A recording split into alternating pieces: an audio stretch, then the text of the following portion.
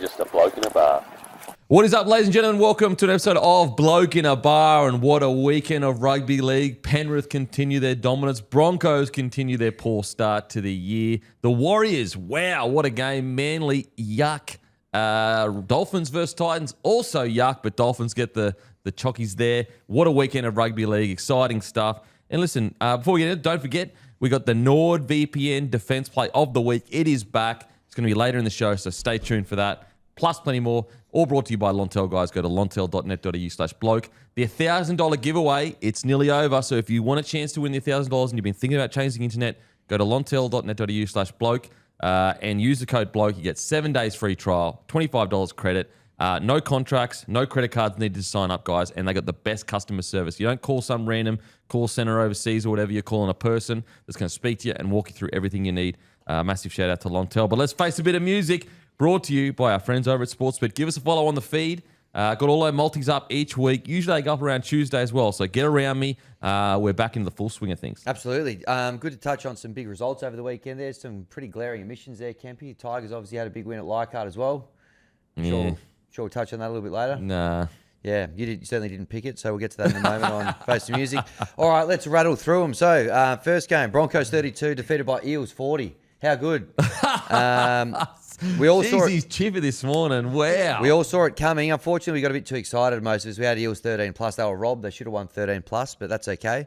Matty had the Eels plus 11.5, the only person to walk away with any points from round one. Denon had the Broncos 1-12. Lol, I've got in my notes here.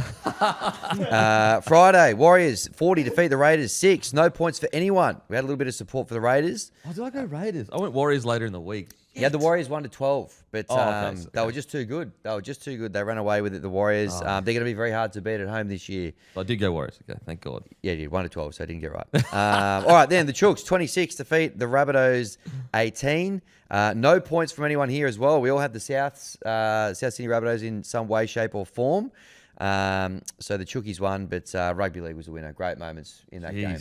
Hard to get me eye in this year. Far out. I am struggling. 3 games in. Yeah, 3 games in on a nudie run. And that continues in game 4 for you, Kent, because the Tigers 44 defeat the Cowboys 16. Points for Matty and Timmy, who had the Tigers minus 4.5. $2.80 for me, who had the Tigers 13 plus. What a well-oiled machine.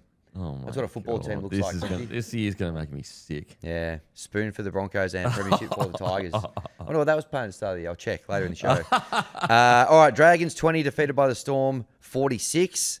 I had the Storm to cover the 7.5. Kempy, you're off the mark. You had the Storm 13 plus for $2.30. So it took you 5 games. I just get rugby league. Finally hit the board. That was more of a learnt my lesson bet though, if I'm being honest with you. It didn't feel like a 13 plus bet, but I was like, nah, I would disrespect the Storm round 1, so I'm gonna go all in with them. Yep.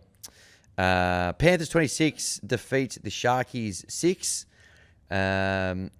What did we have for this game here? We had Matty. He had the Panthers minus 7.5. Everybody else had the Panthers 1-12. They were just too good. They're going to be tough to beat this year. Are you still on a duck egg? Yeah. Yeah, bag me, I dare you. Oh, you come big in the end. Okay. The tidal waving coming. Okay. Yeah. Bit of a wet sail sort of situation here. Oh, my God. At the end of the round. All right. Then we move on to Sunday. Dolphins 30 defeated by... hang on. That's last week. Manly 16 defeated by Knights 36. Matty had the Knights plus 4.5. I had the Knights head-to-head for $2.41. Rue had the Knights 13 plus for $5.75. Oh, it's not that much. Jesus, that's $5. I mean, it's all right. That'll win me another week. Almost 6, to be honest. Well done, Rue. You've come to play at the back end of the round here. Dolphins 18 defeat the Titans 14 in one of the most 6:15 p.m. Sunday games of all time. I think fair to say. Rue was the only one to collect any points here. He had the Titans plus 8.5. So round 2 results. Boring. Timmy, $1.90. Well done, Timmy. Denon, $2.30. Thank you. Myself, $7.11. Good call. Matty, $7.60. Rue, $7.65 overall for the season. Undefeated, undisputed. $13.73. Matty, $13.36. Myself, $9.27. Timmy, $5.74. And Denon, like the Broncos, down the bottom of the ladder, $4.30. Jeez, I got a premiership hangover, don't I? Yeah. Maybe I'm just getting... Yeah, I got a bit too caught up in all the glory that I experienced last year, winning it. What Matty won last year?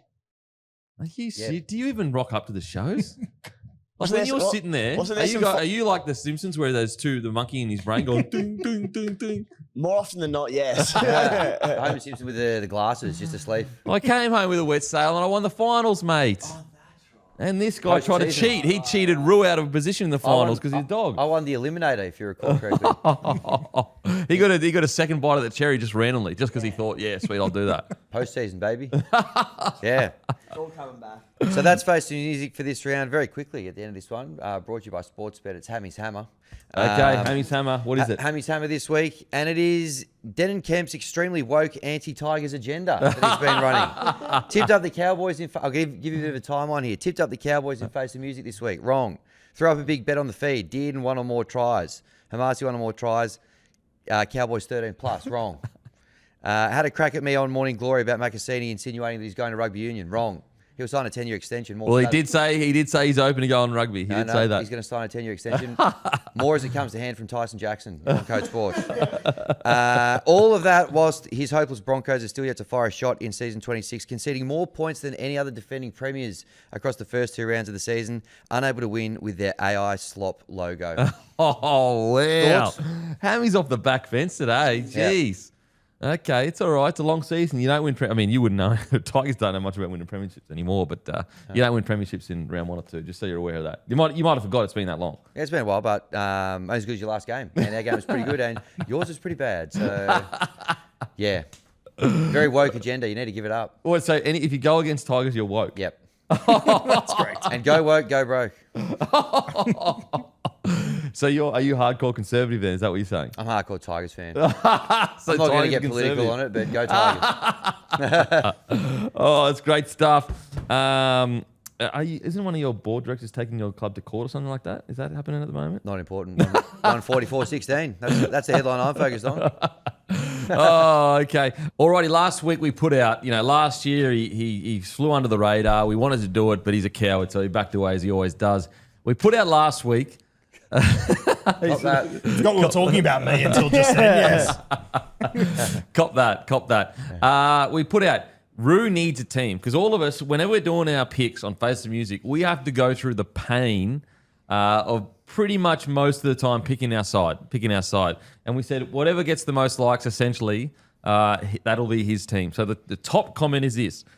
Guru's team should be Manly. Would be great to see the pain in his eyes having to celebrate Manly wins with the Hello Sport boys. So your team is Manly this year. Cop it. I'd hang on to that big spoon they made you from last year. I would just also like to point out, Okay. You make it sound like you having to tip the defending premiers each week is a disadvantage. It is when I this win year. this fucking thing once again with the Manly Seagulls, which I will not get a tip. I'm essentially tipping 7 games a week now. You'll be hearing about it. Hang No on a way. sec. It's not just about me. First of all, we've had a rough 5 years. We've been on the show for about 5 years now, 4 or 5 years. Broncos have been struggling. He's had to tip the fucking Tigers of all fucking clubs. Yeah, that was His last tips have disgraceful reflected stuff. that, yeah. That's last Minor year. premiers over Raiders here. usually shit. Had an okay year last year, but usually dog shit. And he's half his squad's injured every week. He can I barely didn't get a say side anything together. about them. But you got to take it That out. was targeted at Well, there certainly won't be a mathematical chance of making the A, but we might see you in the full Manly clobber on the hill after all. Yeah. Some you. Yeah, stage. lock they me can in tell for what- 26 weeks of Manly with a start. So it's the Manly Seagulls. That's good stuff. Full So that, Manly kit with the clown That's makeup. true. You can go in with a start. I will be going in with the start. Know that. that is from Jack Starkley, 1856. Can't believe he's still alive, 1856. That's crazy. That's Face the Music, brought to you by Sportsbet. Give us a follow on the feed. Got Yes. the multis up there. We're in the full swing of things, so you can get around us. It's time now for the Code Sports story of the week. Tyson, how you going, brother? Good. What a week. I mean, our story of the week was decided on Saturday afternoon, but it sadly wasn't the Tigers game. It was the Bulldogs. Bronson Cherry, big news out of Canterbury that he was poised to ask for a release, but I mean that was just the start. This story took so many twists and turns, so I brought my notebook to run us through a bit of a Okay, timeline, nice. just so we're right across where we are as of Monday morning. This actually starts well before the Las Vegas game in round 1, where Bronson was apparently lucky to have a spot in that team. He wasn't. They gave it to him. They let him play, but he was on thin ice, I guess, for the Broncos to start in round 1 in Vegas. Then the Dogs go over. They win in Vegas. It was a close game, but I think Bronson Xerri didn't play that bad. He was all right. He was solid, and yeah, they get back to Sydney, and then late last week, Bronson was told that he was going to get dropped for the game against the Raiders in round 3, and that Anali Chihuahua would be taking his position. Xerri, obviously, after hearing this news, was upset, and then the talk from his camp started that he was poised, and I want to say poised, he didn't ask for a release, but was planning on asking for a release from the club. We obviously revealed the story on Saturday afternoon. Maybe 20 minutes later, Gus Gould post on Twitter or X saying that he hasn't asked for a request for release and they're going to get breakfast tomorrow. They got breakfast on Sunday morning. Then the Bulldogs players find out from the story. So none of the Bulldogs players knew before that. So I went out to the club on Sunday, spoke to Stephen Crichton and Tilly Tupanua, and they said it kind of caught them by shock. They weren't privy to anything. Then we had yesterday, Bronson Xerri's manager, George Christodoulou, confirmed that Xerri is upset and he's better than a New South Wales Cup player. He also says, and this part's quite interesting, that if Xerri doesn't force his way back into the NRL side, the situation will be revisited. So I'm assuming by situation, he's talking about the release. And then we had a story this morning that came out that there's been a truce between Xerri and Gus from this breakfast, but it's not a long-term thing right now. It's very fresh. He's not going to be in the NRL team this week. He's been dropped, and this story is only going to get bigger.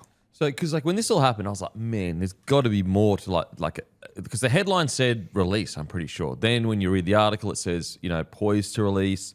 So it is confirmed that is it confirmed from his manager that when he was dropped, this came from Bronson Xerri's side of, I might consider a release? Well, yeah, the story came from Bronson Xerri's side, right? So George Christodoulou, his agent, Bronson's actual agent, Matt DeZera, is currently suspended. So George, Matt's business partner, has been looking after all of Matt's clients. So we hadn't actually heard from George until yesterday. We saw George out to get confirmation on their side of things, but someone from Bronson Xerri's camp has gone to has put out there that he's looking for a release. It wasn't George, but someone in the camp has. I got to be honest, unless there's more to this, I'm shocked that Bronson Xerri gets dropped once essentially and immediately is looking for release. Unless there's more to the story that I don't know about, because and I say this respectfully, but we're talking about a top 4 side. They finished 3rd last year. Bronson Xerri already, if there was a man to make way for Burton, it'd probably be Bronson to either the wing or dropped. I'm surprised that this club gave Bronson a lifeline, and I'm surprised how quickly, I'd get it if he went back to reserve grade and he was there for a month playing good footy and they weren't giving him a crack. I could understand that, be like, you know what, I am a first grader, because he is a first grader, let's be real, he's a first grader. But I'm shocked, but before he even plays a game in reserve grade, there's already talk of a release. Am I off here, boys? Yeah, it's a bit hard. Well, for me anyway, just I'm obviously keen to hear more from you, but it just seems so out of the blue to me. The Bulldogs were in the same lounge as me on the way to Vegas and the way back, so I saw it a lot of time with them. I didn't pick up on anything from Bronson. He looked on top of the world and enjoying himself and whatnot. I know it's only a small thing to look at, but it's just come completely out of the blue for me. And once again, if this, as you just said, the way that Bronson's come back into the game and how good he's been, in my opinion, it just doesn't line up. It just doesn't make any sense to me. It seems like, as I said, do you agree that if he was there for a month in reserve grade, maybe there's, still I think they gave him a lifeline, but maybe there's but to do it before you're even there, everyone gets dropped. Origin players get dropped, superstars get dropped. And I think it's I do wonder, and my next question to you is, the landing spots for Bronson, is there the potential that Melbourne could come into play? There's definitely a few, right? I will say this, that Bronson is signed until the end of 2027, and this isn't coming from the Bulldogs. The Bulldogs aren't pushing to release Bronson, right? But if Bronson asks for a release, you got to think that they probably would lean more towards having it. Frees up around 300, 350 maybe on the cap. They've got halves waiting to play first grade. They've been waiting for a long time to push Matt Burton back to the centres. But yeah, there are definitely clubs that would be after Bronson Xerri, and especially for the pay packet he's on. He's quite a cheap centre for what you're getting. You're getting Jimmy, a what do you bit of a reckon? bargain. What are your thoughts? Well, Hammy can check the market for us later, but I reckon it's $1. There's something else going on because there's no world where Anari Tuala is a better footballer than Bronson Xerri. And that's no knock on Anari Tuala. I think he's been really good when he's played for the Doggies and in the past, but he's a depth outside back that can fill a role. But Bronson Xerri, I genuinely think, has been one of the most underrated centres in the competition the last 2 years. So for him to get dropped, I don't see how that'd be on form. Like perhaps there's something like a coming back to preseason underdone. I don't know, but why this has started up and why he's even talked about being dropped, because he's in their best back line every single week. So I don't really understand it from that perspective. Again, like this is completely speculating. Could there be something around like he came back to the NRL, Dogs sort of gave him his first lifeline back after his ban, obviously on unders, and he was fantastic in his first year back. Correct me if I'm wrong, but I think he then extended with the Doggies. I again imagine probably on unders with them having taken the punt on him. He's playing better footy than the value of his contract suggests. Could there be something in like him thinking, I'm now undervalued, I should be on more money? Again, speculative, but that's how Well, I read it. I don't think that that's the reason that he's been dropped, right? Because when you look at the facts and what we have is he wasn't supposed to play. Like he was very slim odds to play round 1. They gave him that nod in round 1.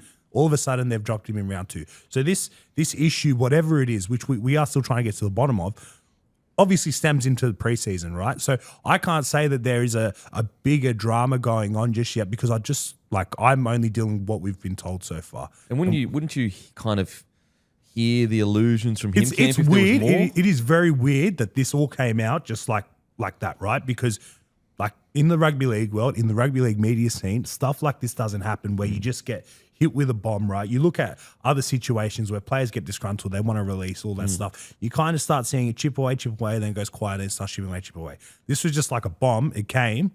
Then Gus has tried to diffuse it all within the last couple of days. But we're far from over on this. Like even Gus's tweet for me was quite telling because he comes out and goes, from my knowledge, I don't know anything about this. I'm, yada, yada, yada. I don't know. Bronson's not disgruntled, blah, blah, blah. And then goes on to, do they go have coffee the next day? Yeah, we have a meeting on a Monday. We have it was Sunday. It was Sunday morning. Sunday, yeah. Okay. Before training. And they train. So I was at their training session yesterday. They were there early. So that would have been an early breakfast. I mean, you don't have crisis meetings over something that's not a crisis, right? Like you don't just randomly, if there's no issue, there's no need to get a... Just quickly to me, are you surprised as me, like let's say it is true that he is just reacting from being dropped. Are you surprised that he would immediately go to release talk if it is true it's just pure him being dropped because of form? That's all it is. Yeah, it's awful form. As you said, players get dropped all the time. It's a bit of a wake-up call for whatever reason it is. If he's literally looking for a release because he gets dropped for a week, then that's awful form. It just... Doesn't add up. It doesn't add up to me. But it doesn't add up why he's getting dropped either, in my opinion, right? I thought his first year back, 2024, was really good. I thought last year probably wasn't as good as 2024, but still, did his job. And I thought in round 1 he played well, and they ended up winning. You don't drop your starting center after winning your first game. Like, so what's 16 runs, 153 run meters, 25 tackles he made. He missed 2. Like. 25 tackles in the centres. Right? People look, with outside backs and spine players, the big highlight reel moments, the runaway tries, all that.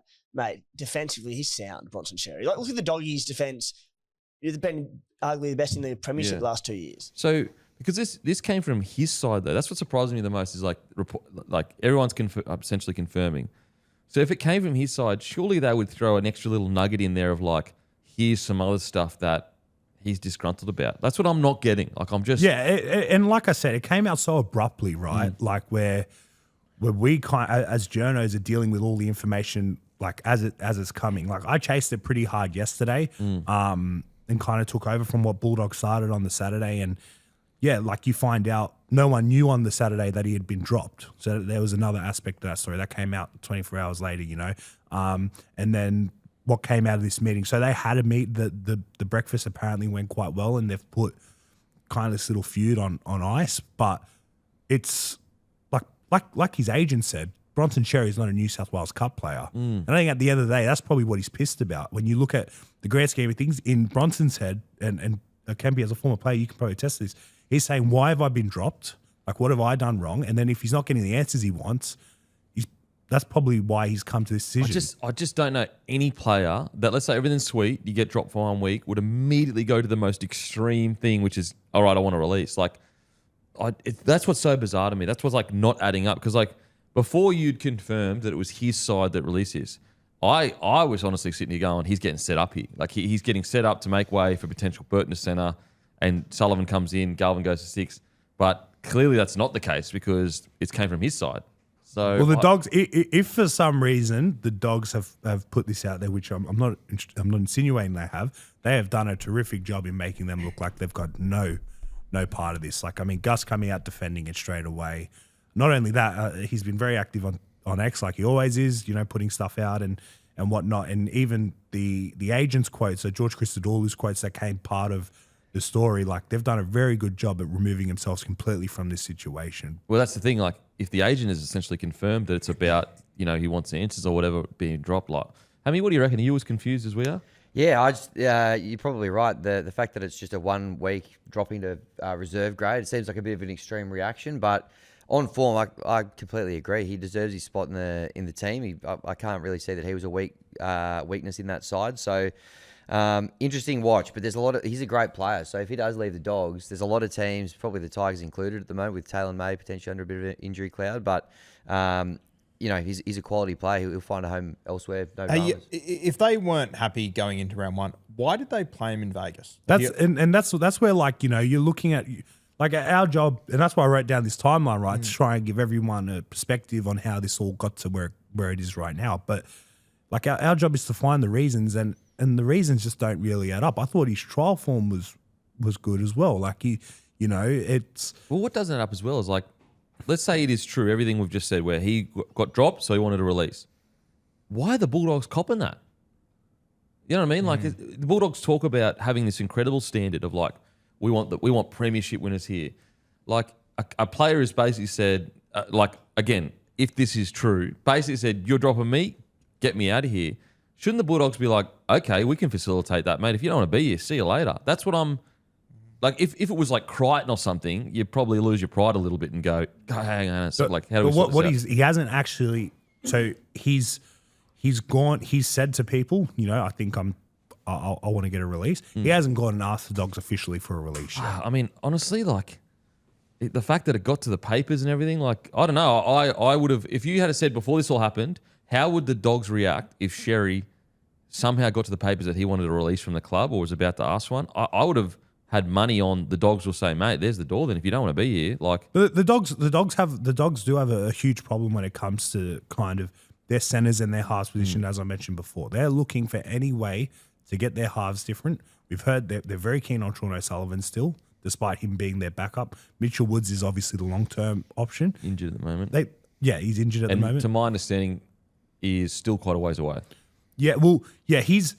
I don't think they'll rush him in, but I think in their mind, their best option is to have a Galvin O'Sullivan pairing or a Galvin Woods pairing, and then have Burton in the centers. It's also none of it makes sense. No, I cannot get my head around it. It does free up money for the Dogs as well. They are in the market for Jareem still. But if you believe what's going on, they clearly, absolutely do not want to get rid of him. Like, they are absolutely like, no, we need you, but like, we're willing to ask you to come into a meeting and placate you and be like, mate, no, like this, just 1 week, we'll see how you go.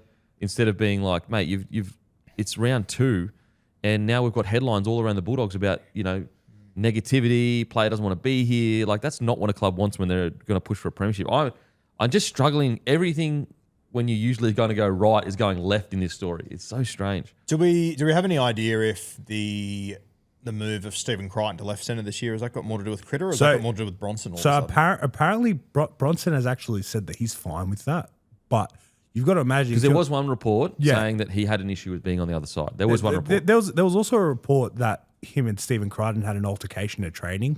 To my understanding, that's not true.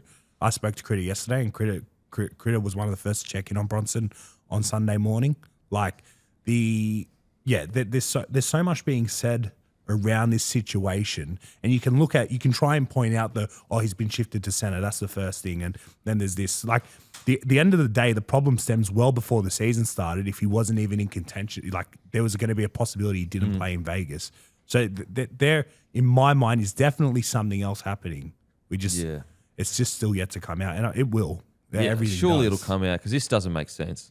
All of this does not. Like, does anyone kind of believe what's being pulled out? There's got to be more to it. There's got to be another club. It doesn't make sense from both sides though, because it doesn't make sense from the dog side to drop him after they've won, and like those stats. I know stats don't tell the whole story, but still they're not dropping stats. Like, is there 3 errors there or 4 errors there? I doubt it.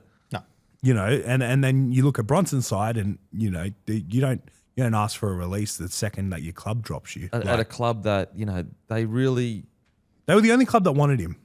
When he signed at the Bulldogs initially, he was on a train and trial deal. He worked his way back, and he's been great for him. And now all of a sudden, with 2 full seasons left on your contract, this is where you go, I don't want to be here. I guess what is weird as well is like, you haven't even played reserve grade yet. Like, I get it if it was a month down there. Like, because there's been plenty of times, there's been times in my career where they've been like, listen, we're going to put you back to reserve grade, but if you play well, you're first off the rank. And then you go back and you carve up and they don't put you back in. It's like, oh, okay, I'm getting pushed out here. It's the Dragons issue from last year, right? When the Dragons were dropping players and they were saying we didn't feel that we had a way back into the first grade team. That's where you can understand pushing for releases. Yeah, where a player's like, I understand I've got a contract, but I'm not getting a fair opportunity to play first grade, so I need to go somewhere that's going to give me a fair chance. What a strange situation. Not what the Dogs needed. Not that it's like a huge negative controversy, but it's definitely a very bizarre situation. I got to be honest, before you came out and said it came from his side, I assumed that it was coming from the Dog side and basically setting the stage for releasing him, getting the whole Burton situation. But clearly that's not the case. At least now, it doesn't. No, seem all you have to do is look at the story, right? The story tells itself that he's upset by this, and again, these people and these things wouldn't be coming out if they didn't want them to come out. Yeah, Very strange, very strange. Any other big stories at the moment on Kayo, on Code Sports? Sorry. We got heaps. There's some news around Alex Johnston obviously breaking the try scoring record. There's gonna be things all week. We're chasing the injury updates for Taylor May and a couple other big stars, both Kalen Ponga and Any Dylan whispers Brown. around Macassini to rugby? I believe that question was asked to Macassini, and I spoke to Benji about this last week. He was asked if he would be interested in playing rugby, and he's a kid, he's going to say, sure, I'd love to play rugby, but from my understanding, he's very, very happy at the Tigers. Yeah. Oh, thanks, Tyson, for joining us, mate. And we'll see you on Wednesday, mate. Thanks, boys. Go to codesports.com.au/bloke. Use the code bloke to get your discount. No more paywalls. You just get all the best stories in rugby league. You don't have to worry about it again. Trust me, it's worth it. And thanks, mate. Appreciate it. Alrighty, it is time for the team of the week. And the team of the week is the following. At the back, it's Suafa'alongo. On the edges, it's Skelton and To'o. Now, we move positions every now and then when a player plays so good that we have to move positions, and it's the hammer because we couldn't get Sua out of the fullback position, so we moved Hammer to centre. Bradman Best is the other centre. At 6, Luai. Shout out, though, to DC. I thought he was quite good. At 7, Tanner Boyd, a.k.a. Tanner Johns. Absolutely unbelievable for the Warriors. At 8, Jackson Ford. At 9, Harry Grant. Shout out to Healy, though. I thought he was outstanding. 10, Trey Mooney. 11, Leka the Wrecker. At 12, Samuela Fainu. At 13, Dylan Walker. At 14, Cleary. 15, Your Man Roo, Taulangi. 16, also Your Man Roo, KPP. And at 17... Any Manly players? At 17, Harrison Graham for the Knights. The energy that he brought on was absolutely outstanding. So that is your Grumpy Coffee team of the week. Go to grumpycoffee.com.au and get your coffee today. We've got pods, we've got ground, we've got whole, we've got it all at grumpycoffee.com.au. Okay, it's time for the Kayo Can't Miss moment of the week. And I think we all know what this is. It is Alex Johnston scoring the try. And I am so glad that the rugby league community got around him, that everyone ran onto the field. I think that it crystallised the moment. I think that if it was just another try with another photo, when you look back on it in 10 years, there would be nothing special. Let's say, put it this way, in 20 years or whatever, you look back at the try that was scored that broke the record, and it was just a normal photo of him scoring a try, it would not evoke the emotion required to have the full impact of what that moment was like. Now, when you look back at images from the try scored, you know the emotions that were evoked of that try. You know how important it was. That's why I felt it was important that people did run on the field. I felt that it was a huge moment for the game. We may never see it again. If you ask Matty, we'll never see it again. It's never getting broken if you ask Matty. And so I think that it was an incredible moment for rugby league. And also, I think it was an incredible moment that people got on the field, got off the field relatively quickly. And the fact that it was a Roosters fan across the fence first. That's the power of rugby league. I love that. I thought that was even more of a special, like to a degree, special moment that showed you this was about more than a single person, about more than a single team. It was about more than a rivalry. It was about the game of rugby league. Yeah, it was fantastic. Unreal scenes. And just shout out to everyone involved. Obviously, AJ, champion of our game, champion fella as well. I've literally never heard a bad word said about AJ. Tremendous guy. But just also, I know the NRL and the stadium came out and made their statements earlier in the week. I think they had to. Yeah, of course. In reality. But when we got there, I think they did the right thing. Yeah. And it just made the moment perfect. And from what I've gathered, everyone out there, well behaved. Yeah. Yeah, incredible milestone, wasn't it, mate? An achievement for one of, as Guhu sort of put it, one of the best, biggest legends in the game. And happy for him, happy to get it done, especially the fact that he's done it at one club at the South Sydney Rabbitohs, the oldest team in the NRL. And I'm so happy for him because it was only a couple of years ago that there was chat of him getting moved on. We had to give a letter to Wayne to convince him to stay. How close it was to being on. He's here all these years later and he's done it. And I would also like to shout out my man, Cameron Murray, when people flocked onto the field and a few of the Bunnies players really got around AJ and you could see they were sort of half looking after him. After a little bit, as it sort of dispersed a little and he was still out there, players sort of went back in the sheds. Trell was back in the sheds. Most of them were. Cam Murray clung on to that bloke with his life and was like, do not touch my boy. I'm like, he just looked after him the whole time and ushered him back. I love him so much. And the smile on Cam Murray's face, it was almost like he was a fan of Alex Johnston whilst also being his captain. Yeah. And then just as a club lead, he's just gone, nah, I've got you back, mate. If anyone tries to come here and touch you in the wrong spots, I've got you covered. Yeah. Matty, thoughts, mate, being out there? Yeah, I've had a lot of reflecting on the weekend, and I think it's on the podium for top moments I've ever experienced at a game. Wow. I think Premiership, South Premiership is number one.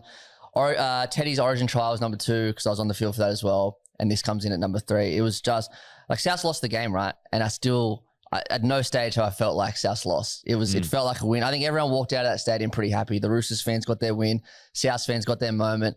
AJ got his moment.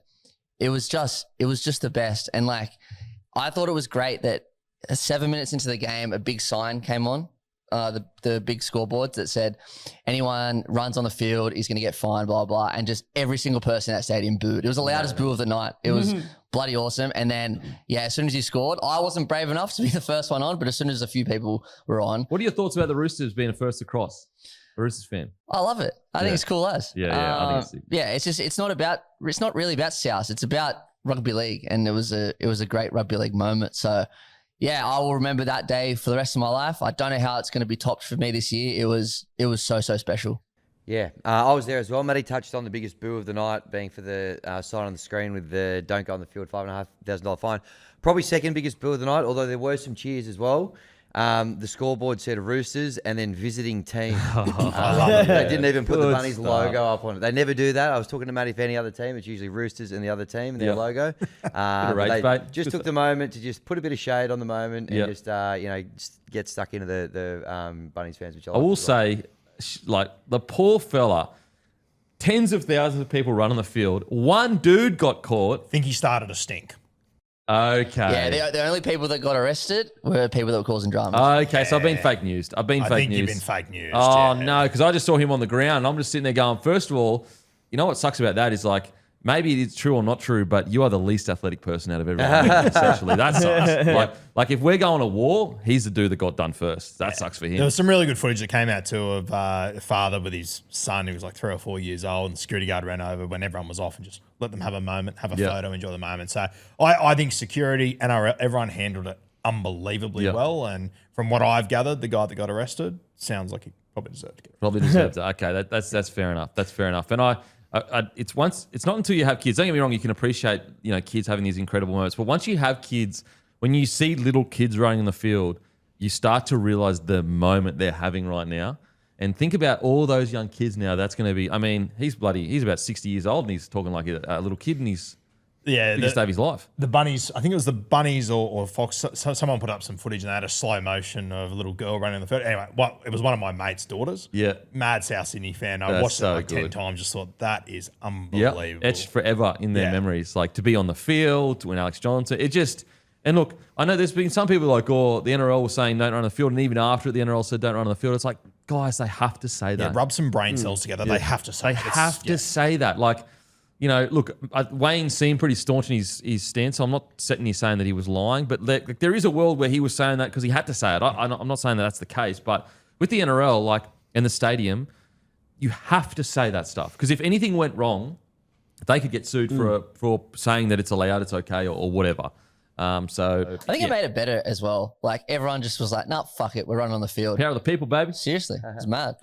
Just before we do move off, AJ, obviously he broke the record of Ken Irvine, just to show some respect to him, because the numbers really are incredible from his career. And the other thing I want you to consider is that, you know, AJ, and without taking anything away from him, you know, AJ, the corner post is play on. Like, when Irvine was playing, the corner post was out. Yeah. There was no video replays, so I would assume whenever it was touch and go in the corner, you probably lean towards no try.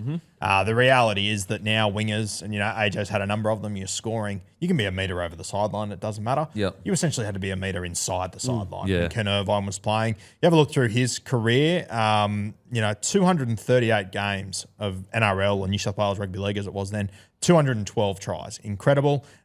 He played over 100 games for the Kangaroos. Between tour matches and all that sort of stuff. In those 102 games, he scored 92 tries. Jesus. So if you have a look at his entire career, of every single professional rugby league game he played, 429 games, he scored 378 tries. Here's the kicker, though. AJ, he's obviously been in some pretty good teams. He's been on the end of Cody Walker, Trell Mitt. How many finals games do you reckon Ken Irvine played? He played, 200 and something first grade games. Only played 9 finals games. So it's not like he was in star-studded teams as well. I think Holy shit. without taking anything away from AJ, I think Ken Irvine, it is criminally underappreciated just how crazy his career was. When you think about the technology in the game now and all that sort of stuff, the corner post, they were playing with a brick as a football back then. Like, pretty unbelievable what he managed and how long he held that record for. Crazy. Yep. Incredible. Yeah, important to note as well, while we're bringing up legends of the past, the great Brian Bevan back in 1942, mate, may not have even had footy boots at that time. There were no cleats back then. They played in barefoot. Brian Bevan, 796 tries. Eastern Suburbs, Warrington, Blackpool, Borough. The greatest try scorer in rugby league history. Shout out to Brian Bevan. Inductee number 39 in the Rugby League Hall of Fame. I think you'll find Brian Bevan actually made his debut for the Roosters. He is. And he struggled, and they sent him off to England. And then he went on to I think he scored hardly any tries for the Roosters in his first few games. Went over to England, played for about 45 years and scored 1,000 tries. Crazy. Yeah, unbelievable. So AJ's got, what's that, about another 600 to go. And we'll top him. Okay, that's the Kayo can't miss moment. NRL round 3 is already upon us, and it's been nothing but pure entertainment so far. If the opening rounds are anything to go by, we're in for a massive year of footy. We're on to round 3 this week with Raiders v Bulldogs, Roosters v Panthers, live and exclusive to Fox League. And Storm v Broncos. Super Saturday, watch all 3 Super Saturday NRL games live and exclusive on Fox League, included with Kayo. Knights v Warriors, Sharks v Dolphins, and then Rabbitohs v West Tigers. Then on Sunday, we have Eels v Dragons, Cowboys v Titans, live and exclusive to Fox League. Remember that the only place you can watch every game and every round live this season with no ad breaks during play is Fox League, available on Kayo. My first experience as an apparent Manly fan is a notification I just got from the Mole on Twitter. It says, caps lock on, breaking news, 4 exclamation points, caps lock off. Seagulls getting caps lock on, worse, caps lock off. Oh, that's my wow. notification. Okay. Don't know what it's in relation to, but good content. Good to see. Yeah, more as it comes to hand. Yes. Man, what a scoop. Seagulls getting worse. Okay. The big fella. Okay, that is the Kayo can't miss. Let's get into the round review, boys. Eels defeat the Broncos 40-32. Extremely disappointing from the Broncos. Look, it was a win, and that's all the Eels needed right now. It was still ugly, and there were still periods where you were sitting there going, you know, for that first 20 minutes, obviously the Broncos ran all over the Eels. However, I just thought how gritty and tough they were, the Eels. They somehow, some way, they weren't playing their best footy, but they just hung in there, kept connected enough to keep the game in the balance, and then they end up going away and winning 40-32. Exactly what the Eels needed, a bit of confidence. Big win up at Suncorp, second in a row now. And the Brizzy Broncos, it's just, the pressure is mounting. The pressure is mounting, absolutely. Roo, thoughts on this game, mate? Yeah, I think from a Parramatta perspective, after week 1 and how that played out, I don't care what it looks like. They just had to find a way to win this game. I think they'll take a lot of confidence out. I thought there was a lot of guys that played really good games that were poor the week before. I thought Riley Smith really jumped out of the ground, looked a lot better this week. I think it's a good little confidence boost for Jonah Pizzette as well. They'll get Jermaine Hopgood back next week. It'll be interesting to see what they do with Kelmer, whether he stays on that edge or not. Obviously tipped him at the start of the year for a breakout season, all this sort of stuff, but 2 tries was incredible. But fuck, that first 15 minutes, he showed why he's not in the team week to week. So I'm keen to see what Riles does there, whether he brings Jack Williams back into the side. I thought Iongi, positional play at times, was a bit hit and miss, but I love watching him play, man. I'm so excited about him. When you look back at 2 years ago when they made the decision to let Gutho go, Blaze left. I was a bit nervous how it was going to go with Iongi. I think he's a superstar of the future, and Queenslander, I believe, too. Queenslander, That's a scary prospect. Oh, yeah. Timmy? Yeah, brilliant bounce back from Parramatta, and I like it even more just that it was round 2. Say they'd beaten the Broncos in round 1, it'd be a bit of an ambush, but the fact that, the Broncos had already had the poor loss in round 1, like, they had no excuses going out there. They needed to bounce back themselves, and for Parramatta to be down 2 tries to 0 within 10 minutes, you're going, after what happened in Melbourne, they could easily have just gone to water and gone, all right, we're just a shambles here. Broncos run away with it, put 50 on them. To come back from 2 tries down. It was 20-6 at one stage, wasn't it? Yeah. After round 1, the response Jason Riles got from his boys, they said it wasn't perfect by any means, but I even look at 5 tries against the Broncos at Suncorp in good conditions, under the new sort of 6 again interpretations, the points we've seen in the opening rounds. It's not as bad as it looks. Great response. And also, what was it, 2, maybe 3 or 4 of those tries were when the Broncos were rampaging and playing like essentially the best team in the comp. Like, there was a 20-minute period there, not. I know someone's going to say, Penrith's better. I'm just saying, essentially, you saw the Broncos of last year that were just, rolling through sides and Reece Walsh was taking the piss. So, if you get those 3 or 4 tries scored against you, it's that's pretty much the best attack in the competition. So, it's it's okay. And I just think that the gutsiness that the Eels showed just to somehow, they shouldn't have been in that game. They in that first 20 minutes, I was sitting there going, this looks like essentially first grade versus reserve grade. That's how much they were getting rolled. But they just clung, for example, the try saver on Jordan Ricky, that swung the match. And there was a kick across where they, Shibasaki couldn't knock it back, but maybe it was because of the pressure the Eels put in him. All these little moments that swung momentum back in their way, and they went on with it. And you've got to give them credit for that. That's a lot of teams, especially the scars from last week where they're like, oh, God, here we go again, to go, nah, we're good here. We can hang in here. I think the other thing that didn't get spoken about enough the other night, Will Pensini was ruled out of this game. The Broncos have the Australian centres. They came into this game with Jordan Samrani and Sean Russell playing their first games at centre for the Eels this year. Will Pensini's an enormous loss for them. I think he's their best OB outside of Josh Adokar. To lose him, so far from their best side that they can put out there, it started terribly and they just managed to fight their way back into it. Sean Russell and Sam Rani versus Shibasaki and Staggs, it should be a bath. Yep. It should be on paper, and it wasn't. Absolutely. But even on top of it, you've got one of the best halfbacks in the competition in Mitch Moses. I think the comeback in this game was inspired by Jonah Pizzette, who against his old club last week, it was a terrible start to the season for him. Pressure against his future club, the Broncos. It was Pizzette and Iongi, the 2 rookies in the team. They were the ones who led this charge for me. Yeah. What do you think, Hammy? Yeah, the Eels, particularly after the week they had the week before, getting hammered by the Storm, I thought it was a really good bounce back from them. Kelmer turned into prime Tony Carroll there for 60 minutes of the game. I thought he was very, very good. And the other guy that bounced back for me was Jonah Pizzette. Thought he had an outstanding game, a little bit quiet the week prior, but particularly against the team that he's going to next year. Probably in a weird way, as a Broncos fan, you probably would have been pretty excited by what you saw from Jonah Pizzette as well. Yeah, for sure. His attack was good. Defensively, he's still got a lot to work on. Got found out quite a bit and got found out last week.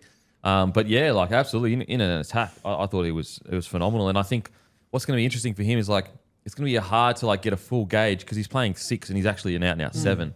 So you're seeing him lean into a part of his game he's probably not going to have to lean into that much at the Broncos if he doesn't want to, obviously. But yeah, I just think the Eels were just mentally tough. They just hung in. In regard to some of the performances, aside from the initial, poor defensive reads or whatever, like that's the blueprint for Taulagi. Like, mate, that's what I need.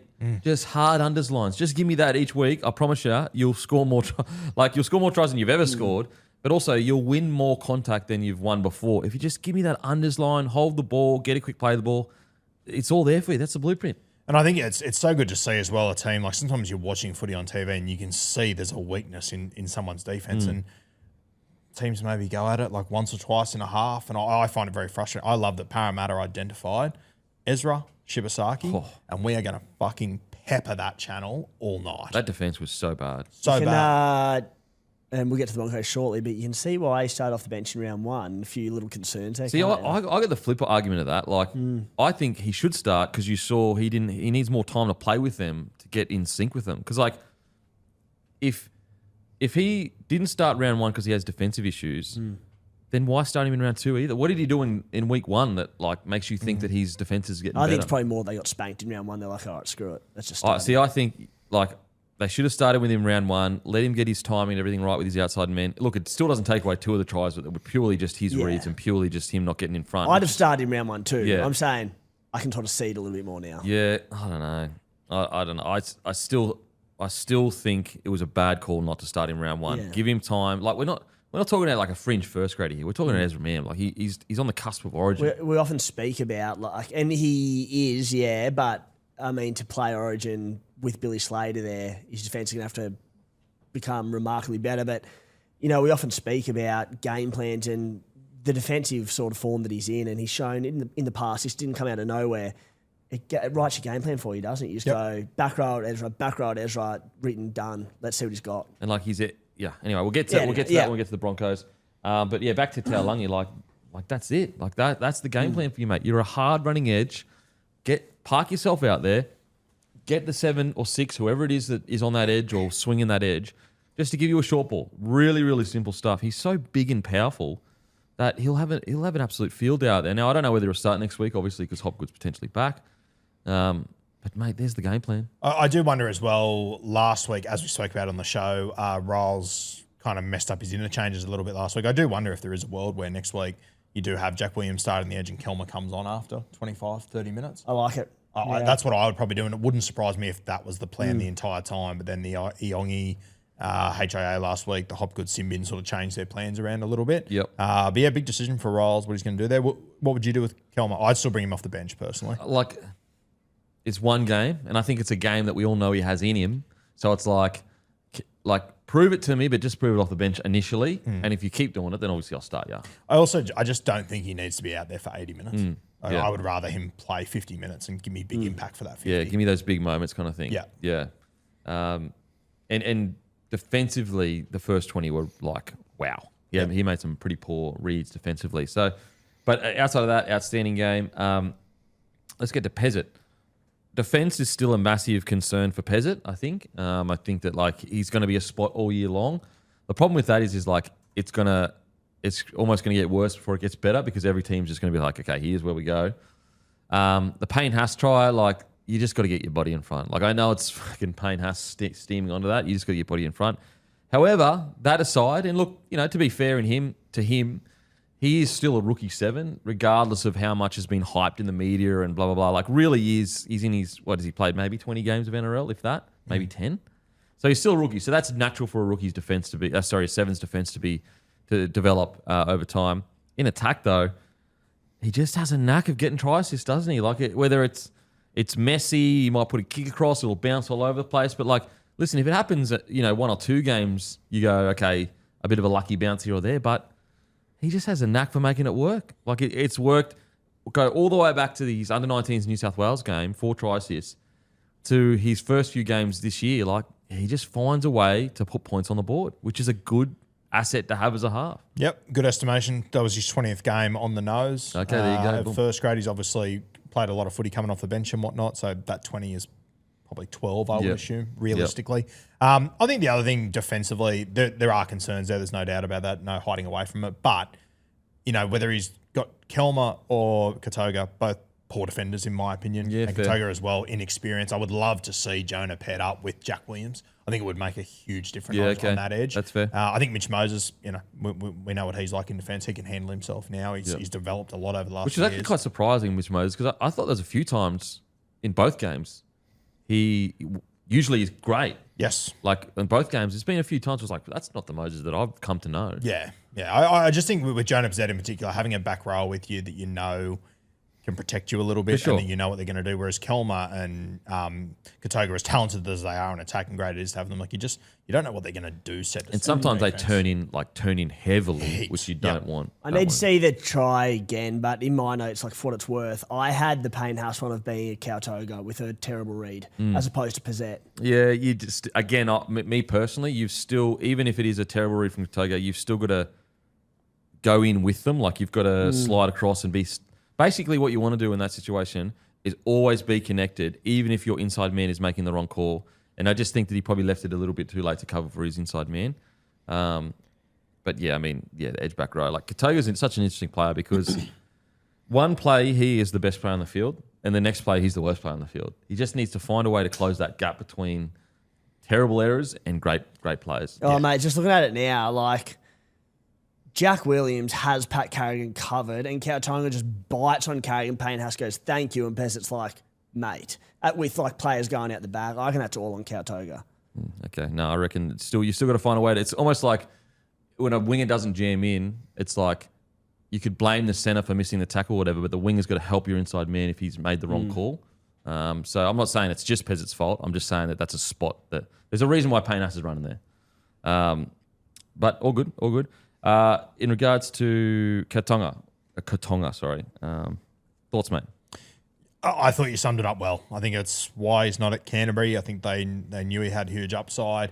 Defensively, there's issues there, and just the gap between his good games and his bad games is huge at the moment, realistically. Yep. But there's no doubt whatsoever that there is an enormous amount of talent there. Just hopefully he can round out, Jason Rolls can round out his game so we don't have two Kelmers, essentially. Yep. Because if you can find that happy medium, you've got a bloody good player there. I thought that last week the messed up interchanges robbed Tuivati an opportunity to get on the field. I thought he was enormous the other day. He played 26 minutes. He came on and ran for 130 run meters. Jeez. Yeah, he's outstanding. I'm with you, mate. Huge. I think that, like, if you're looking for your Junior Paolo, now I know Junior Paolo has developed into like a different player now. He's stripped down, he's a fitter, but he does remind me a lot of Junior when he was younger. Yeah, big bopper that can just bend the line. I'm not saying Parramatta win that game last week against Melbourne by any means, but when you look at the impact he had in that Broncos game, huge omission not getting him on the field last week. Yeah. And so with him, how long's he signed for? That'd be interesting, yeah, because I think you'd assume they're trying to make him Junior Paolo's long-term replacement, you'd assume. What are your thoughts on him, mate? Tuivati. Yeah. Looks great. I thought he was one of their better players in the back end of last season. The impact he was having off the bench was terrific. So, as said, missed him in round one because of the way the bench thing played out with injuries. But, yeah, fantastic. Yeah. Who stood out for you, mate? I think we've probably touched on most of them. I thought Riley Smith, probably round one, not his best night at the office. Round two, a little bit better. Defended pretty well on the whole, I thought. I thought he improved for sure. And then Dill Walker almost made team of the week or did make team of the week. Yep, 13. Just as soon as he came on, as he has done for the last little while, impact straightens him up. I thought he had a good night on. I know it's hyperbolic, Thursday as but well. did he turn that club around? Mate, he's played a huge role in it. Fucking hell. Yeah. Since he arrived, like a lot of people time it with the Mitchell Moses coming back in the side. And granted, it is partly that. But, mate, it was actually when he arrived from the Warriors that they just went fucking boom. So I know it's a small sample size so far, but I think Jack DeBellin's been a little bit underwhelming. I'm with you. so far. I thought last week he gave away a lot of silly penalties. I'm with you, to be honest. I thought he'd hit the ground running and Yep. look sensational in there. And it is only 2 games, obviously. But yeah, It's interesting, is it because the Dragons are not necessarily as fast across the park as the Eels and he struggles to keep up with the pace the Eels play at, maybe? I don't know. Early days, though, based on what I've seen, I would probably be leaning towards Hopgood at 13 over DeBellin and just use him as a middle. Pet peeve of mine, and I will only bring it up once this year and won't bring it up again. Long dropouts. Don't rate it. Eels doing it like from nil all, and like it was Reece Walsh scored 2 tackles later to start the game. I don't know what the numbers are, but what do you reckon? You get back 1 in 3 short dropouts, 1 in 3 probably also go out and they just take a tap from the 10 or whatever. Yep. I just think it's a no-brainer, isn't it? I don't. They would have all this data that I don't have that would lead them to doing it. I don't know. I just thought the short dropout is on nearly every time. I think it depends on the game situation. I'll talk about it later, but I thought it was insane from the Titans up 14-0 to be going for short dropouts. You don't need, if you're defending a good lead, sweet, just send it down there. You don't really need to worry about getting the ball back, sure. Like at the start of the game at 0-0, I just think you'd do it.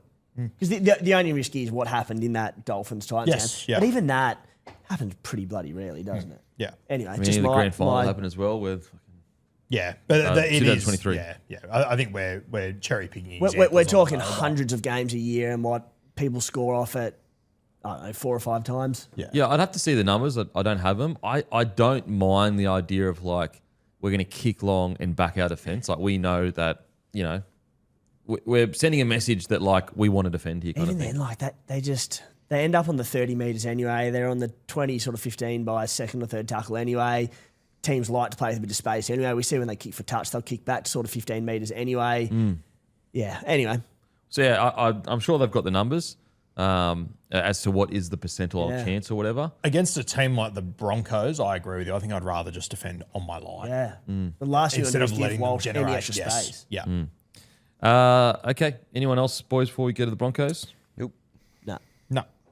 Okay, on to the Broncos.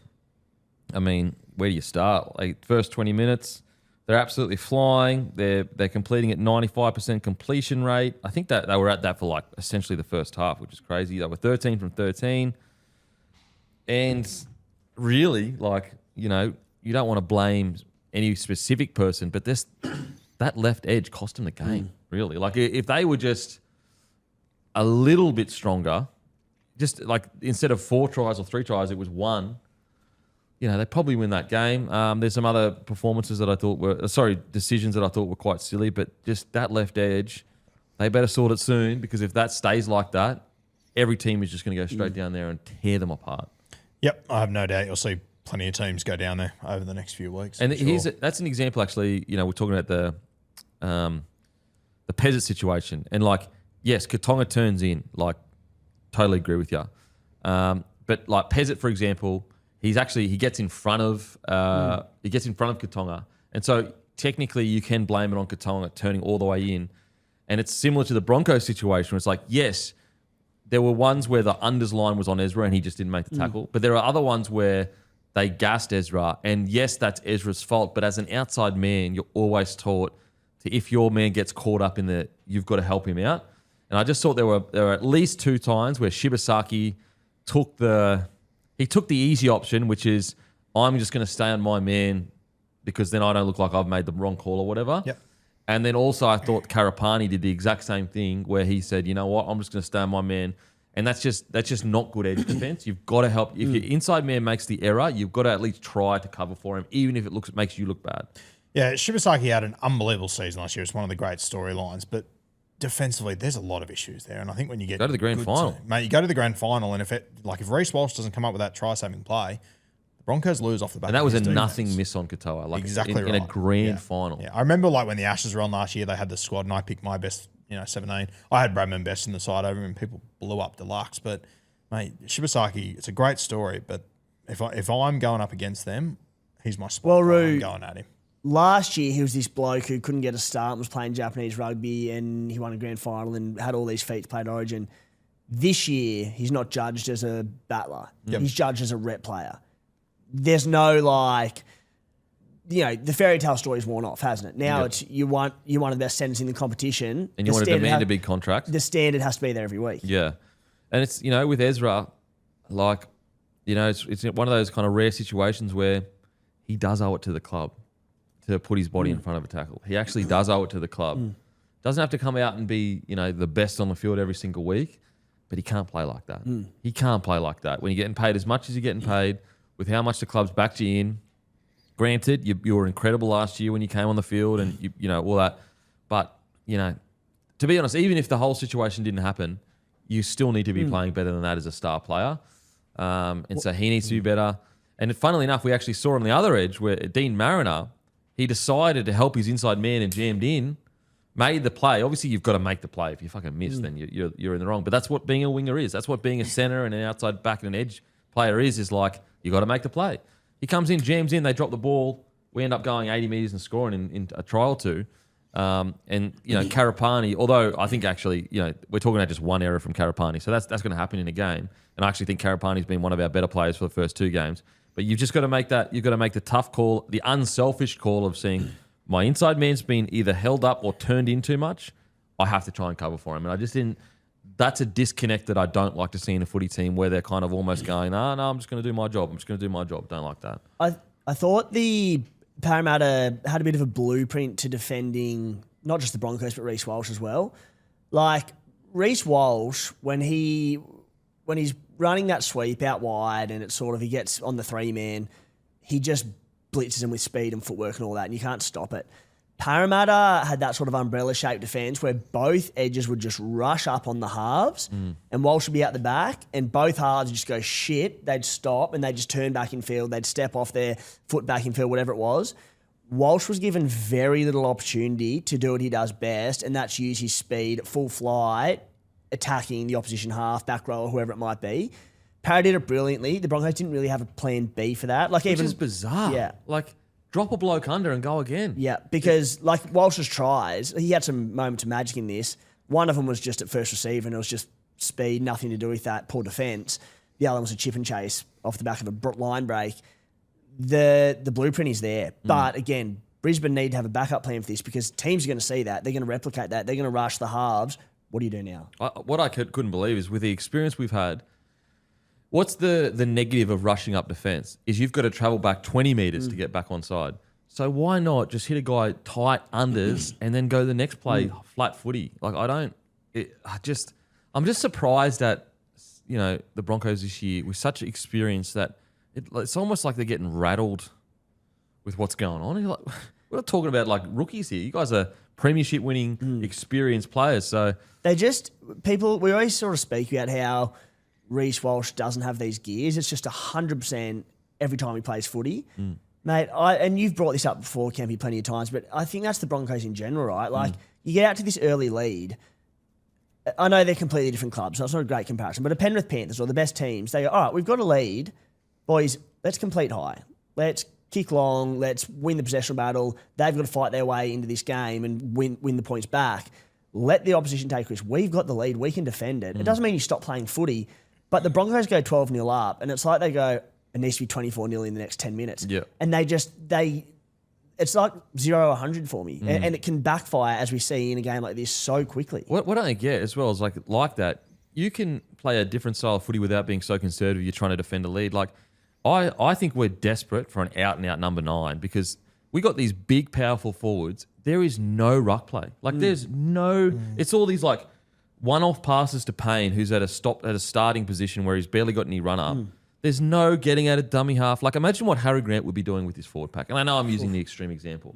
But when you watch the Broncos now, do you ever see the number 9 scheming? I know Billy Walters is really good at it, and we obviously miss him. But that's why I'm just I'm so interested. What's going on with Blake Mose? Is he injured? What's happening there? That's weird, hey? It's such a weird situation. I don't get it. I don't understand it. We got no... We get ahead. Let's say we get 12-0 up. My plan would be, all right, boys, real simple. We're going to play everything around the ruck. We're going to be punching in behind the markers, quick play the balls, up the pace, kick long, defend, and just get the pace of the game so quick that if we do score, it's almost just falling over the line. We don't need to throw these massive cutout passes. Anyway, a big moment for me. He had such a bloody good year last year, but I think he's been pretty poor these first 2 games, unfortunately. It's Jordan Ricky. That try that he bombed is if a rookie does that, you go, okay, or whatever. But as a guy as good as Jordan Ricky, to choose essentially the one option he did, he could have either passed it, he could have stepped right, he could have stepped left, he just decided to just go straight ahead. And then a guy as big and as strong as him couldn't get to the ground so that happens. Then the Shibasaki doesn't knock the ball back, which is okay, that was a harder play to make. That's a second try that Ricky's bombed in 2 games, which it shouldn't happen. And then he's got 2 or 3 errors as well. It's just, he can't have another year like this. He can't afford to go, great year last year. He was so good. He'd learnt so much. And then this year, he's just nowhere near the same player as we know he can be. And then if he was the problem for Ricky is like, we've already got no depth in the edge back rows. You're our main man. You're our big dog there. You're our senior player. You've got to be playing 7 to 8 out of 10 every single week. And it's a tough start to the year for Ricky, in my opinion. And it's also like, it's not an expectation that we've put on him. It's the expectation he set for himself last year. He was a guy that was having 6s and 5s the year before all over the place. But he was kick fantastic last chasers, year. building pressure, taking the tough carries. I felt like he really turned a corner last year. Yeah. And then this year, like, errors, bomb tries, like, it's just, I just don't understand. Like, it feels like he had a very simple game plan last year that worked so well for him. Just got to get back to that. I also, just coming out of this game, and I hope I'm talking to a loud minority because I assume most people get it, but just some of the commentary around Reece Walsh after this game, of people calling him rocks and diamonds and more rocks and diamonds. It's like, let's take his last 6 fucking games. He's had 2, somewhat poor games for the Broncos in the last 2 weeks. Last week was against possibly the best defensive side we've ever seen. This week, he wasn't great by any means. He scored 2 tries. He wasn't a train wreck. His 3 games ago, he had the best individual performance by a human being in a grand final we've ever fucking seen against the Melbourne Storm. Like, the short memories with this guy is insane. Well, they want to. They want to. I'd like the love to kick this guy when he's down is insane. And the only unique thing about on the weekend was like those 2 errors he made were terrible errors. Like, they were unacceptable errors for a guy. Like, he should catch that bomb 1,000 times out of 1,000. But this idea, I even got comments on mine going, are you going to take back he's the best ball playing fullback you've ever seen? First of all, I don't know if I ever said he's the best ball playing back you've ever seen, but let's just say I did. It's like, no, I'm not going to take that back. Like, we're in round 2. Also, like, even the World Club Challenge, he had like 3 line breaks, 4 line break assists. Like, I just think for Walsh, like, the problem for him now is that, and granted, I want to be really clear, his performance on the weekend wasn't acceptable for a guy as good as him. But the problem for him now going forward is unless he has 2 tries, 3 try assists, 4 line break assists, and no errors, it's a terrible game.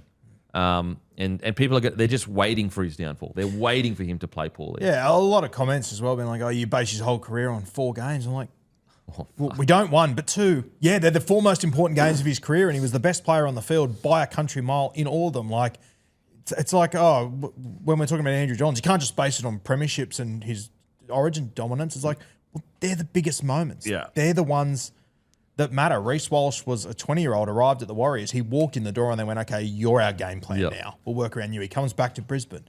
They get to a grand final. He goes to Origin. He handles that. And then...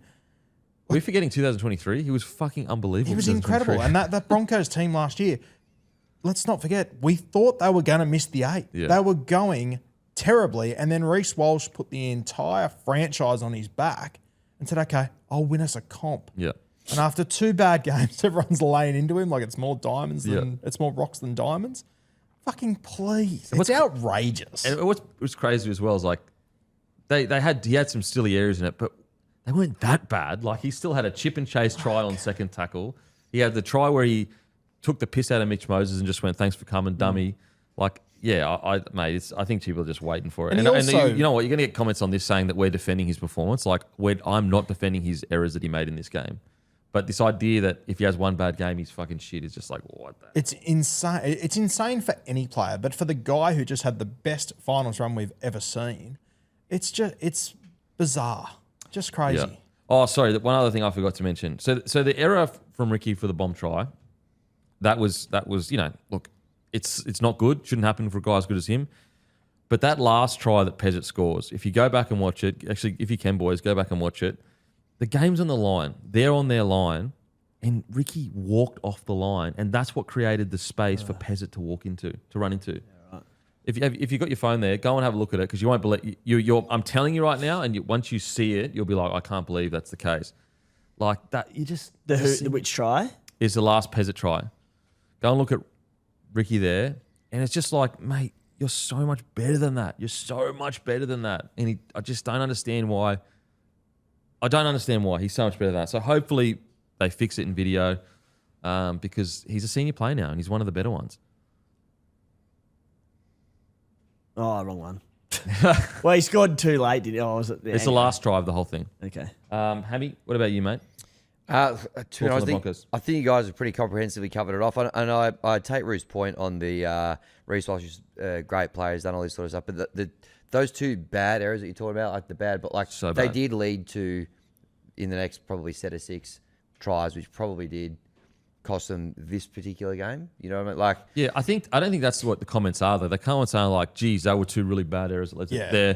He's shit, overrated. The comments Definitely. aren't throwing his career at. Yes, they cost him this game. I'm not arguing you that any way, shape, or form. I don't think we even. I got the point same that comments out. through. I got the same I comments. just think it's crazy that people want to they just don't like Reece Walsh. Yeah. They want to kick him when he's down, and I just think it's fucking crazy. Like at some point, and with Madge Maguire as well, all the pressure in the world on him. Like, how on earth is there an article every 5 minutes about Madge and his coaching when you got Seabold and Todd Payton there who haven't achieved anything in the last 4 years?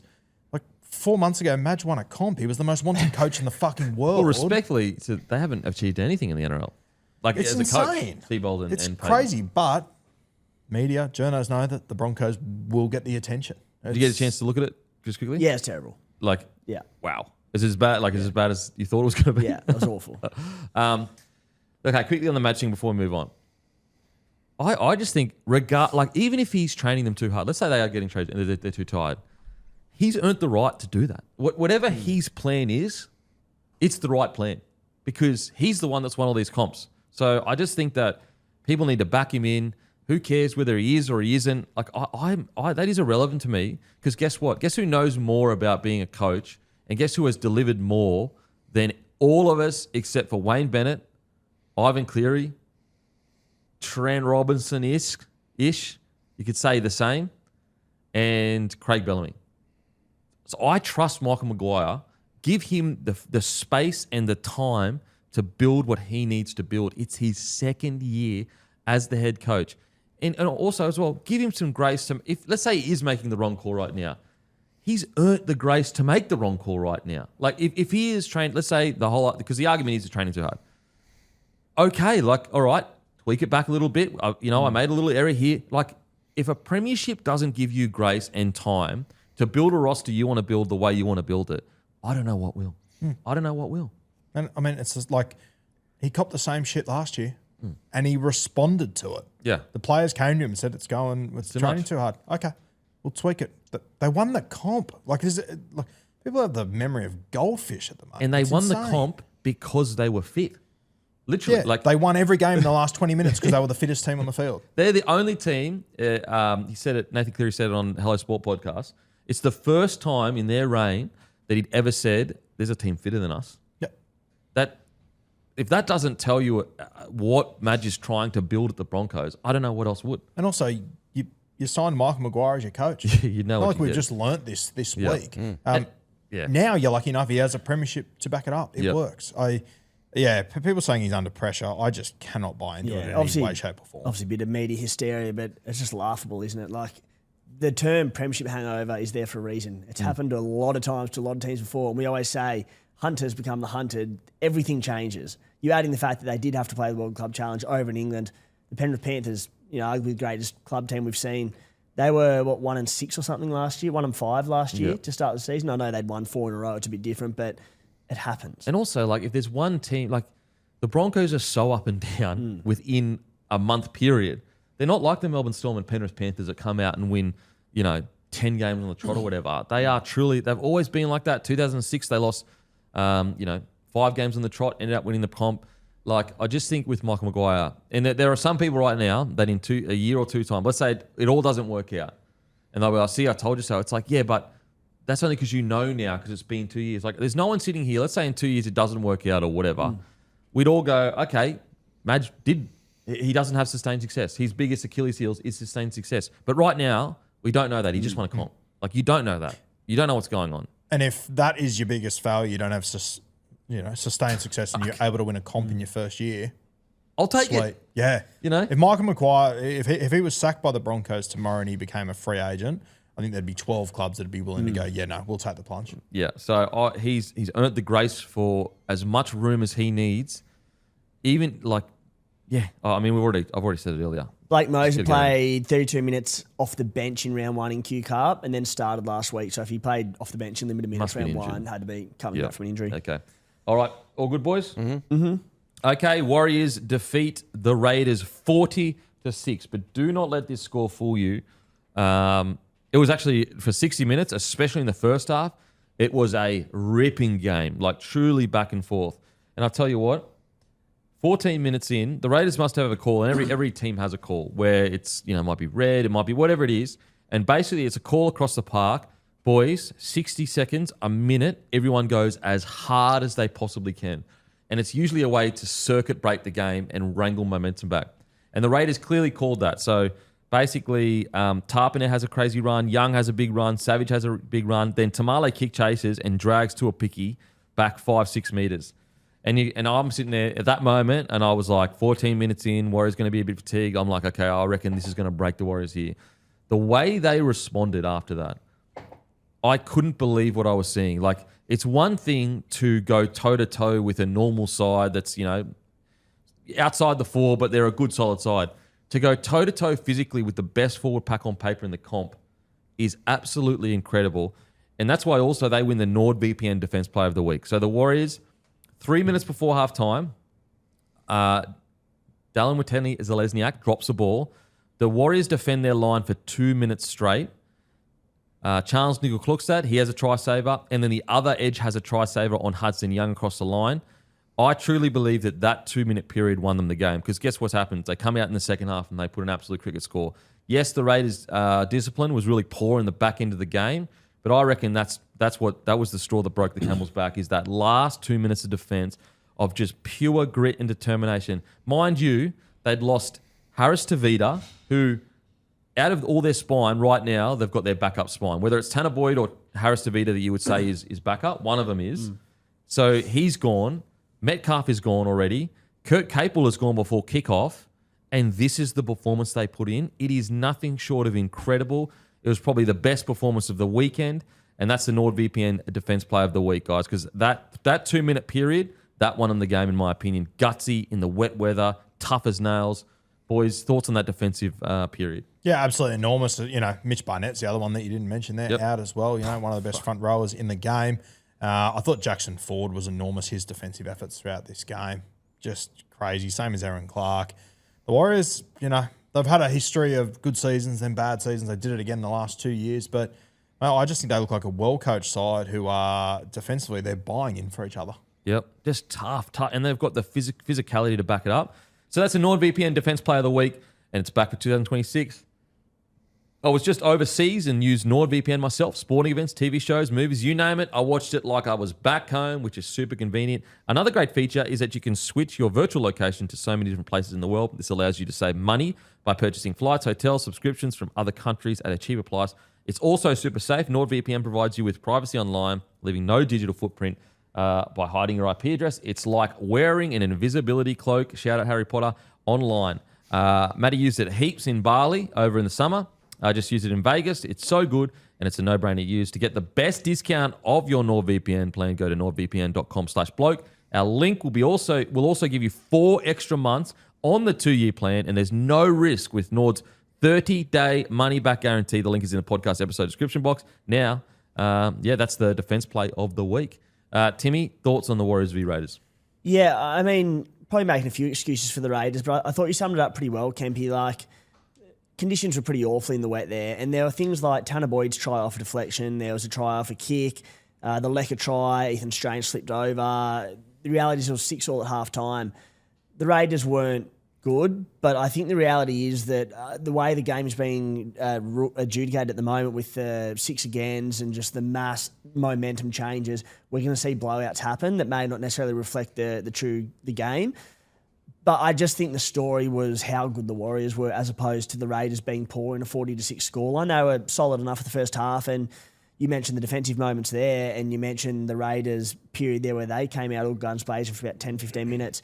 The Warriors, the rev up they got from Webby at half time, like they just exploded in that second half. They essentially won the game 10 minutes into the second half because of how good they came out of the gates. Yeah, and just to back up Tim's point, like I don't take too much away from this from the Raiders. They've earned enough respect from me over the last 2 years that I don't get too panicked. I think the other thing with the Raiders as well, they played Manly last Saturday. They went to Golden Point. They didn't touch the ball in the first 15 minutes or so. They actually then got on the plane the next morning, went straight to New Zealand. So they didn't go back to Canberra in the midst of that, which that's right. In hindsight, right call, wrong call, I don't know. The other thing, Josh Papali'i didn't feature in this one. I thought the most telling thing was Corey Horsburgh came off after 54 minutes. Ricky didn't put him back on. That says to me that Ricky's like, I know we're beat here. Let's just move on to next week. 2 games in heavy wet conditions as well. Like you look at the Brookie game last week. By the end of that game, players from both teams, they were shot ducks. The amount of blokes going down with cramps this early in the season. So tough start to the year. Well, I personally think if you watch that press conference, like usually you're waiting for a Ricky Stewart blow up or something and get towed up like that. I think you could tell that he was kind of like all those things he's aware of. I think he's also, mate, the Warriors played bloody good. And I think Ricky Stewart's the kind of guy, I know he cops up a lot of flack for being as passionate and as emotional as he can be, but he's also the kind of guy, when you play good, he's going to be like, you know what, fucking play pretty good. Yeah, and I think it's just credit to the New Zealand Warriors. They were fantastic. I think the other thing to keep in mind with the Raiders as well is that, they were the only team that didn't have a trial in any way, shape or form as well. So I think Ricky would also be aware that maybe there's a toll to pay for that as well. If you come out 1 and 2 after, going to Golden Point and then playing the Warriors, I think they can wear it. I'm telling you, I reckon pretty much if you're not the Panthers, the Storm, or the Warriors, that forward aggression that they showed breaks most teams, the Raiders. And also, so the way the game's looking early on this year from the 2-round sample size, I think every team in the competition are going to have games where they're blown out 40-6 by someone. If they keep this kind of reffing up. If it stays as is, except for Penrith because they're Penrith. Yeah, which is fucking mental. Mate, what do you think of this game? Yeah, Warriors very, very good, particularly in those conditions. I think second week in a row, pretty wet in Auckland. If it keeps, they're going to be tough to play over there all year. Really, and they've obviously got some key players to come back in. The second half was just incredible. They just completely blew them away. Not only at the start of the second half, but the last 20 minutes, they just completely ran away with it. Tanner Boyd, keeping the seat warm for Metcalf, but holy shit, 2 weeks in a row, like he scored a try, he's running the footy, his kicking game is really good as well. Is it Metcalf at 6? Is there a world where that happens? I've always been, in regards to like fitting each other, I've always been a Tanner Metcalf at 6. Yeah. Tanner at It's 7. only 2 games, but I know. If he keeps doing it until he comes back, it has to be. Well, last year when he came in, he they had the raps on him as like the game managing 7 and it didn't quite work. Yep. But this year, for whatever reason, maybe it's the full preseason of knowing he will start the season there until Metcalf's back, but he's looked unbelievable. And really. also, I think it might be just evidence of like, and I say this respectfully to the Titans, but he's in a good system. He's going to get better each year. He's going to round out his game. Mate, I'm with you. I thought Tanner Boyd, for a guy that's been, so when he came in, he was essentially the Australian Schoolboy 7. He's at the Titans, who, honestly, they must have like a voodoo doll and they just like stab their own. They've got a picture of it and they just stab them for, I don't know what's going on. With 7s, they just struggle. So they get the Australian Schoolboy 7. For some strange reason, they go, no, you're a 9/utility. They bulk him up. That doesn't work. He's in and out of first grade or whatever. He gets put back to 7 and then essentially released, if I recall correctly, to the Warriors. And so, it's hindsight talking, but maybe we're sitting there going, maybe no wonder it's taken a year or 2 in a good system for him to develop into his player. Now, it's only been 2 games, but when you see the how stop-start his development has been, at least 3 of those years, they were trying to make him a 9.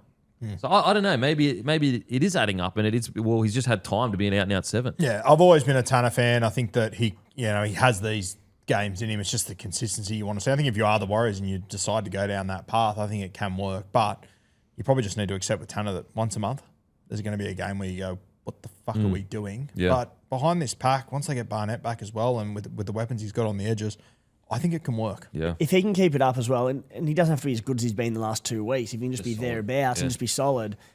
And then you talk about when Metcalf comes back, all right, if Boyd does hold a spot, Chanel Harris-Tavita, who has not put a foot wrong, obviously lasted 9 minutes in this one before having to leave the field. But, mate, he hasn't missed a beat the last 12 or so months. Yeah, and then you've got Healy, who I think has been great coming on for Egan. And that last 20. That's the tough thing. If Chanel's not in the 5'8", because of Healy, I don't think he's in the team. Yeah, far out. Well, say he didn't start, because of the 6-man bench, he's a perfect man for it, and he'd probably be between Cup and Like, he's an out-and-out first grader, though, isn't he? Yeah, he's too good. He'll It's kill. like, what a position to be in. But Yeah. he could be just on that six-man bench, and he can play a lot of positions, CHT. Can I just say, it's insane that the Warriors have a halves depth problem.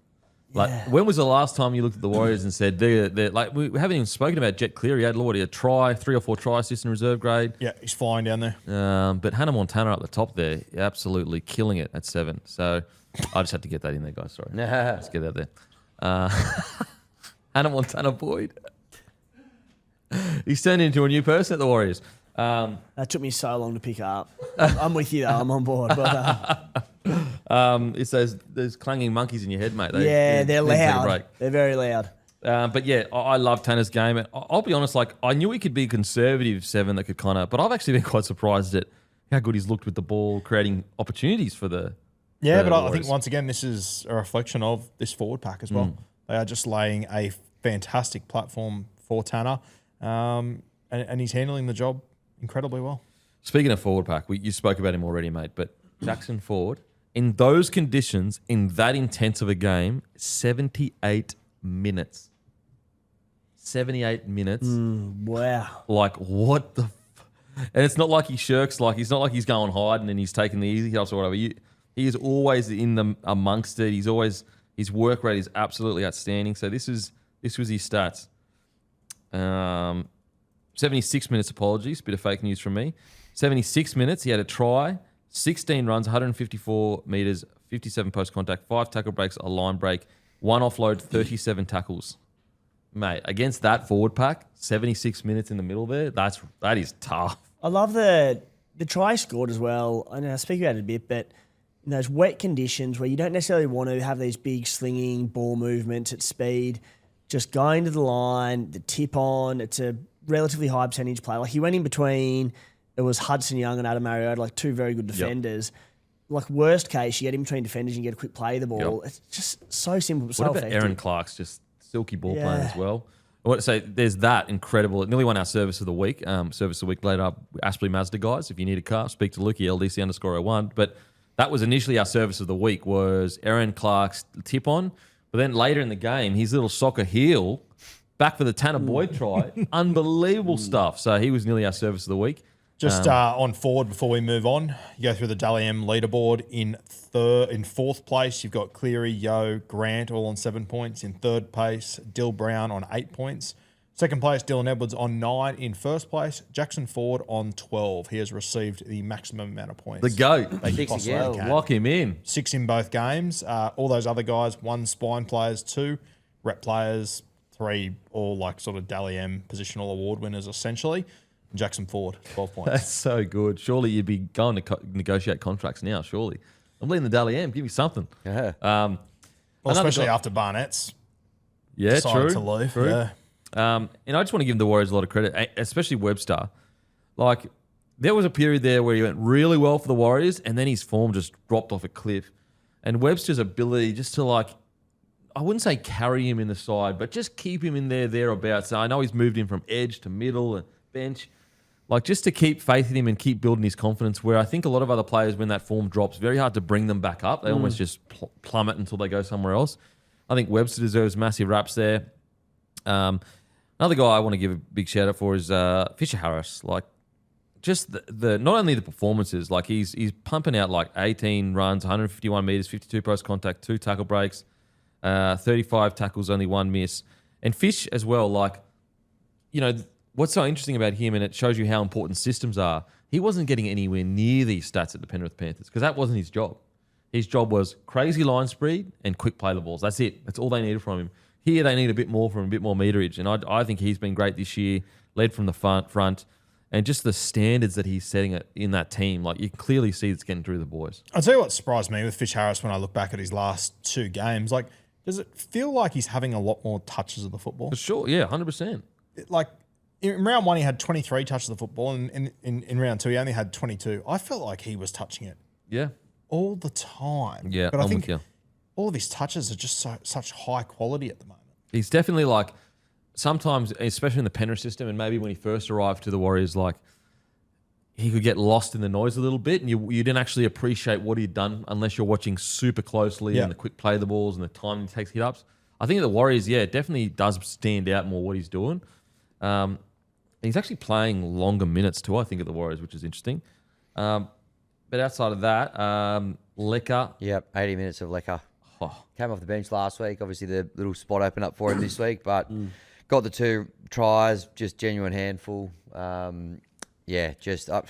feel like just leave him out there. I understand that there's, benefit to having him a bit of impact off the bench, but he can have so much impact if he's just out there. If you're not starting, like worst case, do the classic, bring him on after 20, 25 minutes and just let him play out. Fatigue, bit of fatigue in the legs, the opposition, come on, do some damage, but he's usually playing 55 minutes, doesn't he? Mate, the players he charged over one of those tries, like it was Noah, wasn't it? I think he fended him. Like the guys that he bumped in that. We're not talking about average first graders that, put it this way, when that ball came across and I saw the Raiders coming across like that, how highly I rate the Raiders, I was like, he might bump the first tackle, but we're talking about a big, big, strong forward pack here. They'll chop him down. He just goes fucking boom, boom, thanks for coming, try time. Like, he's just on another level. He's just so strong, so powerful. I understand what you're saying because, if he's on 80 minutes, anytime there's a half opportunity, he can take it. And so I understand the idea of just keep him on the field so that anything half happens, he'll take advantage of it. I guess it just depends on where they want his development and is there a way to hone his get that out of him, but is it 50 minutes? Also, if he's out there, he doesn't even have to do necessarily the damage. Just the fact that he's there, players are watching him. You're trying to cover him. He's going to probably create some gaps around him as well. So, he was great, especially in the second half. Ali Leotala bounced back defensively as well. Very, very happy to see that. Great intercept. It was almost like a turning point, his intercept. Mm-hmm. Yeah, I'm just looking at this try here now of Lecker. Oh, no, this is the kick try. My bad. Just an absolute beast. Absolute beast. Love watching him play. And I guess... it'll be interesting to see what they do with his development because the problem with Lecker is even if he has a bad defensive game, he's still got this in him. So it's a very hard thing to weigh up. Anyone else stand out for you boys? Has Torpicki come up yet? No, he hasn't. No. I really like the look of them with him at fullback. Yep. I think Chance playing in the centres is the way to go for me, the New Zealand Warriors. I think it just makes them a little bit more dangerous. Okay, so Chance went to 6, but you would move into centres. I think when they're fully fit, he probably plays in the centres. What that means, whether it's Pompey or Leotala, I'm not entirely sure. I think one of them has to drop out. I think Chance has to be there. Any thoughts from you guys, how you would go about it? Oh, man. I've been teetering on this for so long because I like the live wire nature of Torpicki, but the ball playing of Chance is just better. It's just smoother. But have they developed past that? And has Tuapiki developed into it? I agree with you. I thought Tuapiki was phenomenal on the weekend. Phenomenal. So, I could see it. What do you reckon, Timmy? Yeah, I mean, it's inevitable at some point, isn't it? I don't think I'd do it yet, especially because of the start of the season they've had. If they were 0-2 and battling a bit and Chance started slow, sure. Granted, as you said, he did a fair bit of his work at 5'8" and defended quite well there too. I think they've got a fair bit of centre depth. I love Rocco Berry on the odd game that he's fit to play. I think he's such a good centre. So they've got depth there. I'm happy with it as is. But again, it's a spot it's going to be up for grabs for a while, isn't it? For the next month or so. I'd stick to it as is, though. Yeah. What do you reckon, Hammy? Moving Chance to the centres to put Tuapiki at fullback. But I mean, I'm a big Tuapiki fan. I reckon he provides a little bit more spark for them probably at the back. Chance can kind of cover in this. The good thing with Chance is he can kind of plug a gap if you need to. He's very versatile. So, I reckon I'd probably rather have Tuapiki out there for longer. So I'd have to be happy with him at fullback. Okay, now onto the Raiders. To be honest, there's not many players I want to be that critical of because I just think it was their discipline in the last 20 that absolutely killed them. Just killed them. I thought their first half was great. I thought they showed a lot of ticker. I didn't mind Timoko coming on when he did come on. I thought he brought a little bit of spark. I guess, with that extra bench, you can do that. Boys, I'll go to you first. Timmy, what do you think? Yeah, I mean, probably the one take or one sort of eye catcher was just, you mentioned Timoko and the bench rotation there. Brayley played 15 minutes. Matty Timoko came on 19 minutes. That just a bit light on forwards, I noticed. obviously with Matty Nicholson injured, with Josh Papali'i out for the week as well, the bench was like Brayley, who can essentially play exclusively hooker, maybe a little bit of 13, but Mariota middle. They had Joe Roddy there, who's played one or two, I think maybe one NRL game. Dane Laurie, Matt Timoko, just very light on. And like I go through the pack in New South Wales Cup and no one there has really played any NRL before outside of an Owen Paddy. So maybe they're just a bit light on options. But in those conditions against the Warriors pack, a lot of it played through the middle in the wet. Yeah, I thought it was an interesting bench rotation, but Joe Roddy was probably the only one that you could give a crack to there. Yeah, I thought that was interesting. Yeah. And in regards to the performance, like usually it's a 46 loss. I'd be sitting there going, here's all the problems. But as I said, like I didn't really look at any of the Raiders players and go, wow, that was terrible from you. I actually thought the Raiders for most of the game played pretty well. Yeah, I thought they were all right. Again, sort of blew out in the back half of the second half. I don't think the scoreline was as bad as it represented. Like I've said with a lot of these teams, and we'll continue to say, it's if it backs it up and the Raiders come out against the Doggies this week and lose by 30 again, that's when you're, all right, back-to-back big losses and we didn't get a response. That's an issue. But I said every team is going to have these losses during the year. So being on the road the first 2 weeks, as Roo said, they flew out from Sydney to New Zealand. It's been a pretty, tough start to the year. Back to Canberra next week. Doggies, good challenge. Not a good performance, but not as bad as it looks. Root? Yeah, I don't take too much away from this game for the Canberra Raiders. I think they come up against a good footy side.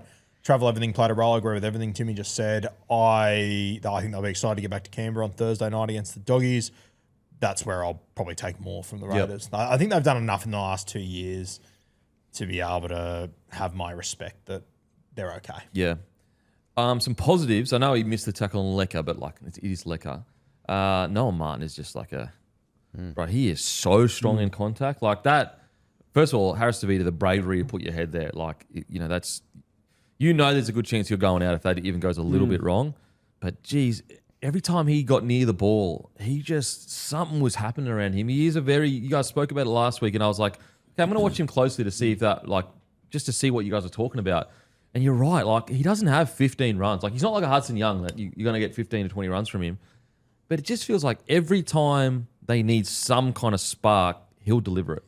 Yeah, I think as well, from what I've seen in New South Wales Cup, like the last 2 weeks he's made, I think 48 and 51 tackles. Doesn't tend to be what he usually does. So I think he's a guy that's putting in a lot of effort defensively to hold on to his spot. I do wonder coming into first grade if he's going to be able to maintain that season long. But I think the other beauty is that they've now, I assume Matty Timoko will be in the centres now. And as you said last week, assuming Sasangi will come off the bench. I wouldn't be surprised if there is a job share thing next year. So you reckon Sasangi will go to the bench? I think it's certain. Okay. Like what? Like, as in, I think Timoko starts at centre this week. I think Sasangi will be... I thought Sasangi was pretty good. He was, but... Matty Timko's a Kiwi centre. Like, he's come back in. I felt like Sasangi almost, like your big issue on the edge there was the defense of Timoko.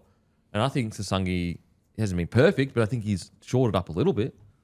He's been great. But I think the best fit for this team is to get Matty Timoko, who has his defensive issues 100%.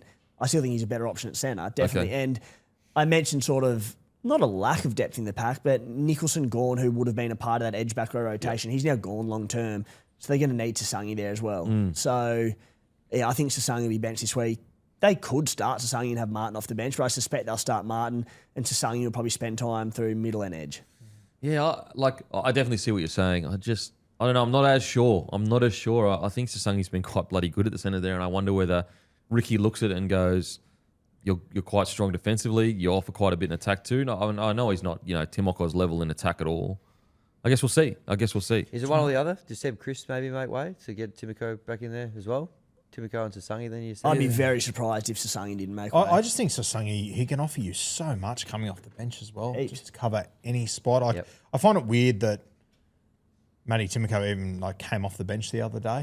Like if you were going to put him on and they put him on out in the centre straight away, that sort of says to me that he will come back into the team. I think he got injured playing for New Zealand back into last year. Yeah, I think he's in a mood boot for a lot of the preseason, so they've sort of just eased him back in and got him some time in cup last But once again, despite a bad loss, what a spot to be in that Simi Sasangi can come off the bench and play any position and maybe be the best player on the field and bring Matty Timoko back in. Yep. Even to be making these decisions is an unreal situation. Yeah, I'm with you. Outside of that, I thought Horsburgh had some good moments, but there were some crucial errors too in the second half that he had, or crucial error, sorry. I'm just trying to think anyone else. As I said, I don't think anyone stood out and killed it, but at the same time, like, there wasn't someone I looked at and was like, they were terrible. I mean, I'm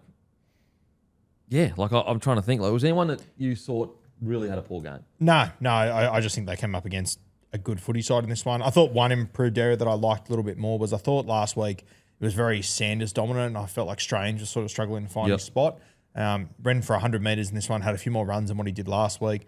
Got through 34 tackles, Ethan Strange. Yeah, wow. So when you think about that edge with Noah Martin and him, like teams are obviously trying to go at them, but if I had to be super nitpicky, I probably want some more work from Kayo Weeks. Like, again, I don't think it was bad at all, but I think for a fullback, you probably got to land around 18 to 20 a week. I think 12 is you're not doing enough. Now maybe the game didn't come to him, but I'll probably see a little bit more work from Kayo. I think. Yeah, the Warriors completed at 86%, 43 of 50 sets in awful wet conditions. Sometimes just beaten by a better team, and this was one of them times, I think. Yeah, no, I'm with you. I'm definitely with you. All right, we'll see how they go next week against the Doggies. All righty, it's time for the Roosters defeating the Rabbitohs 26-18. And I know Roosters fans are going to hate this. I know they're going to hate this, but I just can't shake the feeling that there was, even though the Roosters won, all I think about is Alex Johnston's moment. Like, this was his game. Like, But anyway, we'll get into the game. Bit of a weird one because Roosters won. They definitely looked better. But I didn't walk away from that like they played really well. I just thought they were more clinical in key moments. I thought their senior players were far more stable in big moments than the senior players of the Rabbitohs. I think the Rabbitohs probably let the moment get to them a little bit and were a bit too passionate in moments. Whereas I thought the Roosters were really cool, calm, collected when they needed to be. And I actually thought that was truly the difference. Not necessarily that the Roosters played like so well. Rather, they just executed when they needed to, which is good because last week, obviously, execution was really poor. So a good, solid step forward for the Roosters, but still a little bit to go for me, in my opinion. Yep, I think that's well summed up in that the Roosters handled the moment better. It was a very unique situation. I thought you could tell just by the body language of Wayne Bennett when he came back down to the sheds. He got them all huddled up and everything. The South Sydney boys were up and about. They were flying, and then you flip to the Roosters change room and they were just relaxed and calm, which at the time I thought, I love this for South Sydney. In hindsight, I think the Roosters handled it much, much better. I think the Rabbitohs came out very emotional, as they should have, off the back of that moment. I just thought the Roosters, and it was, they're experienced guys. I was critical of him last week, but I thought DCE was tremendous in this game, and I think it was his experience and steady hand that was probably the difference in this game. Which why they got him to the club. So fair play to the Roosters. I've been critical too. This is why they got him to the club, not necessarily to lead the team around and have all these try assists. It's in these big moments just to know what to do. So fair play to the Roosters, at least in this situation for sure. Timmy, thoughts on the game, mate?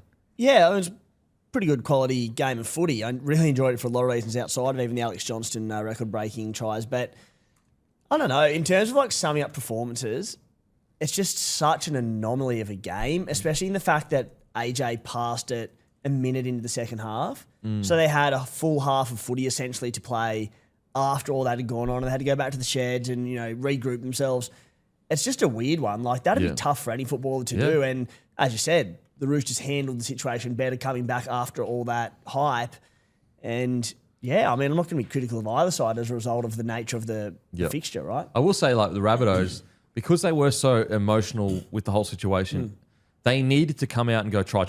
And then they would have just rode that emotion all the way home. But I think the Roosters did real good at just like, I won't say suck the life out of the game because they still played footy, but they just brought the game back down to a level that was calmer for them and kind of like threw the Rabbitohs off a little bit because towards the end, you had even like little things like Latrell goes to kick out, doesn't make it out in the full, but then he does a one-on-one strip after, and then you've got the Cody Walker giving away penalties, and I just think for in those moments that ironically the Rabbitohs key players had bigger moments, but they also had worse moments as well. Whereas the Roosters, you could argue, DCE's first try was a big moment, but I think of the Roosters and I'm like, who had this like crazy big moment of a senior player? Like, I don't really recall that. What I do recall is a very calm, collected senior playing group just getting the job done to a degree and capitalising on the errors the Rabbitohs were making. Oh, I'd kind of forgotten about that kick for touch. That was a huge moment, wasn't it? That was enormous. He did a one-on-one steal like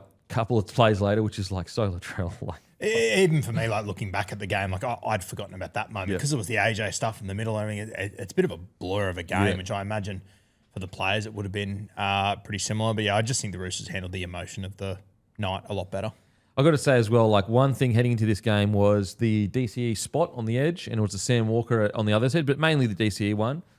Mate, I just thought he was brave, and he was connected to his outside men. Like, I don't expect DCE to be shot and blokes, and it's okay if he misses a couple of tackles a game. He's a half, and he's not the most robust physically in contact.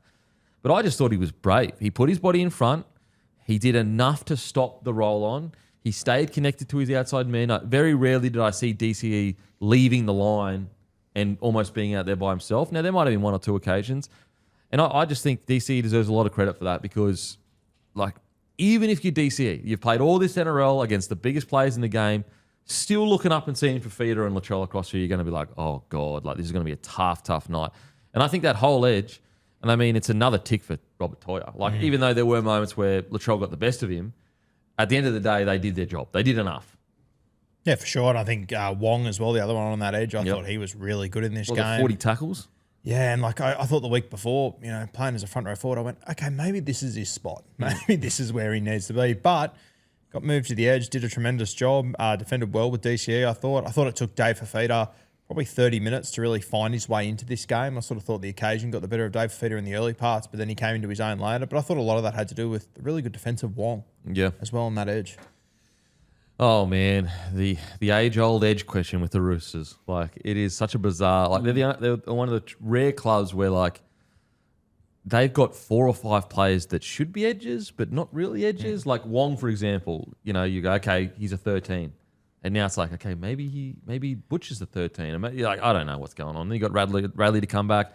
He's a 13, but no, he's actually out there. It's such a strange situation. But then even like you add to that, they're locked in 80-minute edge back rower is Angus Crichton, who's also leaving next year. Like, he's a shadow of his form 18 months ago. Yeah. Where he won Dally M back row of the year and was sensational. Like, he's been okay, but, mate, 18 months ago they couldn't tackle him. He'd just run up and knock blokes over and just destroy him. I said, okay, but when his best is not long ago essentially the best back row in the game, there's another issue with their back row. Yeah, like as in, like, if you sit down and go, okay, who's your back row next year? Literally could be, all of us could have different answers as to who's the next year. Anyway, but that's next year. So this year, mate, I want to give Lindsay Collins a massive rap. He was really poor last week. Not due to lack of trying, but it just, there's been a few times the last couple of years at Clubland at least where I've gone, okay, maybe Lindsay Collins, we're coming to the end. Head over to Super League, dominate there. He'll either go into Origin or, something will happen and he'll have this crazy game. It's usually Origin. Last week, I thought, finally, okay, here we are. We're at the end of a guy like Lindsay Collins' career. He's put his body on the line so much. He's so tough, blah, blah, blah. And then he comes out in a derby in a huge moment and he kills it. Like last week, he ran for 50 metres. This week, he ran for 14 runs, 149 metres, 55 post-contact, 0 tackle breaks. Which shows you how that post-contact meters of 55 is outstanding. 63 minutes. Like, outstanding game from Lindsay Collins. Just when you think it's over, it's coming to an end, he's on the back nine. He just always goes bang again. He averaged 78 metres per game last year for a starting front rower, like playing pretty decent minutes. An Origin front rower too. Yeah. But then a big game arrives and he does that. Like, he was only pretty, like, 15 minutes, 20 minutes less than White, who was a top tier, in form, gun front rower. So I want to give Lindsay Collins a rap. I want to give White a rap, because there's one thing, when you have a big season and you're the man, for some bizarre reason, the ball just bounces your way. Like, everything seems to be coming easy, and that's what we saw last. Not easy, it seems like it's coming easy. And I was really interested to see, how does White go in his second year where he's the main guy in a big game? Because, like, he's no longer going into the game as the rookie that might have a good game and, how good the rookie's having a good game, but we've got these starters here that can take care of the. He's going into a big game going, no, you're the main man on the field. You have to deliver for us. You're getting hunted. They're going to try and shot you. Can you deliver? And by God, did he deliver. 15 runs, 175 metres, 78 post-contact, 20 tackles, and he played 59 minutes. It's good, wasn't he? He's just a beast, bro. He just has this body shape that like you can try and drive through the legs. They're too big. You'll probably get knocked out. If you go up top, his leg drive is too strong. He's going to bend your back. And then he's got late footwork at the line. Yeah. Just outstanding. It was good to see Connor Watson get more minutes this time around. Yeah, absolutely. I do wonder if last week how they used him might have had something to do with the interchanges and what happened to Spencer Linier, all that sort of stuff, because I thought the way they used him this week made a lot more sense to me. Yeah, I'm with you. Great defense too. 31 tackles, 0 misses. It still does open the door for what's it going to look like when Robson's back. I assume that Robson will play more minutes.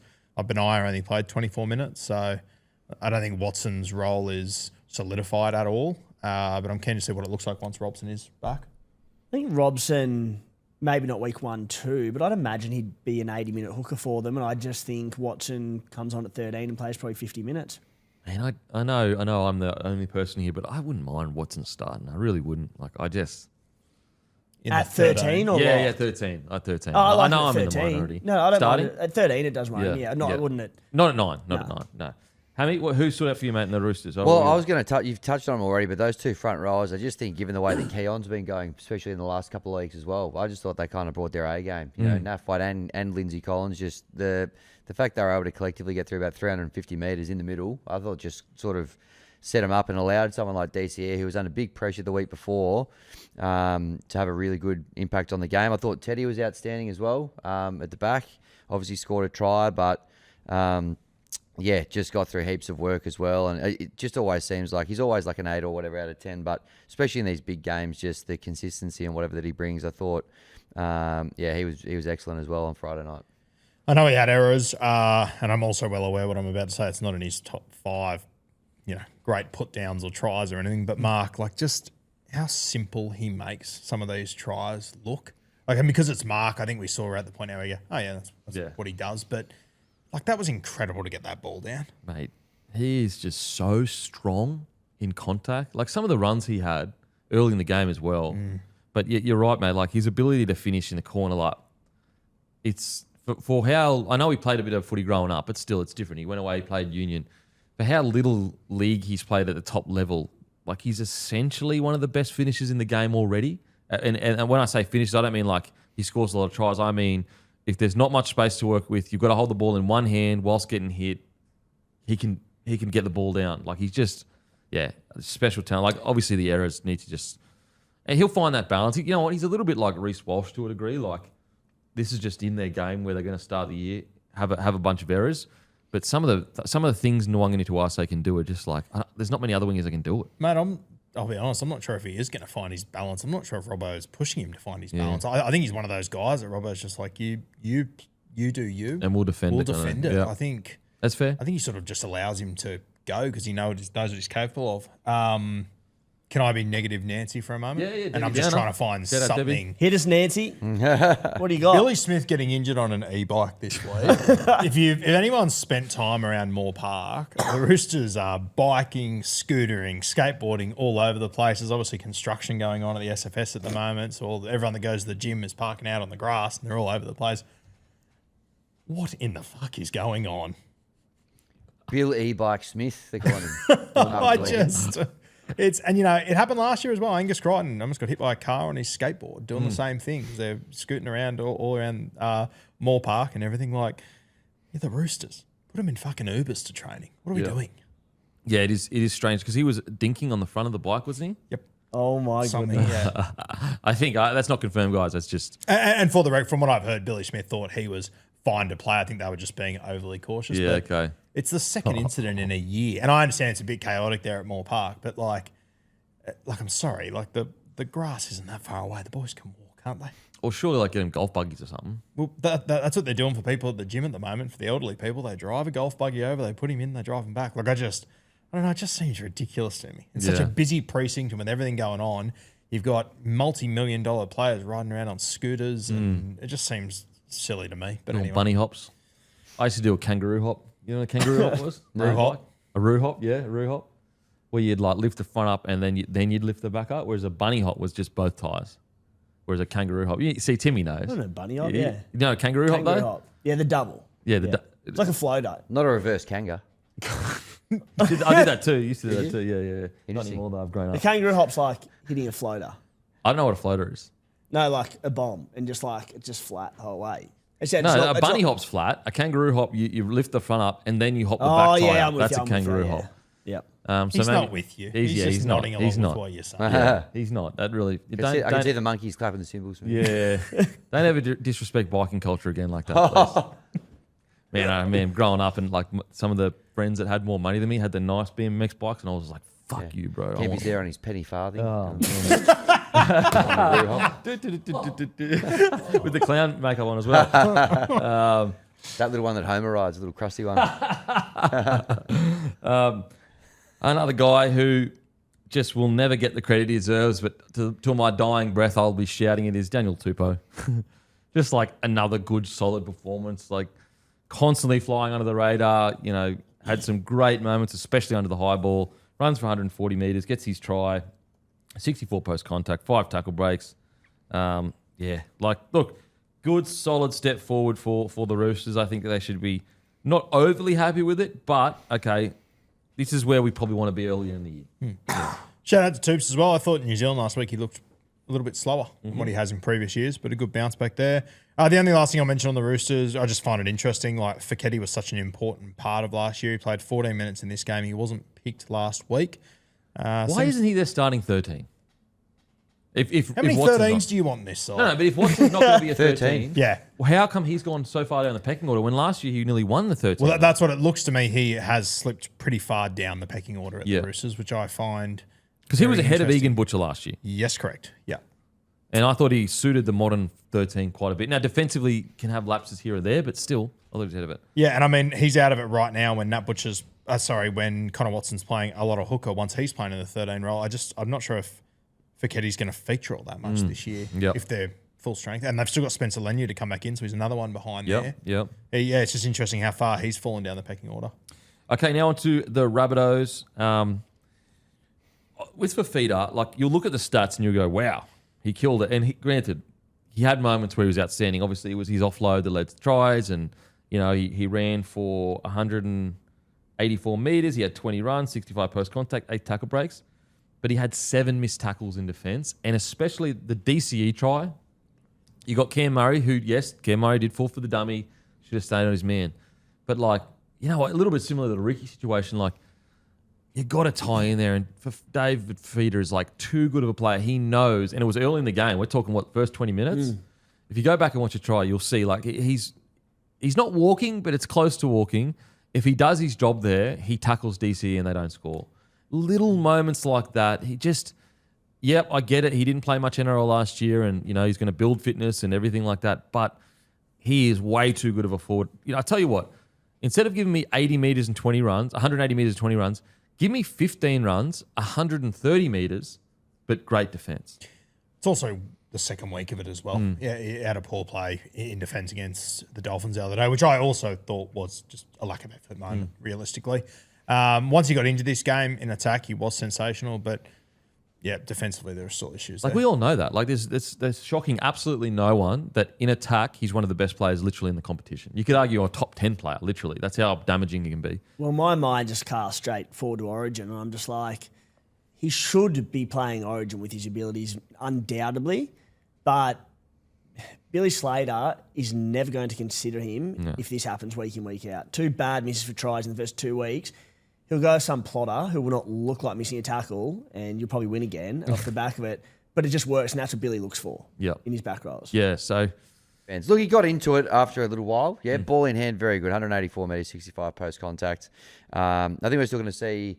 It'll take him a while to work into it, but that left side, when it's humming, when they're in sync, all that sort of stuff... NSYNC, great band. They will be a handful. So, the best is probably still yet to come from David Fafita, I think, under Wayne as well. But, yeah, I don't know. They weren't quite at their best. The Rabbitohs obviously had the moment with AJ, but beyond that, a little bit clunky. Some not so great moments maybe from Cody Walker, who was pretty good the week before. I just felt like, and correct me if I'm wrong, boys, I felt like that they felt they needed to score every play. Like every time they were in good ball, they were like, we're so good, we need to score every play. A little bit like the Broncos, to be honest, at times. When it's just like, I just don't think that they wanted to get into the grind of things. Like the amount of times where I was like, they're winning the ruck, they're getting quick play the balls. Like just stick to that. Like the other stuff will just you'll see it. It'll come. Like I think with the Rabbitohs, their biggest Achilles heel is going to be thinking because they have such an attacking side on paper that they need to force that attack. When it's like, well, it's actually the opposite. It is do all the conservative things really well, and the other stuff because you are so good at attack, it'll just come. Like it'll just happen naturally. Like Cody Walker had quite a few errors. Obviously, the penalty he gave away, pushing in the like, just he's too experienced and good to do that stuff anymore. I get it. It's part of his MO. He's passionate, but it's just he's a senior player. He can't do it. He can't do it. He can't do it. And to be fair to Cody, I think like he's done less of it in the last 3 years. I think it used to be his brand. I think he's got better at it. But yeah, I think it got the better of him the other night. I just think once again, mate, you come back to the Roosters just handled the emotion of the night better. Yeah. Sitting in the change rooms at halftime or in the second halftime break, just calm, knowing there's a job to do here. We're still in the arm wrestle. Now, did Keon get moved to an edge? Am I remembering correctly? I feel like he got moved to an edge and then the go forward from Rabbitohs was, maybe I'm remembering not correctly. Anyone else recall that? I don't recall that, but I thought his first half was outstanding. It was outstanding. I thought to the Roosters' credit, they limited the impact that Cam Murray and him had to some extent. Like they didn't blow the world away and get a heap of momentum, which I thought took them a long way in this game. Yeah.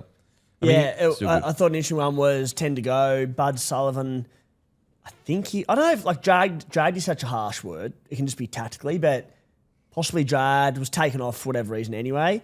About 69th minute, Jackie White and slotted into 5'8" and set up a try with kicking behind the line. He beat Sammy Walker, who rushed up on him. Great kick. It was like his first touch, basically at 5'8", set up a try, back in the game, gave him a sniff.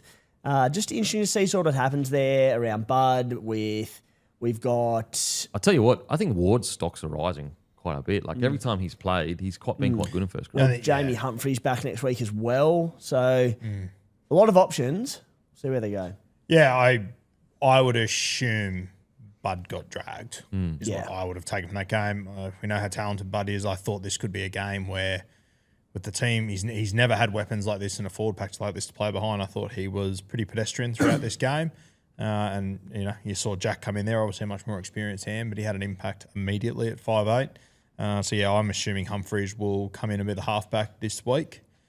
Yeah, I think it's a really big missed opportunity. It's a funny one, isn't it, Roo, where like we know stats aren't everything, but when you're playing this side with a gun forward pack with attacking weapons everywhere, you need to be jagging the odd try assist or something here or line assist, don't you? Because there are so many attacking weapons. Especially if you're, Sullivan is not necessarily a conservative 7. Like no, he's not. He's got a good running game. He's got a good passing game. That's right. We've got to see Humphreys in the side to see what's going on there, but it's starting to look like Ward is probably the best. Fits Walker the best because I just felt at times they looked rudderless too in attack. Like they just needed a 7. And that's why I hate to bring it up. It's years and years ago. I'm not saying that he should still do that, but I mean, that's what Reynolds did so good for him. Anytime. I hate to, I'm sorry, but I'm just saying, like, I won't say Reynolds. I'll say a player like him. Where he was just so by the numbers, just calm everything down, get you to a point in the field, whereas I feel like they just lacked that against the Roosters. I think it'll be interesting as well when Jonah Glover becomes available. Yeah, okay. I think they were pretty high on him coming into the preseason. But it probably is the biggest question mark on this side, exactly who is going to be the 7. And it's been that question for, Cheese is going to be a good in as well. I thought Jai Gray did. I thought he fought hard. He's always going to fight hard, but I thought he was quite good at times. But yeah, not too bad though. Not like disaster or a terrible performance or anything. If anything, they had opportunities and they didn't take the right option, in my opinion. Okay, on to the next game. The West Tigers defeat the Cowboys 44-16. And I got to say, and it pains me to say this because this fucking guy has been carrying on all game, all day. What an exciting brand of rugby league did they play. That was an absolute pleasure to watch. It was exciting. It reminded me of old school, free-flowing footy. It was a Benji Marshall coach side. It looked like a side with identity. It looked like a side that was bucking the trend and wasn't going down the Penrith or even the Broncos route. Like they had a very unique style of rugby league. 21 offloads, I think they ended up with. I just thought, what a pleasure. Like sometimes you get in the grind of things and you'll watch a grindy side get a win and it's enjoyable, but you're not really sitting there going, wow, every minute to minute it's like, this is just fun to watch. I thought watching the Tigers on the weekend, out of all the games, it was the most enjoyment I had minute to minute with just how much fun it looked like with the Tigers were playing. So I thought it was a great performance by them. I thought really at no stage did the Cowboys look in the game. I'm surprised with how good they look already, especially with other teams having a game under their belt. Absolutely. And the scenes out at Leichhardt, outstanding. You couldn't have asked for a better start to the season. Hammy, I'll go to you first. Unbelievable. They're playing Benji ball. They're playing the style of footy. Benji ball. Do you want to curse it with that, though? Like hashtag Benji ball. Nah, okay, let's get it out there. Let's get it trending. Well, Let's lean into it. Okay, but like if you start playing Paul, or is it still Benji We ball? won't start playing Paul. Okay, okay. Paul, This is a new West Tigers. Haven't you been watching Rising? You start playing Paul? The preseason West Tigers doco? Paul, nice. Yeah, very good. Yeah. Won't happen, though. This is a new West Tigers this year. We're not looking back. We're looking forward. They were fantastic. Yeah, a lot of kind of offloading. You touched on that as well. I think they've got the kind of the tools to play the style of footy that they want to play. In fairness, yes, the Cowboys not exactly flying at the moment, so they probably had the best opportunity to sort of play that style of footy. But I thought they were super exciting. The vibes out there were fantastic. Were the vibes immaculate? The vibes were immaculate out there. Oh, hell yeah. Yeah. I was 5 metres to the right of the Hay Thurston bloke. He was on fire against his old foe, the Cowboys, as well. He had plenty to say. Not much of it fit for broadcast or repeating on the show, but he had his eye in, which was good. But yeah, I thought it was a super exciting performance. And just the good thing as well for me was in the past, we've had issues with depth. You know, if a guy like Taylor May goes down, you're probably a little bit stuffed as the West Tigers. You know, you get exposed by not having the next person to be able to step in. I know we'll touch on some individuals, but the fact that you can now get a guy like Skelton off your 6-man bench to go, bang, you're going in, Taruva shifts in one. All of a sudden, yeah, it's still a little bit of a step back, but it's not a huge drop-off. You know, there's guys there that are ready to go in lots of positions. So, yeah, we were covered well. Mate, a few years ago, I say this respectfully, like Skelton would be your best outside back. 100%. Like, whereas now, he's struggling to get into the side. He was great off the bench too. Yeah, for sure. But, yeah, all the boys were great. The halves combined beautifully, I thought. Luai and Dewey were fantastic. The back rowers, we know Sam Finer, he was in the team of the week. KPP was on the bench as well, but both those guys look ready to roll. Exciting footy, can get an offload away. So, yeah, it was so good on Saturday. KPP scoring 2 tries in his first game for another team is like, yikes. Yeah. Like you've seen there a guy that could barely score a try, barely get a try assist, barely get an offload. Mate, KPP smiling was yikes. Yeah. But I just think as well, like and granted, I understand that, you know, the Knights have moved on, they're going great, but the juxtaposition of like, his attack was very average at the Knights, not because of his fault. And then he goes to a team, he scores 2 tries in the first game. I also think, to be fair to the Knights, that's not their fault either. But anyway, I think he's had the shackles taken off and he looks unreal. I sort of said over the last 2 years with Benji that it's so hard because he doesn't have the experience that other coaches have. But I was saying to Hammy on Win, Learn or Draw earlier this morning. I made my debut today, by the way. So nice to come back to reserve grade here and get another touch after my first grade earlier today. Oh, wow. Jesus Christ. It's tough times for me at the moment. Tough times. Yeah, recording today on the Win, Learn or Draw set as well. I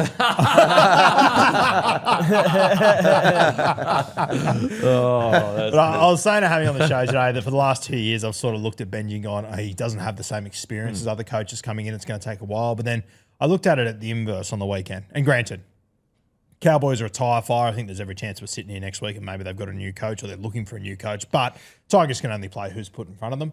I just thought their style of footy, the positive to Benji having the lack of experience is that he's not like every other coach. He hasn't come from the Roosters, Penrith, Melbourne. He's coming in with a completely new lens and he's playing his own style of footy. He's coaching the team he has instead of, you know, the team that he wants. And the reality is that when you come from Penrith, Melbourne, Roosters, it's a great apprenticeship. But you're never going to walk into a team like that. No, you are no exclusively walking into a shit fight. That's why you got a job. Benji, I kind of think it's just allowed him to find his own groove, find his own way, and make it look how he wants it to look. And I don't know how the Tigers are going to go this year. I think they'll be sort of 9, 10, 11. But there were so many positive signs there yesterday that I'm excited about them. I just can't believe how dangerous they looked a lot of the time too. Like just got Luai hitting overs lines. The defenses just don't know what's going on. He's got Faenu who's just running crazy lines off him. Like, oh, yeah, they just look like, I think sometimes over the last few years when I've watched the Tigers play, even when they're beating a side that's like a top 4 side, there's like this air of uncertainty. Fuck, this is almost like a fluke. Like, what's going on here? And they're like, they might even win the game, but it's like this desperate race to the end of the game of like, oh crap, holy crap, this is actually happening. This year, they're far more calm, collected, and also it looks like they believe that they belong there. Like sometimes I think teams get used to losing, where they get in a position where they're winning a game and they look up and they go, "Oh, we're still going to lose though. Something wrong's going to happen." I don't think the Tigers look up anymore and say, "Oh, something wrong's going to happen." I think they go, "No, we're supposed to be here. We're the better side. We're going to play like this." There's a confidence about the way they're playing and a certainty that they haven't had in a very long time. As sort of Rue sort of said, you can only beat what's put in front of you. And sure, you could say the Cowboys are a bit ordinary, but the Tigers could have done much more than they did in that game. They looked brilliant. And you mentioned Kempy, they look sort of cool, calm, collected. I think it's the halves. And I think it's the experience of Jerome Luai and Adam Dewey, who were just outstanding together. They're leading the show here. They have a cool, calm presence and demeanour about them. And I think that, reflects on the entire squad. And the fact that these two, they haven't spent time, they played 1 or 2 games together in the back end of last year in the halves. Like with the whole preseason here in the halves, they just look like a new side together. Yeah. I've got to say, Luai came to the club as a 7 to right the ship, and he played 7, probably a bit harder than he, growing up, I think he played a lot of 7, but, growing up, he was probably playing with some of the best players in the competition. Probably doesn't have the cattle to be 7 at the Tigers. I will say, him at 6 again, just reminds you, and he doesn't get the credit for this, he is one of the best 6s in the competition. Yep. And I think people just forget the fact that because Cleary was so dominant, that he is, in his position, one of the best in his position. I thought on the weekend you saw that. Like, this guy can create something from nothing. Yeah. This guy has incredible footwork, incredible offload. He's constantly dangerous when he has ball in hand. And I think also, the Panthers, they're going fine now. But if there was one thing they missed last year at times was just spinning the ball to Luai and just creating something from nothing. Yeah. And you saw it on the weekend. That's right. He just makes things happen. And he had the freedom to do that on the weekend, which was fantastic. I'd say his best game for the Tigers so far in the pretty close year and a bit that he's been here. I love the try, just grubbering into the posts and picking it up at the end of the field there as well. That was fantastic. But yeah, he had a hell of a game. I thought he was awesome. Another thing I liked seeing the other day, and we touched on it this morning, Rue, was Terrell May, 53 minutes this week. Last year there was a lot of 80 minutes, 75-minute kind of efforts. Back end of the year, he probably just dropped a little bit from where he had been earlier in the year. I love seeing that, the fact that he ripped and teared for 53 minutes, 155 metres, did all that good stuff, but means we've got to get more out of him later in the year as well. Yeah, I think he's aware of that too. I think even Terrell's aware that, it's fun to play 80 minutes at times you're on the field, but he's not going to have longevity if he does that. Yep. It's just, you're going to be fatigued as anything. Your career will be over in fucking 4 or 5 years. Yeah. And then when he is injured, the Tigers are fucked then as well, because it leaves such a hole. I thought it was unreal to see him play 53 minutes. He was fantastic in those 53 minutes. He really well. How that guy, he had obviously a roundabout way to first grade, but how a guy as talented as him. Now, granted, it was all off-field stuff, and not in a negative way, just commitment to the game. Like he fell in and out of love with the game. But it just shows you there are so many players out there with talent that if they're not fully committed, they might just come and go. Whereas Terrell May's gone, you know what? I'm going to dig in here. And he's one of the best forwards in the comp. And as you said, there's going to be times where he will have to play 80 this year, where injuries are going to hit and forwards are going to go down, backs are going to have to come off the bench and they have to call upon it. But you want him doing that not after playing 80-80 or 70-70, whatever it might be. If he has to do it next week because it's a tight game and a forward goes down injured, you go, all right, Terrell, play 80. And he can do it, in his sleep. But he doesn't have to do it every week. Take these opportunities. It's so good from Benji. He's gone, we'll give him limited minutes. Awesome. Yeah, and I'd even be sort of planning around it to some extent. Round 4, they take on the Warriors. Probably be saying to Terrell, brace yourself. We're going to need you for 80 in that. We're going to need you for probably 70 minutes. Yeah. Games around that, South Sydney, Parramatta, Knights, you can probably play 50, 60 minutes and just use him when you need to. I can't believe how consistently good he is. I know it sounds silly to say that, but I did expect a bit of a drop-off this year just because last year was so big, so much going on. It was such a crazy year for him. And he just comes on. It almost looks easy to him too. Very rarely do you see him gassed, hands on knees. Bloody good player, outstanding player. In regards to some of the other... He looks like he doesn't sweat much. Yeah, no, it's just crazy. It's honestly crazy. In regards to... Now... big talk around Macassini. He didn't have the show-stopping moments, but what I love about his performance, he still had 16 runs, 131 metres, 59 pokes contact, 4 tackle breaks. What I like about that performance is sometimes when you're this young superstar and you get put in the centre, your runs drop to 7, and you're just waiting for because you grew up in the grades, you're the man, you're waiting for the big play to come to you, whether the whole team revolves around you getting the ball and good ball. What I like about Makasini's performance is like, yeah, it wasn't a show-stopping performance, but he went looking for work. He involved himself in the game. Like, what's crazy is for a Senator, 16 runs, 131 meters, like, and 59 post contact, which is insane. Like, that's good stats for top tier centers in regards to work rate. Now, I still would love to see him on the wing because I want to see him. You know, I just think wingers are so much more than they used to be. But I'm just glad that in a game where he didn't have the superstar moments, he still did the hard work. I agree with you. 16 runs, especially on an edge where your ball player tends to come off his left foot a lot.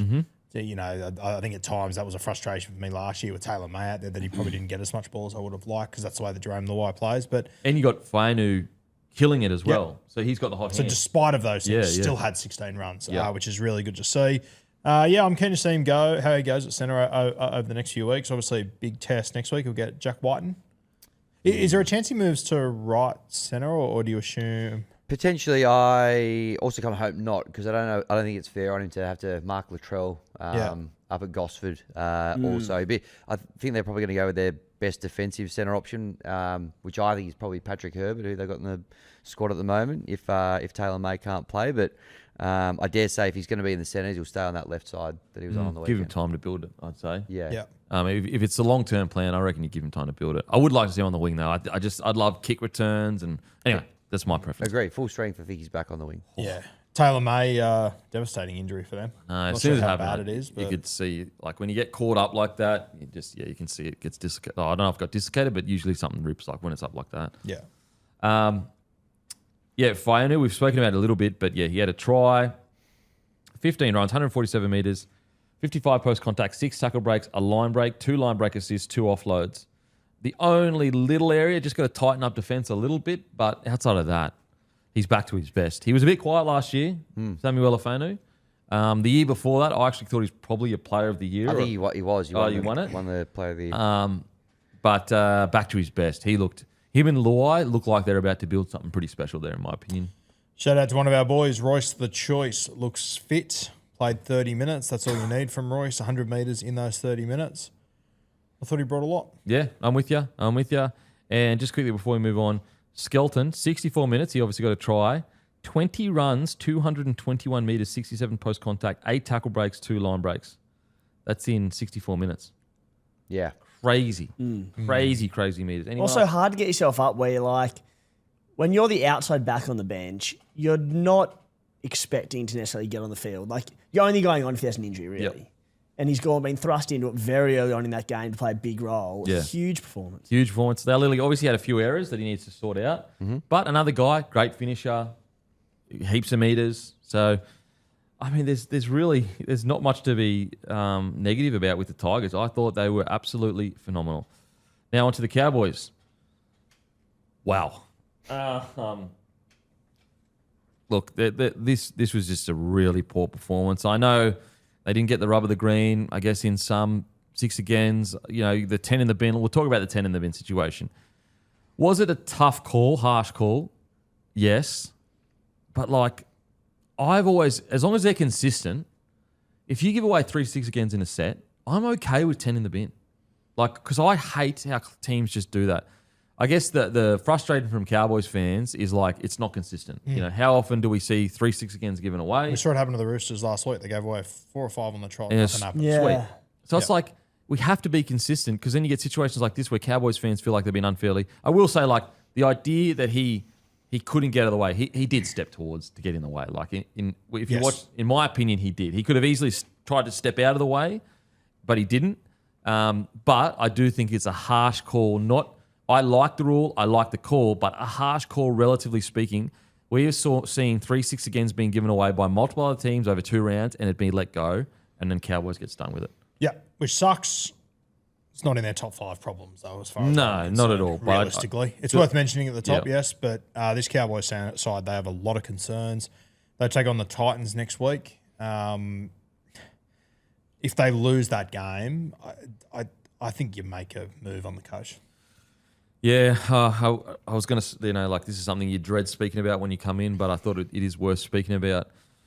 You know, because it's the Titans, I'm willing to give him 7 extra days to bounce back or whatever. If it was like a top tier team or something, you'd almost just not even bother. But I think Payton, I think it's done. Like even if he comes out and kills dominates the Titans, for the team to put in that defensive display when your coach is under the pump, unfortunately, I just think I think that the pressure on him is leaking down to the playing group. Like there was a play by Scott Drinkwater. He's always struggled with defense, but I've never seen him do something like this before, where he literally just chose not to try and hold the ball up, and they scored off it. The Adam Dewey try. Yeah, like he literally it was right in front of him, and he just watched it all happen. And mate, there's no bigger fan of Drinky than me. You guys know for years, even 2 years ago, I was calling Origin. Like he is one of the best attacking players in the comp. Honestly, like I'd nearly drop him 1 week for that.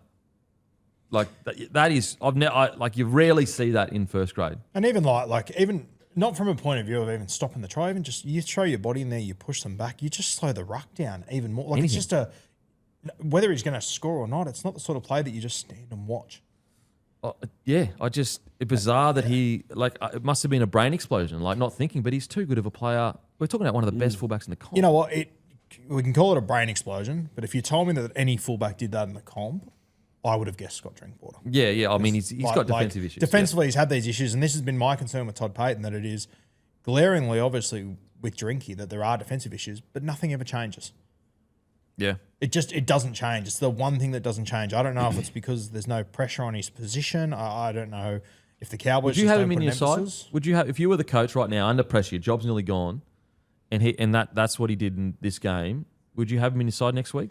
I probably would if I was Todd Payton, because I think Trying to keep your job. you're trying to keep your job realistically. But I mean, in saying that, mate, there's a perfect opportunity to do it this week because you've got Laybut who's returning. You could put Purdue at fullback. It's not like you don't have guns. You've got Mason Barber and your younger fella. Yeah, I wouldn't do it personally just because you're fighting for your job. But See, I'd do it just for a message to send. I just think he needs a strong message about defense to send to the team, and whether it's Drinky or someone else.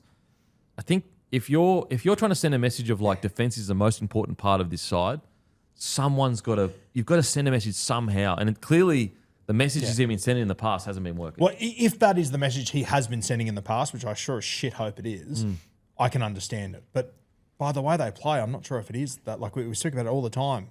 Nanai's a brilliant player, defensively, all over the place, all the time. It just kind of seems to be ignored by the Cowboys pretty consistently. Drinky's the same. Purdue missed a bunch of tackles last year. Now, I know Purdue's a rookie, but the last thing you want to do is teach Purdue bad habits because you're just letting this stuff slide all the time. Timmy, what do you reckon, mate? Yeah, I mean, it was a horrific defensive display, that one from Drinky. I wouldn't drop him by any means. I know what you're saying around making a statement, and I think statements need to be made and just to put everyone on notice, but you love an underbelly, Kempy, whether it's a hard one or a soft one, and the underbelly in this team is just soft as butter. And I look at it, even with Drinky, while there's some poor defensive effort as he tends to do, they were across the ground and he still set up 2 nice tries with good passing game and whatnot. They're just their middles, their contact in defence is terrible, their wrestle is terrible. The Tigers were just offloading at will. They were running rampant through the middle. And yeah, sure, the Tigers were good, but this is a bottom 8 side for a long time. This isn't a Warriors pack running right or a Panthers or a Raiders or whoever it might be. They just could not control them through the middle of the field. And I said, it's not only the middles that are the issue, but I think around the Payton case, and I don't know how much longer he gets and how long they put up with results like this, but he's had long enough to put this roster the way he wants, more than long enough time. And year after year, we're seeing the same issues. And I think so much of it starts just with that soft underbelly through the middle of the field, and contact's awful, the bad misses one-on-one. I know Ruben Cotter was a big out for them, but we've seen this time and time again, and I just don't think they have the right players there to... I just think they're going to leak massive points all season. I don't think they... See, whether it's Drinky or someone else, because it wasn't just Drinky that played poorly on the weekend.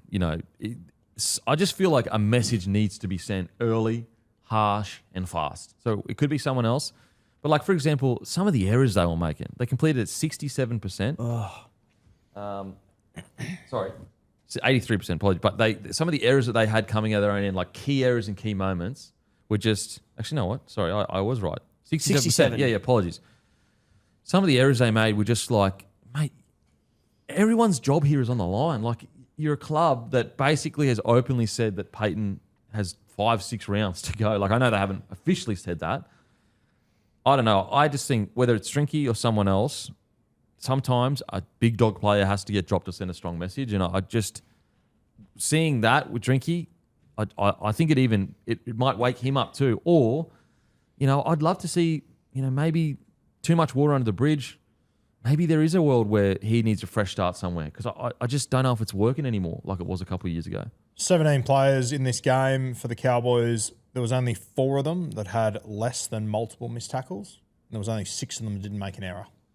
But when you know your coach is under pressure, and with all due respect to the Tigers, not a top 8 side consistently the last few years. Played well, no doubt about it. But, there could have been heaps bigger tests. And also, this was played at Leichhardt Oval, Saturday Arvo, perfect conditions. This had Cowboys football. This is how they like to play their football. And to get a response like that, Someone get beaten by the Knights, who were the spoon favourites for a lot of people last week. Granted, they've been much better than we thought. They lost their best player on the field, Fletcher Sharp, after 20-odd minutes. Granted, Drinky went off the field as well. But, I'm just not sure I think Todd Payton has pretty consistently over the last few years under pressure, and the Cowboys do just enough to keep him in his job. I don't think just enough is enough anymore. And I don't know, even if they beat the Titans this week, I'm sort of like, okay, you buy it for a few more weeks. That's what I mean. I feel, me personally... Yeah, they got the Storm the week after, so... I just, it's been quite a while. I personally think that they probably need to start making a call sooner rather than later on Payton. Yeah. Well, if I'm Todd, I think I'd walk into this side this week and say, hey, got the Titans this week. If you're not in on me, tell me. Yeah. Let me know now. Yeah. And I know Drinky's got that sternum injury. Rib cartilage. It's painful, super painful. Then you shouldn't play. If you can't, the problem is once you cross that line, unfortunately, although yes, I understand Drinky's super painful, getting in contact, everything. If it's too painful, you shouldn't play. Even then, with the rib cartilage, I've spoken to a few people about, and it's, you get injected massively early on, and often it only lasts X amount of time, so they get needled up again at half time. So the back end of game or the back end of a half, it might start to wear off. And as you said, apparently it's one of the most painful injuries you can get in contact. The Dewey one where he didn't get in, that was 16 minutes into the game. Yeah. That stuff's working wonders at that time. So would you drop someone though to send a message? Or no, you'd keep the same side?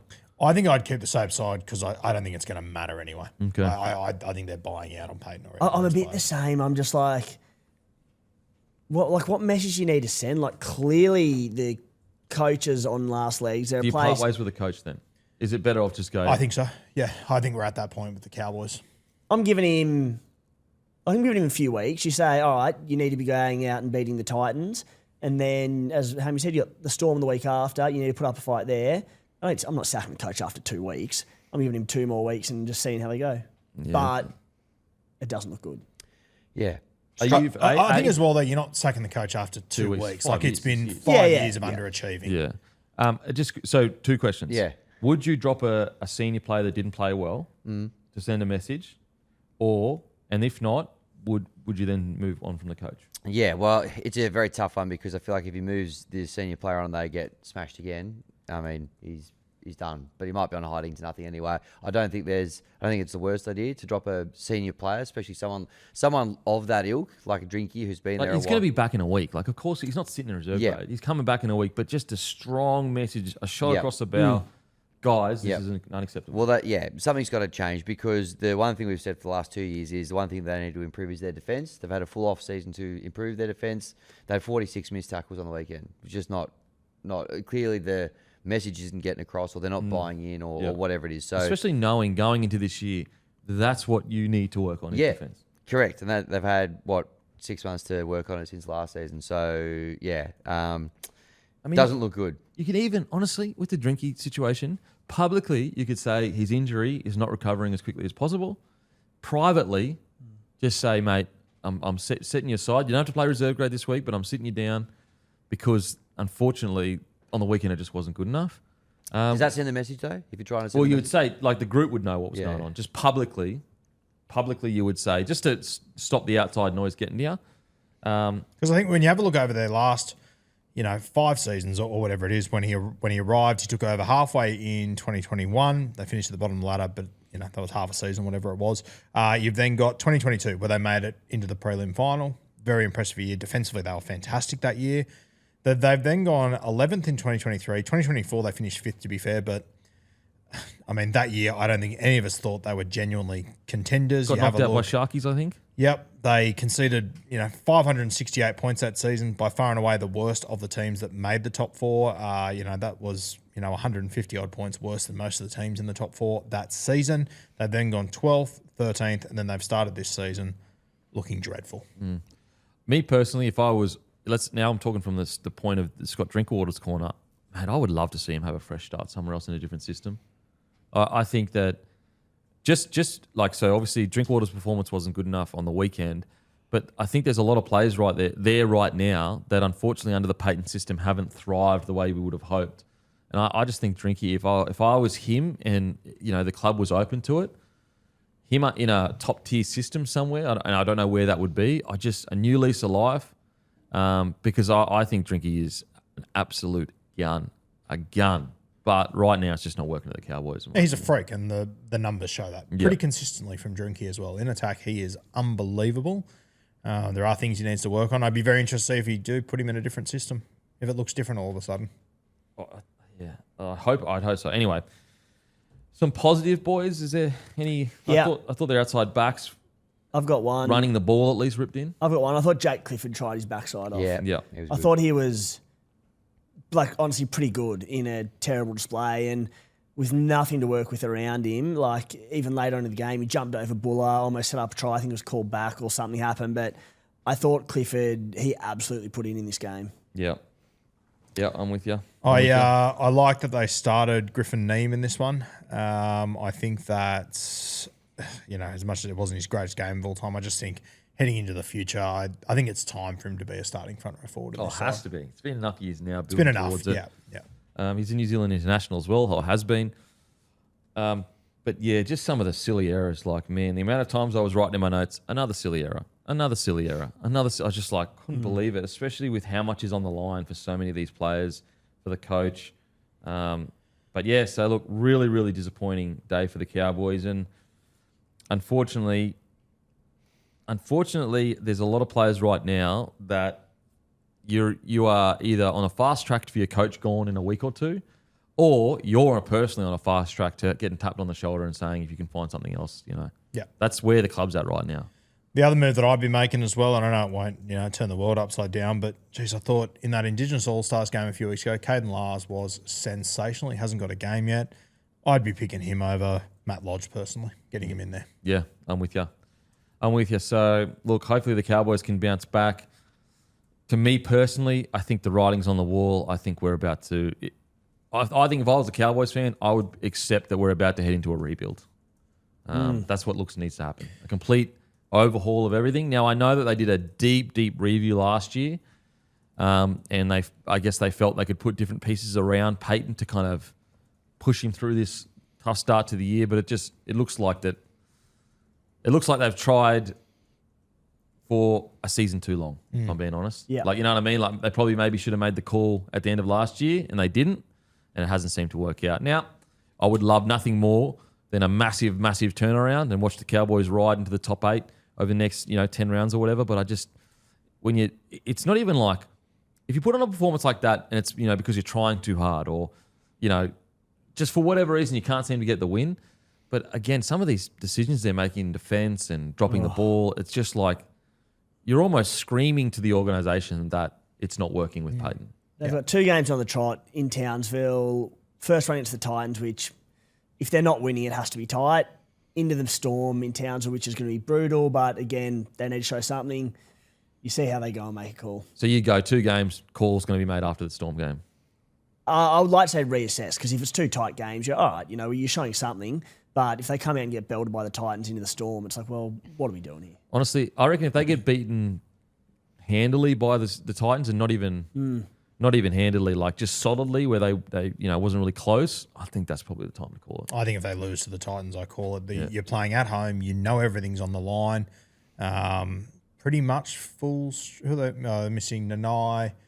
They're missing Bateman. Late Bart. But it's the Titans, though. Oh, well, I agree. That's what I'm saying. Yeah, The Titans yeah. are 0-2. They're without their best player in Jaden Campbell. They haven't been, I was going to say overly impressive. They haven't been impressive at all to start the season, realistically. If you take out trials, which we know means sweet FA.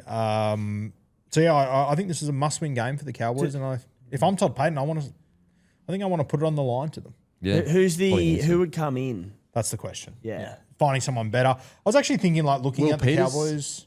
Willie Peters, potentially. Yeah. Dean Young. Is he not over in the UK still? Yeah, he's over in the UK. Like, obviously an interim coach, but Dean Young, Will Peters, Matt Bellin is there or thereabouts. More than likely have an interim for the rest of the season. And then I'd go, if I was the Cowboys, I'd go Will Peters and I'd have an interim to the end of the season. Obviously, if Will Peters wants to.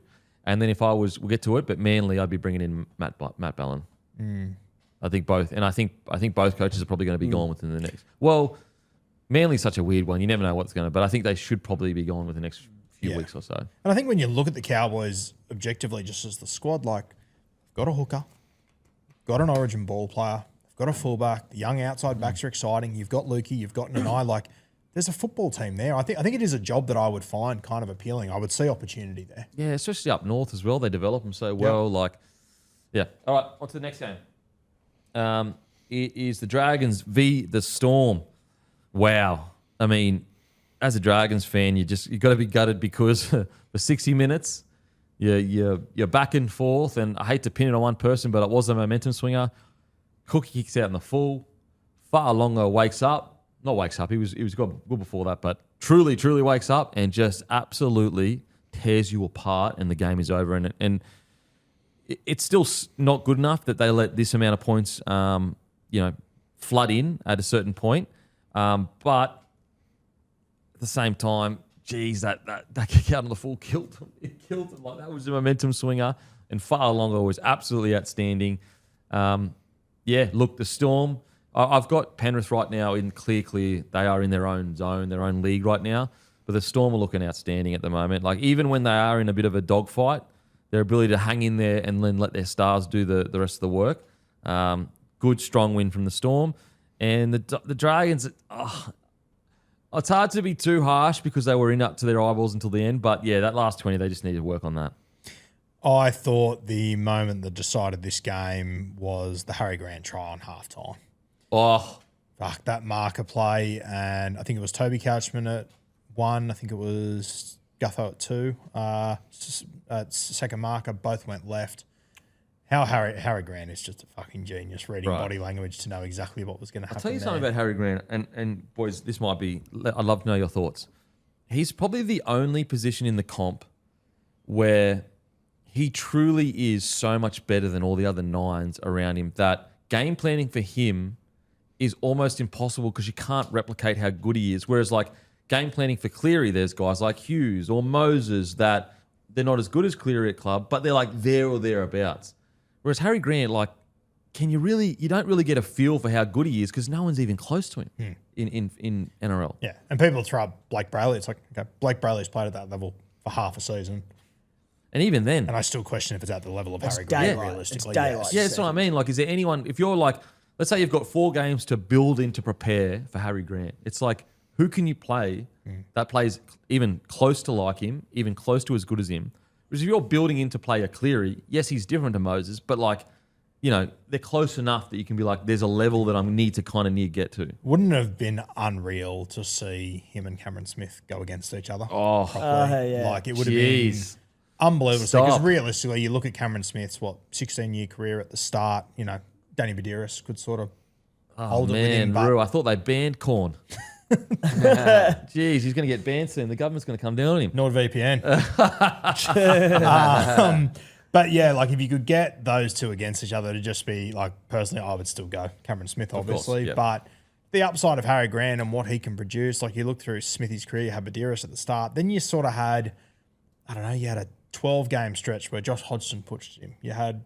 I'll never forget when Sterling came out and said Hodgson was the best number 9 in the comp. And like, by the end of the year, he's like, listen, I apologize.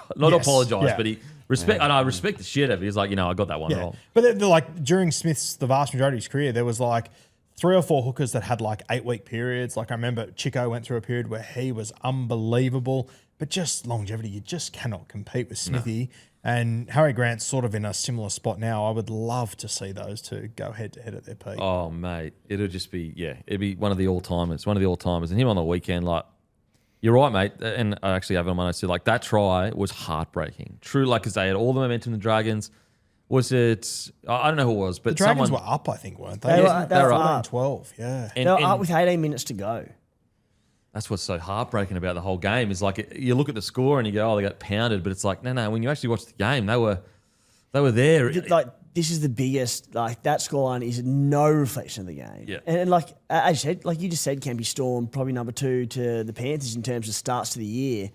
The Dragons, who we've all got a few concerns around, led them with 18 to go, and I think you add into it as well. And obviously no sports scientist, but they did just come back from Vegas. Like the fact that they were in it for 62 minutes, not just in it, but leading with 18 to go, there's got to be a bit of fatigue set in there, doesn't there, off the back of all the travel they've done and all that. So I thought it was a massive performance from the Dragons. I said to Luke Keary last week, I said, because I found it interesting, the Bulldogs go back from Vegas, they had a bye immediately, and I sort of went, to me, it feels like a bit of a disadvantage and he straight away went, huge advantage. People don't understand how much coming back from Vegas knocks you around and just throws you out of your routine. Mate, and this is not even close to comparison, but when I came back from Vegas, it genuinely took me a week before I like every day I was waking up tired as shit. Just didn't have like the spark or energy. And I can only bended for 4 days. No, you I go to didn't. Thunder from down under every night. That comes back to bite you. Oh, I didn't, sir. How dare you? So I can only imagine a play like when you're going over there, the emotions are all there. The emotional dump that goes over there when you're playing, and then the physical side of it. But yeah, so the problem for the Dragons is like for only so long can you be the almost team. Mate, that sentence that Tim said, I completely agree with him. The scoreline doesn't reflect the game. We do not say that about anyone more than the Dragons. Yeah. And that's the thing. Like we're getting to the end of round 2 and we're looking at them going, that's 2 games that potentially they could have won. Exactly the same as last year. Yeah. I know, sorry, just touching back on the Harry Grant and that play and just the poor marker work there. Was it Couchman or Stewart? I thought it might have been Hamish Stewart. You might be right. Yeah, anyway.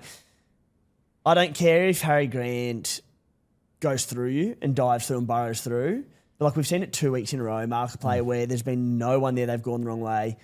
I appreciate this is so much easier said than done. I'm not the one out there at marker with Harry Grant weaving his magic, but your eyes can't leave him. Like, that cannot happen where he's going through untouched because markers have gone the wrong way. You maybe get away with it any other hooker in the competition. With Harry Grant, you have to have eyes on the bloke. And there is not a hope in hell that wasn't on the whiteboard all fucking week. Oh, yeah, all week. All week it would have been show and go, dummy half. Like, don't leave until the ball has left his hands. I guess the positive for Dragons, not positive, but silver lining, it's a rookie that makes the error, so you can kind of, okay, it's a rookie, he'll learn from that. But yeah, Harry Grant, once again, just when the momentum is needed, I wouldn't say something from nothing, they're on their line, but just heartbreaking. As soon as he scored that try, I was like, oh man, if you're the Dragons, you're sitting there going, bro, if we could have just gone in halftime up the way, anyway. We'll go to Storm and then we'll go to the Dragons. Storm completed the first half 95%. Like, bro. With an attacking gun side like that as well. Like, we're not talking about, the old Storm where it was a conservative side that's what they did. We're talking about one of the best attacking sides in the comp, completing it 95%. Yeah. And so that's also where I cut the Dragons a little bit of slack with the fatigue, like you said, Timmy. Like, a lot of it was built in that first half where it was a high completion rate, even though the Dragons were winning it for a period. But, I mean, the main man, or at least the star of the show, it's got to be Fa'alogo. Like, wow. That goosey that he put on, Fainai, I think it was, the rapid pace at which he did that. Like, think about how little room he had to work with. Like, Fainai did everything right, got up, took time away from him, and he did it so quickly that within a square box of like 3 meters, he nearly went untouched over the try line. Like, he had a box of 3 meters either way to go, and also what's crazy is it looked like he was going as well, overs as well. So you already knew he was kind of going left, but he was so explosive off the mark that Fainai just touched him, and then he just goes over untouched or whatever. Like, the speed and explosiveness you need to do something like that is unbelievable. I say this with the absolute most due respect to Fatoa. I don't care about that stuff because I know how good he is at that stuff. What I love is what you saw in the first 50 minutes when the game was tight. I thought he was really good. I thought the pass that he came up with when he had Moses Sully in his face, I think it was Sully, maybe it was Tui Pelotu. I thought that was really nice hands. It was just a lot of things that the 10 out of 10 stuff, Sua's going to shit in. He's been doing that for 5 years. We know what he's capable of doing with that stuff. It's just the other stuff that I was a little bit worried, and I'm seeing really positive signs out of him. Yeah, he definitely looks quite mature this year. Looks heaps more mature. Like, he's the definition of a player where, like, the sky's the limit. There's no ceiling on how good he could be. But there are lots of things he needs to work on in his game. We spoke about his defence last week, which needs a lot of work. His ball playing, it's coming along nicely, but it can get a lot better. Last week in the coverage, at the end of the game, you saw him talking to Billy Slater, and they were deep in chat, talking through, you could just tell the X's and O's, what he did right, what he did wrong. Bellamy said after the game that Billy had been working with him a lot. With the tutelage of Billy Slater teaching him how to play this game, it's kind of like... With that much talent to work with too. Not only sky's the limit, but when Billy is your mentor, oh my word, he could hit it. You know, the other thing I love as well, you pointed out that step that he put on Fangai. Like, they were down by 2 points at that time. It was last tackle. Harry Grant was facing the left-hand side of the field. Sua obviously had a call on that play. That was, we're down. I want the ball. I need it. And he made that call. And what I love is that Harry Grant... Munster, Hughes, heard the call and went, okay, I'll just back him in. Trusted him. Yeah. Mate, that play. And then to back it up with some weird duck hit and spin, scooting through. 360. Bro. Pirouette. NRL 360 him. Yeah. Sua 360. Sua from all angles. Unbelievable. But on that left-hand side, in the space of 5 minutes, he scored another 2 after scoring that one where you spoke about his work in the 3-metre box. Like, in the space of 15 minutes, the game was an arm wrestle. They were down. Yeah. He just won the game. Complete game breaker. And yeah, the fact that I agree with Rue, like we know he can do the flashy stuff, but the fact that he's not doing a bit of that, but offsetting it with a few errors or some, stuff that's costing the team, he looks unbelievable. Well, I said last week that off the back of the poor defensive plays, that Bellyache would not hesitate to put Meany to fullback and drop him. After watching that, I'm kind of like, maybe you can have a view. I think what we're going to see with Sua Fa'alogo is like, they're obviously going to work on his defense. Bellyache's never going to not have that there. But I think if you see a little bit of compromise for the first time ever, it might be with Sua because he's almost in the Reece Walsh mold of like, okay, he might let in one try or whatever, but he's going to get you through. You could literally, games grind. Like, what's crazy about that 10-minute period or 5-minute period, the game was like on a knife's edge. It didn't just go to him winning it. It went from, it's over. Yeah. Like within 10 minutes. And so like to have that special ability to go, not only do I win games with a try, I can literally put it to bed with 10 minutes to go. I think we might find that Fa'alogo will get away with a few more errors here or there because the trade-off is so, For sure. big. Yeah, and I think based on what he's done so far this season, how good he's been, I think that when those games come where he does struggle and everything, I think Bellamy was just going to look at that and go, okay, learning opportunity now. Yeah. And I like what the Brisbane Broncos did last year, although it seemed like it, is they basically look like they made an agreement, guys, Reece Walsh, when he makes an error, we owe it to him to defend that error because we know in attack. And I think Melbourne Storm might take a similar approach. Obviously, a more conservative approach because Melbourne Storm. But where they go, we owe it to Sua to defend his error because we know when the game's online, he's going to get us points. Yeah, Sua might not know that. Yeah, of course. Yes. Yeah, you don't want to put it, you don't make him comfortable. Like, you don't want to go, make as many errors as you want because then he'll go crazy. But I reckon that there will be a kind of unwritten law of like, okay, that was a silly error, but he's about to score torture. And I think it'll just be an attitude thing, right, with Sua, where they go, Bellyache goes, you're a smaller body, you're an electric live wire fullback, bigger body's going to come at you, going to run over the top of you. I just want to see you get your body in front, put in the effort, don't shirk grab, like have a crack. If they get through you, that's fine. Just put your body in front. It's what Pappy did quite a lot. His defence initially wasn't the greatest. And, by the end of his career, at the very least, he always was putting his body in front. Like he always, and I think that's all you can ask from a smaller body at fullback. His defence as a fullback for a smaller body was excellent by the time he called it. Yep. And so, Fa'alogo, the highlight reel this guy's going to have, and what's crazy is that wasn't even, he had other moments where huge goosey, hits an overs line. I think I got it in my notes here. And they get a line break off a kick return, just out of nowhere. His ability to just create something from nothing is outstanding. So he ended up with 3 tries, a try assist as well, 160 metres, 29 post contact, 10 tackle breaks, 3 line breaks, 2 line break assists. Fuck. Unbelievable stuff. In regards to some other guys, I thought Stefano, outside of an error here or there, I thought Stefano was quite good. Rue, thoughts, mate? Yeah, he went good. I sort of have him in my team of the week. I think I had him on the bench this week. I thought he did well. I'll tell you the one guy that I thought coming out of this game, I thought, Moses Leo, a little bit quiet, blah, blah, blah. Picks up a loose ball on the last play of the game and scored an unbelievable try. Picked it up on the tram line on the left-hand side from about halfway, broke about 4 or 5 tackles and scored. Just another reminder of just the ceiling of this Melbourne Storm team is insane. Warbrick, I thought also he's responded quite strongly to, I guess, end of last year, not great, bit up and down last week as well. 199 metres, 64 post contact, 4 tackle breaks, 2 line breaks, 8 tackles, only 1 missed, which is pretty good on the wing, a try assist. Just a great win from the Storm. And, Blaw's injured, but, right now, like Joe Chan and Lasardi look like they're doing a pretty good job. Yep. And the thing with them, they're not 19, 20-year-old rookies coming through. They're 25 and 24 respectively. So it's not like they've just popped out and they've been a work in progress. Like Chan, his sort of first proper year in the NRL a couple of years back was a bit underwhelming. Last year was a bit of a mix of Mr. Fix-It, sort of playing centre, slotted in the back row when needed, a bit of middle. Lasardi had good moments at the back end of last year, and all of a sudden, bellyache, the Melbourne Storm with edge back rowers look like world beaters. Yeah. Unbelievable. Yeah, Lasardi, 42 tackles on the edge, I'm pretty sure, the whole time too. 42 tackles, only 1 miss. Far out. Like, how do they keep fucking doing this? It's crazy, bro. It is crazy. So, look, great win from the Storm. They got gritty when they needed to, and they blew them away when they didn't. With Dragons, I don't have that much negative to talk about. Yeah, okay, they got blown away towards the end, but to go toe-to-toe with a Storm side that's completing that high, look, it's going to be a concern if in 4 weeks we're still saying the same thing. Oh, that was a close one. Oh, that was a close one. Because we're opening 2 games.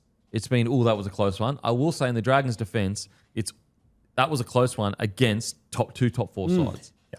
So it's like I want to see the Dragons on a 4-week run against teams that are going to finish from 6 to 10, because that's probably where I think, are hoping to finish.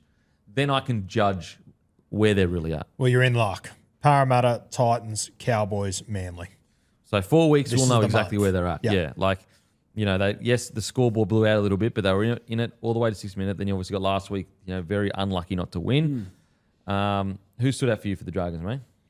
I thought that Dan Atkinson, he had 1 kick that he put dead. I might have had 2 kicks he put dead, 1 out on the full as well. But I just thought you started to see a little bit more confidence in his play. Some of the times that he combined with Val Holmes. There was one a kick that he put dead as well that he was trying to get to Val. But I thought there was positive to take from Atkinson's game. I think he went down with an injury at one point, but it sounds like he's good to go. And as you said, mate, I think when you're a halfback coming into that side, you might not, maybe you are, maybe you're not a halfback. I don't know. We're working it out. But he's playing halfback. He's taken full control of this side, and he's had to come up against Canterbury into Melbourne. Pretty tough to start. Yeah, and I know this is going to sound like low expectations, but as long as you're not bad, I'll take that. I'll take that against those 2 sides. Keen and you're involved, and he's not hiding away from the task at all. He might not be getting them all right, but he's not hiding away from the task, which is what I was worried that we'd be sitting here after 2 weeks of the season going, whose team is it? Flano? It's Atkinson's side. Yeah. There's no question about it. Yeah. Who stood out for you, man? My boy Moses Sully, who he had a real down year last year by certainly the expectation that I had on him. Him and Val Holmes have switched edges this year, which I find interesting. And I think that was Sully's original edge, wasn't it? Yes. Yeah. So I think it's probably off the back of, I'm only guessing, but Sully getting back to his preferred edge. But, mate, you saw early on, he was giving Jack Howarth a couple of nightmares there. He set up a couple of tries and it was one of his better games in a fair while against a red-hot team. So I'm excited to see. He had a mixed bag in Vegas, so I was a bit concerned there. But defensively better, really good in attack, back on the left side. I thought he was good in this run. I think as you pointed out, mate, obviously that Damien Cook out on the full was an enormous one. Really missing Jacob Little. Yeah, I think he will add another dynamic to their side. There was rumours he was going to play last week, wasn't named. I'm not sure if he played Cup. I didn't see his name during the week, but hopefully he's back this week. Mate, I thought their edges were outstanding of Sura and Leilua. Mate, I thought they were great.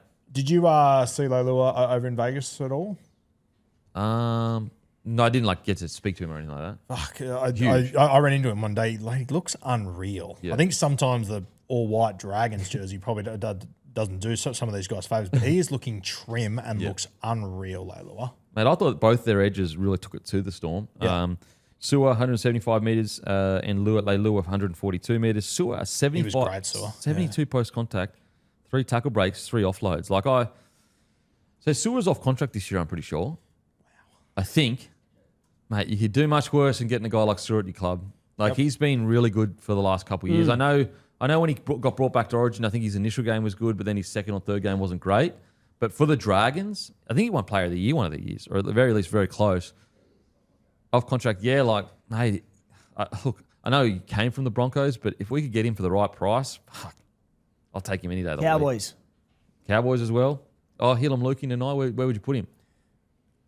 I know this is a bit ruthless, but I think Nanai, I think they've got so many defensive issues in their pack, and I think Nanai can go to a club and just shine and be a star in a better defensive system. And I don't know if he has this tough underbelly that we're saying, and whether or not Sue does or not. I think he will just lock down an edge defensively a lot better for them.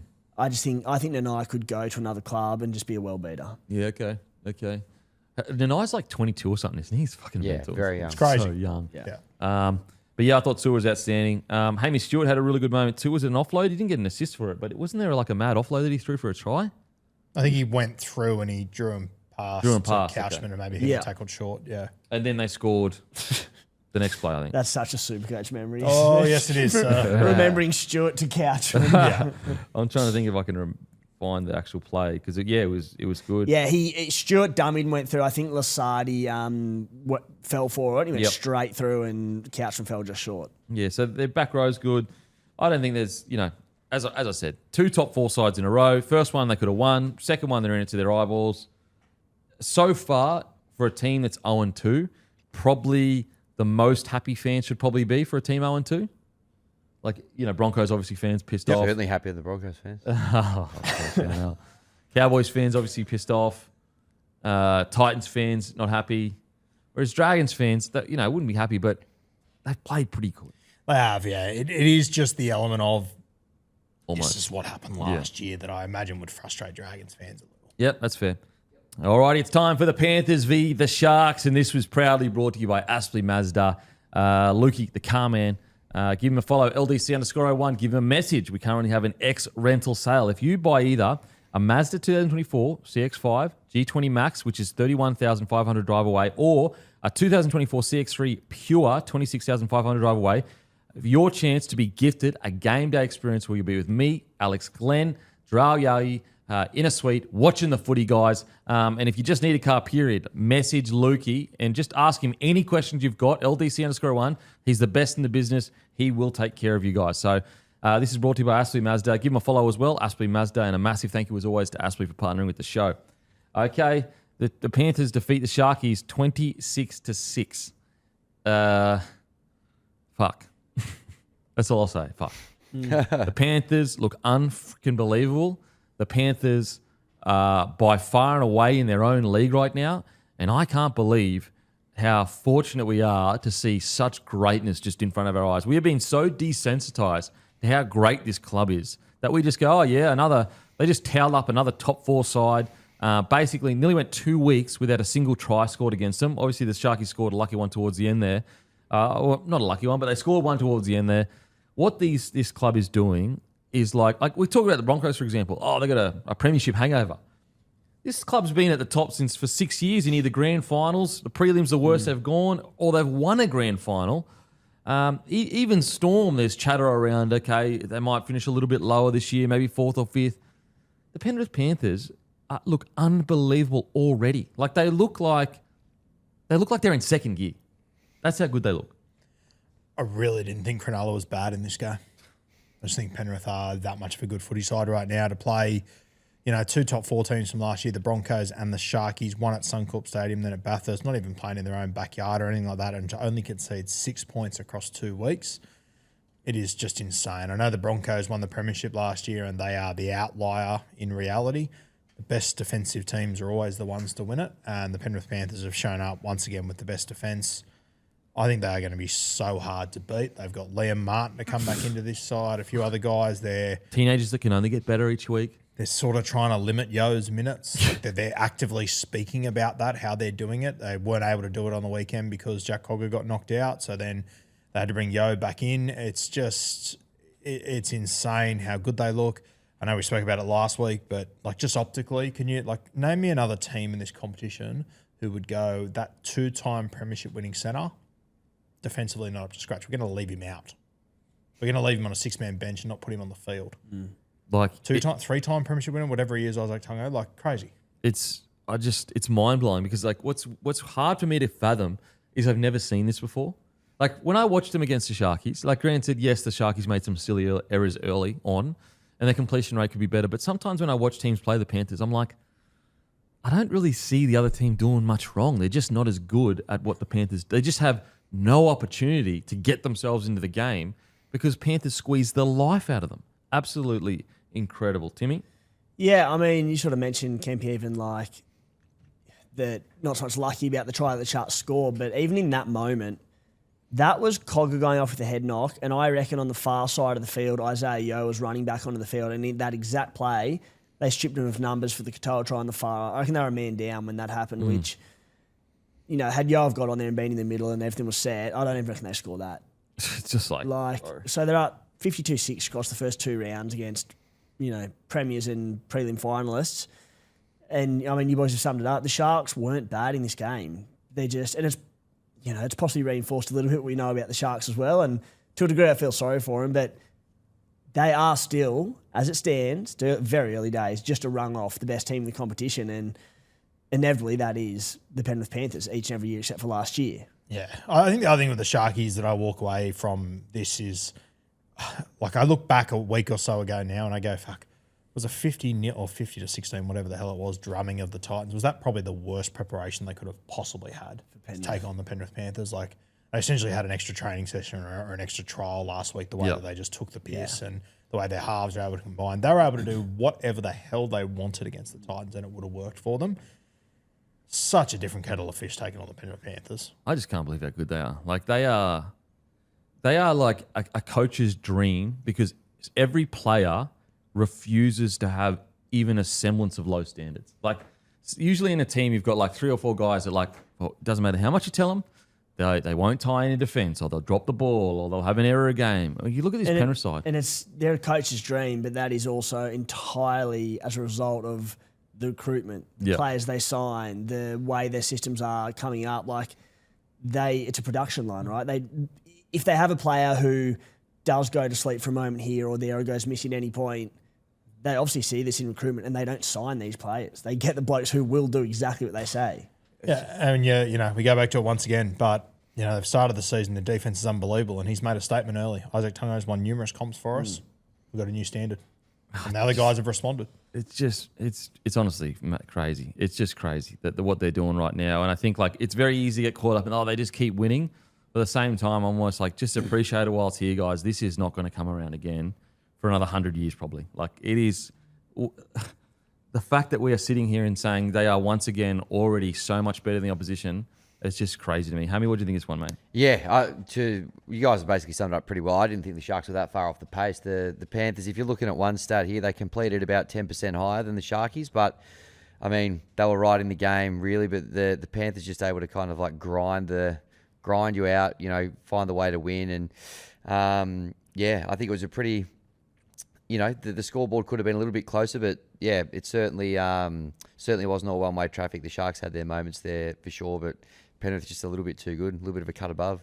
Jeez, I think Isaiah Papali'i, he's hit the ground running this year as well, obviously playing on an edge, played a lot through the middle last year, but he has just been tremendous to start the season. Little charge down from you there. Yeah, it's bloody... This has got no battery in it. So when Liam Martin's fit, he'll be right edge back rower. Yep. IPAP stay edge or Scotty Sorensen? Like, who do they want come through the middle and who do they want the edge, Sorensen or IPAP? I would go Sorensen, but based on what they've done this year, maybe it will be IPAP. I don't know either. As in starting IPAP on an edge? Yeah. I mean, it looks that way. I would yeah. imagine if that's what they wanted to do, you would have done it, right? I love IPAP through the middle, but you're right. Like, it seems to be working. And also Scotty Sorensen is also mad through the middle. Yeah. Maybe they use him as impact this year. Almost like his older job where he was like so crucial to the impact, which is insane to think that like Scotty Sorensen's going to have to be coming off the bench because they're all going so well. And you might even find it might be a bit of a rotation thing of that left edge throughout the year. It might be game dependent and just how the flow's going and whatnot. Yeah. Far out. It is honestly mind-blowing. And then to make matters worse for the rest of the NRL, Billy Phillips, how many games has he played first grade? Not many. Not many. Comes on. Now they've got a great offloader through the middle. Like, just when you thought they couldn't get any more dangerous, there's one thing where you could be a little bit like, okay, maybe it's offloads through the middle that you need to and can get better at. Billy Phillips comes on and he has 2 great offloads that lead to like that Blaze Slungy pass over to Milky Jenkins. Just like unbelievably slick stuff. And yeah, now they've got a guy like Billy Phillips coming on and impacting the game. He's actually a service of the week, guys. Billy Phillips, 2 great offloads. And the first one, it was almost like a wraparound / offload. And then to get the ball to Blaze, and for Blaze to have the confidence now, and we see the development over the years, to throw that ball to Milky Jenkins, like that was an absolute peach of a pass.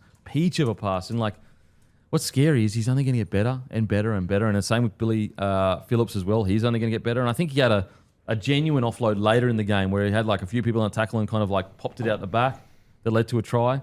That's what's scary is like this team is adding other weapons to its arsenal. Just, bro, I don't even want to say anymore about this Panthers side. I genuinely don't. Yeah, I don't know a heap about Billy Phillips. I haven't really seen much of him previously, but like he's not on their website in their top 30 there. I think I just had a look at his cup stats. It looks like he played about 20 games last year, but yeah, sort of. Well, 36 minutes, 11 runs, 88 metres, 1 offload, and the other one was a pass, 22 tackles, 0 misses. Yeah, wow. Like, just, mate, what they're doing over there is just insane. Absolutely insane. I thought Brian Toto back to his barnstorming best. He looks fresh. He looks fit. He looks ready to go. I think, like, you know, in past years, you could be like, at least last year, probably looked a bit like banged up, even though he was still playing well. Had some injuries and a bit banged up, whereas I think he looks fresh now, which is a scary prospect for the rest of the NRL. Yeah, terrifying prospect. He looked good, didn't he? Like, just fresh. 9 tackle breaks, was it? He ended up with 9 tackle breaks, yes. 174 metres, 41 post-contact, a line break, and an offload. Huge. And, like, again, he's only going to get better and better. But he just, even, like, just watching him, like, he just looks more explosive, more energetic, whereas last year you could tell, like, it was kind of weighing him on the injuries and everything that he had. Yeah. I'd say, like, the other thing, too, with the Panthers, we've already mentioned the guys that will come back into this side and whatnot, but, like, their reserve grade side, like Liron Pateo, who we really liked last season, he started in the front row in Cup. Tom Ale started with him there as well. So there's, you know, Toby Crosby came off the bench. There's still plenty of guys down there that they can bring on heading into the future. And that's, I mean, I would imagine that Isaac Tungo now, he's, you know, obviously could be the next centre up, but he could also be the next edge up as well, realistically. So I wouldn't mind seeing one. I just would like to see him just once, just on an edge, just see what he's like. Well, yeah, he's played a lot there in New South Wales Cup over the last few years, and he's mad there. I think he grew up playing edge. Yes, correct. He grew up playing edge. So another guy, I know he had quite a few errors, but Milky Jenkins, the White Buffalo, once again. Mate, he's so good. Yeah. He's so good, the White Buffalo. So just massive respect. We said it last week, but like, you know, given the fact that I thought he was very serviceable all last year, and then to get dropped for the finals, you know, at the point end of the season, for him to just kind of bounce back as he has and, you know, slip in there and all that sort of stuff. And, you know, that's why you see all the competition on these spots and a guy like Isaac Tungo, you know, not getting a run at the moment, but, you know, credit to him for backing it up and getting out there and ripping again this year. Yeah, Edwards looks slick. I thought Kenny had one of his better games in quite a while too. I mean, he always has a good game. He never has a bad game, but I just thought there were little moments that he had as well. Yeah, I think Edwards has been Penrith's best across the first 2 rounds, to be honest. Like, there's been some good performers and it's been very shared across the board, but he's sort of doing his annual reminder of obviously losing Origin last year. That fullback spot is very much up for grabs, but it's just that reminder of, guys, I'm still in the frame here. Like, I'm still the incumbent, and he's been brilliant the first 2 weeks. I also reckon he was playing, you know, with niggles all of last year, as he tends to do. He looks fit. He looks unbelievable. I don't know what to say. Like, I don't know what else to say about this Panthers side. Like, they are Blaze Lungy ran for 110 metres. Had the try assist, obviously, with a great pass. His defence looks quite solid. Like, just greatness. We are just witnessing greatness. It's that simple. I don't think we've said his name yet, but, you know, as much as it's not in his top probably 25 best games he's played, Cleary was unreal as well. Scored a try, 40-20. 40-20 Had some was big unreal. moments. Yeah. Like, it honestly looks like he's in second gear. He's seeing the game in slow-mo. Like, it looks like he's getting to the point in his career where everything in front of him he's seen before and he knows exactly what the answer is to that question. At least, you know, like, he doesn't look flustered. He doesn't look like any time he goes to the line, it's at his timing. It's not at the defense's time. Any time the defense decides to start rushing up, he's got a plan B for it. He is just becoming, like, he's almost becoming the perfect club land player. Like, what else could you add to Cleary's arsenal right now that he hasn't already got? Looks like me in Face the Music. Just seen it all, seen him like beach balls in slow motion. Time just stands still for you, Ruben. At the moment. But, like, what? Seriously, though, what would you add to Cleary's game at club? Tigers jersey. Yeah, he's tried, didn't work. Yeah, there's How's not he like done? there's nothing. It's the levels above clubland that you'd add things to, but in the NRL you couldn't. Well, what could There's you? nothing I can add to his NRL career right now that would make him a better player. Like, what would make him, like, okay, he'd be faster, but you know what I'm saying? Like, I don't Gun. know. He's Great lost running game. 2 finals games in 5 years, like 6 years. 6 years. Yeah, Just Crazy. insane. Like, his stats on the weekend, a try, like, he's a half that has, like, try assists, tries and everything like that. He had a try, 20 runs for 144 metres, 18 post contact, a tackle break, a line break. He one offload, 29 tackles, and he kicked for 670 metres. With a 40-20. Here's a question for you: is gun to your head, you had to pick a team to beat the Penrith Panthers this weekend. Who would it be? Probably the Storm. I'm going to sound biased here, but, like, maybe the Broncos, just because they're so fucking hard to judge what they're going to do. Not this year. Not this year. Maybe probably the Storm. And I wouldn't be confident at all. No, I wouldn't They be probably confident. are the pick, but I would not be confident at all. Right now, no one's beating Penrith, in my opinion. Who would you take? Probably a Bulldogs or a Raiders, just because I think they could just turn it into a grind. Like, the Dogs in particular are an ultra fit team. I think they could get them in a low scorer. And yeah. What about the Wars in New Zealand, based on how they're going at the I was moment? going to suggest maybe the Wars. Maybe the Wise, because, like, the Dogs, like, look how they played in New Zealand. Like, if they're playing anywhere close to that, Penrith are putting 20 on them, 24 on them. Like, Las I don't think Vegas. anyone. Sorry? So in Las Vegas. Yeah, like we saw how the Dogs played in Vegas Yes, against yeah, the Dragons. They play like that against Panthers. Panthers are The Raiders, I know the Raiders were not great in the weekend. They'd shake them, but sure, right? No. I think they compete All right. with them. I don't think anyone's. I'm not coming close. confident with anyone. Yeah, I mean, I'm think- tipping Penrith against anyone, no matter Yes. the circumstances. Yeah. But if we're picking a team, Yeah. I wouldn't be putting my Manly Seagulls up against them. If I'm being super nitpicky, Penrith, if they're going to play more games at Carrington Park, particularly at night, someone needs to pay that electricity bill. Yeah. Was it just that was too dark? It's so dark. That field was too dark. So dark. Dark base loss for the Again, Sharks. being very nitpicky. Sharkies, just at a completion rate. That's the main area I looked at and was like, geez, like, if you're going to come up against the Panthers and try and knock them off, surely you're not making that many errors. Unfortunately, and this is coming from the Sharks' number one glazer. Now, it's a long year. Things can change, but I think it is evidence that they just still are away from the top tier. You know? Yeah, Like- I still think they are that tier below. They're better than 13 other sides. And you know what? They might be one of 16 sides that isn't on the tier of the Penrith Panthers. I think the difference is that the Sharks are at the pointy end of where they want to be. This is the year that they need to be better than them. It's a long season. We'll reserve our judgment. I thought that when they went down to Melbourne last year, they really pushed them and looked fantastic.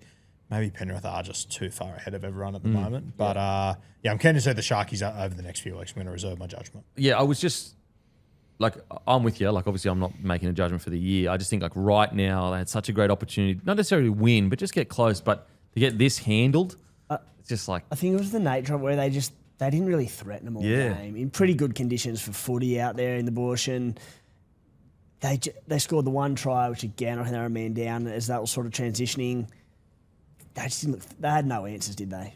they didn't really, like, at no point was I like, even there's a momentum swing here. No. Like, they just look, Penrith looked so in control. And that's my concern. Is like if it was a close-ish game, then you go, yeah, okay, sweet. Like doesn't matter they lost. Like the best teams can lose to other teams all the time. It's just like there has been Panthers have been their bogey side for many years now, where they just don't get close to them, and it's like this is the same outcome. But I'm with you, Roo. Like I think we all agree. Like we reserve judgment. It's a long year building into it. Every team's different, but right now it's like it does reconfirm where they've been at the last. It's like again. It sounds silly talking about it so early out, but if we're talking premiership credentials and that, as I said, I don't know if I can see the Sharks beating this Penrith outfit from what we've seen year after year. It'll almost be like, all right, can we lob on the wrong side of the draw to them and hope the Broncos or Storm or someone knock them off? Yeah. And then because I think the Sharks can beat Storm, Broncos, any other team on their night, Doggies. just not the Panthers. But again, the Sharks aren't alone, really, are they? Yeah. Tell you what is disappointing for the Cronulla Sharks. Would we all argue right now Melbourne Storm, Penrith Panthers are like the two best teams in the comp? Absolutely. Okay, they don't play the Penrith Panthers again this season. They only play the Melbourne Storm once, and it's in round 27 when I reckon Melbourne are going to be resting players. They both could. Both could, yep. But we're talking about the Sharks. Are they in that? Can they go to that next tier? They're not going to get another shot at the Penrith Panthers. I've just had a quick squiz through the draw. I'm pretty sure they don't play them again, and they only get one shot at the Melbourne Storm, which is in the last round of the season where... See, I think... One shot at the Broncos too. Yeah. See, I think like they can beat the Broncos, they can beat the Melbourne Storm. They've proven Definitely. that. Yep. I think it's just Panthers. Yeah. Like I just think that they don't want to play the Panthers. Yeah. The style of rugby league just seems to be kryptonite to the Sharkies. Like it is kryptonite. They just cannot just go with them. And so that's where I do think it lies in the fact that there are similarities to their game plan, but at the same time, like they don't have the game breakers that the superstar studded sides do that circuit break the Panthers systems. Yeah. Like, for example, go back to the prelim. It took a Reece Walsh to circuit break the Panthers system. You look at the Melbourne Storm, it takes a Hughes, a Munster, a Grant to circuit break their systems. A live wire that's unorthodox, Yeah. that has that rapid footwork that Whereas it just breaks apart. They just don't have that at the moment, the Sharkies, for the Penrith Panthers. So, if they get into finals like what you said, Timmy, I think that, like, and look, it's a long season. They might find that. It might happen. But, like, let's say finals were tomorrow. If I'm a Sharkies fan, I'm just hoping they land on the other side. Yeah, because I think there's also that part of you that if they play Penrith finals week 1 or in a prelim, there has to be that part of Cronulla that's going, fuck. Yeah. Can we do this? Can we There's actually the do belief it? they can beat them 100%, Yeah. but they haven't done it. Yeah, no. And you don't, I would love, if I'm Craig Fitzgibbon, I would love to schedule round 23. Just to get a measure. Yeah. Just to get a measure of where they're kind of at. And, like, even last year when Panthers weren't good at the start of the year, they were terrible. Yeah. They still lost. Yes, yeah. So, yeah, like... Panthers won 9 of the last 10 against the Sharks. They're just the boogeyman sitting there waiting for you in September at some point. And I do think it's good evidence that, like, a lot of people, like, I get people that push back a lot of me when I say, like, on paper, Sharkies compared to these other top sides, they don't compete, in my opinion, on paper. Like, these other sides have way more stars in key positions than the Sharkies. And I feel like Fitzy is squeezing the absolute most out of the roster he's currently got. And it's similar-ish to the Dogs, not the exact same, where you just need a game breaker in a key position. And, hopefully they'll find it. But right now, I just don't know if they But in regards to performance, boys, unfortunately, I thought my boy Hazleton, he's usually so good. I thought he had a bit of a Barry. And I thought, unfortunately, Ramian had a really poor game. I was really hoping when Hazleton was named to start in round 1, I was just hoping it was going to be just a bit of a turn of a corner for Hazleton, that he was going to step into that real starting role and jump and grab it with both hands. I don't think he really has. It's been a little bit disappointing. And yeah, Ramian, a lot of errors there. I think at one point, I think even Mitch Kenny on the telecast, you saw him go, give him shit about a brain explosion at one point when he charged in and everything. And it is also that other side with the Sharkies, just that mentality to hang in the fight against those sides. Yep. So yeah, I thought those two weren't fantastic. Thought Ido was pretty quiet last week, just didn't get much ball. I thought he was good in this one with ball in hand. It's good to see, like, against top tier sides, even when his team's not winning, he can still have some impact. Yes, yeah. I thought Colhoun was fantastic as well. He's the other one I want to give a little shout out to. I thought Will Kennedy was really solid in this one, in a game that really hard for him to inject himself because of how good Penrith were, but had the really good hands for the try they did score. Later on in the game, he beat about 5 sort of crabbing across field and put away Stone Street or something for one of their only clear busts in the game as well. He had an unbelievable try saver on Dill Edwards coming across to knock the ball free. He had some really good moments in what was a tough night for them. And funnily enough, he's usually the one that gets criticised in these games Yes. because you're looking for a star, and he actually played one of the better players. Definitely. Sorry to be negative, Nancy. Debbie Downer. Shout out, Debbie. I thought Billy Burns had like a Barry. An absolute Barry. Yeah, well, I think Teague Wilton's due back in round 3 or round 4. You heard anything on that? No. Yeah, I think he's due back round 3 or round 4. So I think Billy Burns was fantastic last year in the role that he played, but I think coming off the bench might be good for him. I've always been a big fan of Puru, and I understand it's the Penrith Panthers, but I think at the moment he's probably their switch breaker guy, which I just don't know if it's going to be enough against these top sides. Yep. That the not playing the whistle for the Cleary try, that was amateur hour. Like I know it's hard in the moment, but you have to respond, boys. They were just waiting for it to be called back, and Cleary just goes, "Thank you." Yeah. Okay, now on to the Knights. Defeating the Seagulls 36-16, powered by Lontel, guys. If you need internet, you're on the fence, give Lontel a try. The best internet all the land. Use code BLOKE, get 7 days free, get $25 credit. And also, you can actually create your own code and give it to your friends. And if they use that code, you will get $50 cash if they use that code. On top of all of that, if you use the Bloke code now, there is a big it's roughly 20-ish% discount. They've never done discounts before, guys. Only Bloke community members will get it if you use the code. So make sure to use it. And also, on top of all that, if you sign up, you have a chance to win $1,000 cash from us. This is going to end soon. All of the offers and everything, it's going to end soon. So if you're on the fence, give them a call. They're the best customer service. I've won 5 years in a row. They're the best in the biz. Okay, Knights defeat the Seagulls 36-16. I don't know where to start with how happy I am for the Knights and how great they've looked, or how terrible the Sea Eagles were. I'm going to start with the positives, boys. I'm going to start with the positives. I think the Knights, they're one of the, so far at least, it's only 2 rounds. Yes, all that disclaimer out the other way. I reckon they're one of the stories of the year. Holbrook, new coach.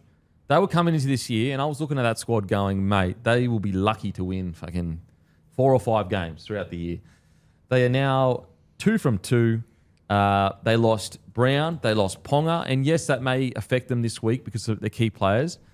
For them to fight through and still win this match 13+, I think they deserve a massive rap. I think the playing group deserve a massive rap, and I think Holbrook is not necessarily the story of the season, but something that's not getting talked about enough the way he started this year with a new group. Yeah, I agree with you. I think that the amount of chat around Madge and the lack of chat around Seabold is insanity. That might change this week. Probably won't, though. I'll tell you what, I went over to Vegas without my hopes very high for Newcastle. Said on my podcast when I got back, they are a much closer knit group than what I realised. Yep. Spent a bit of time with them over there, and I was really impressed with, I don't know, I think there is an element of they weren't enjoying their footy under Adam O'Brien, and it's a fresh start. They all look up and about. Obviously devastating. He's got this injury now, Dill Brown, but I ran into him at the airport. We're waiting for a cab together. Spoke for about 20 minutes, half an hour, and just, I've never met Dill Brown before, but just how positive he was and just how clear it was to him what his role was. Yep. And he did it in Vegas. He backed it up in that game as well. So I think they are a much closer knit side, and I think you can see that in just KP's emotions. Yeah. You saw in Vegas how big he was. I'm not sure if when Marcy scored that first try, KP, big fist pump, celebrating. Like, you just don't normally see those emotions from KP. Yep. Unfortunately, though, I do think the next few weeks are going to be a huge test for them. Off the back of those injuries, the Warriors might have arrived at the worst possible time for them. I do also think it is worth noting, if I just tip 2 coaches to be sacked this year, Newcastle's played both of them in the first 2 weeks. You can only play who you put up against, though. They couldn't have played anyone else.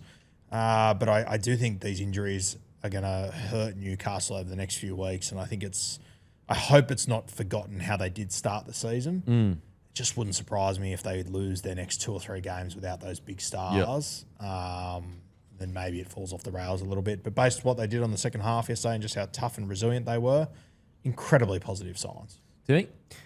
Yeah, I mean, I agree with all the sentiments. Like, the Knights, they've definitely been one of the early stories of the season, and like, yes, the opposition they beat have been very poor, but you can only beat what's in front of them. And I think more to the point, they've looked impressive in doing it. And I don't want to dig the boot into poor Adam O'Brien, but there's just such a clear shift in mindset and game plan to being ultra conservative to aggressive. And they're encouraging second phase play. Like I think Trey Mooney had 4 or 5 offloads and was looking to do so every time he had the ball. And I sort of touched on it, but you have these unbelievable support players in Kalen Ponga, Fletcher Sharp, Sandon Smith, and then these strike weapons on the edges. Braden Best, Greg Marju, Dane Gagai. Use your football. Get the second phase play happening. We've said it for years. We're not just saying it off the back of 2 weeks. And they look mountains better. Yeah. And they just... Well, you say it all the time, and it sounds so cliche, but just look happy playing rugby league. Like, they're so silly, but they look like they're out there enjoying their footy. I think KP deserves a massive rap for how much he's developed as a player and a person too. Like, if you had said to me, KP will be in the sheds fist pumping, going crazy over a try 4 or 5 years ago, it just didn't seem like it was in his personality. The injury's so disappointing. Oh, like, 6 to 8 weeks, he's just looked outstanding 2 weeks in a row, and like, mate, he's been untouchable. And you go, just because last year was a down year, largely because of injury concerns and everything as well. And you go, no, here's the KP we know and love. And to be fair, the only thing that's really held him back in recent years has been injury. And you go, here he is back at his best, gone again. I will say, silver lining. Sorry, Roo. Yeah.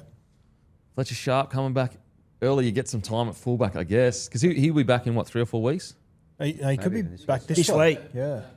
Well, and look, he's not Kalen Ponga. I'm not pretending that at all. But silver lining, he's a fullback in my opinion. He might play at 6 though. They might go Smith and him, and then Fletcher Hunt at the back. Okay, yeah, fair. That's fair.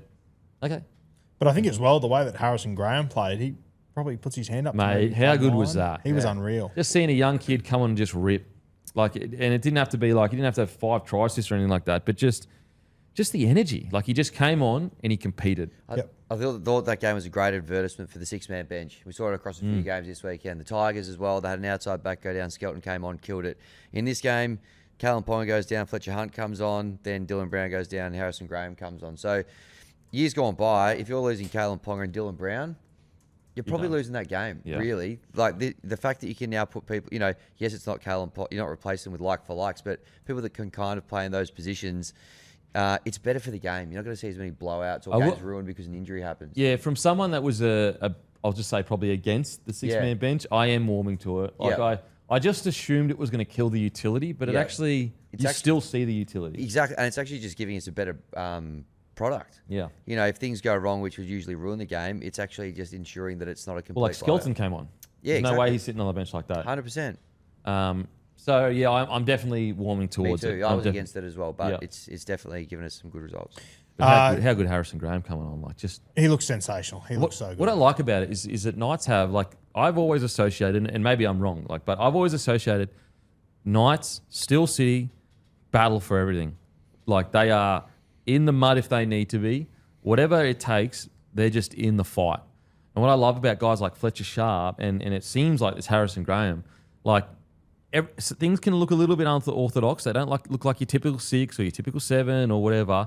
And I haven't seen enough of Harrison Graham. But just what I saw on the weekend, the one thing they did have was they battled for everything. Fletcher Sharp's first 20 minutes over in Vegas, like, watching that live, like, it wasn't like he was doing anything crazy, like, crazy stepping or whatever. But I tell you what, on the field, his energy compared to everyone else, he was on another level.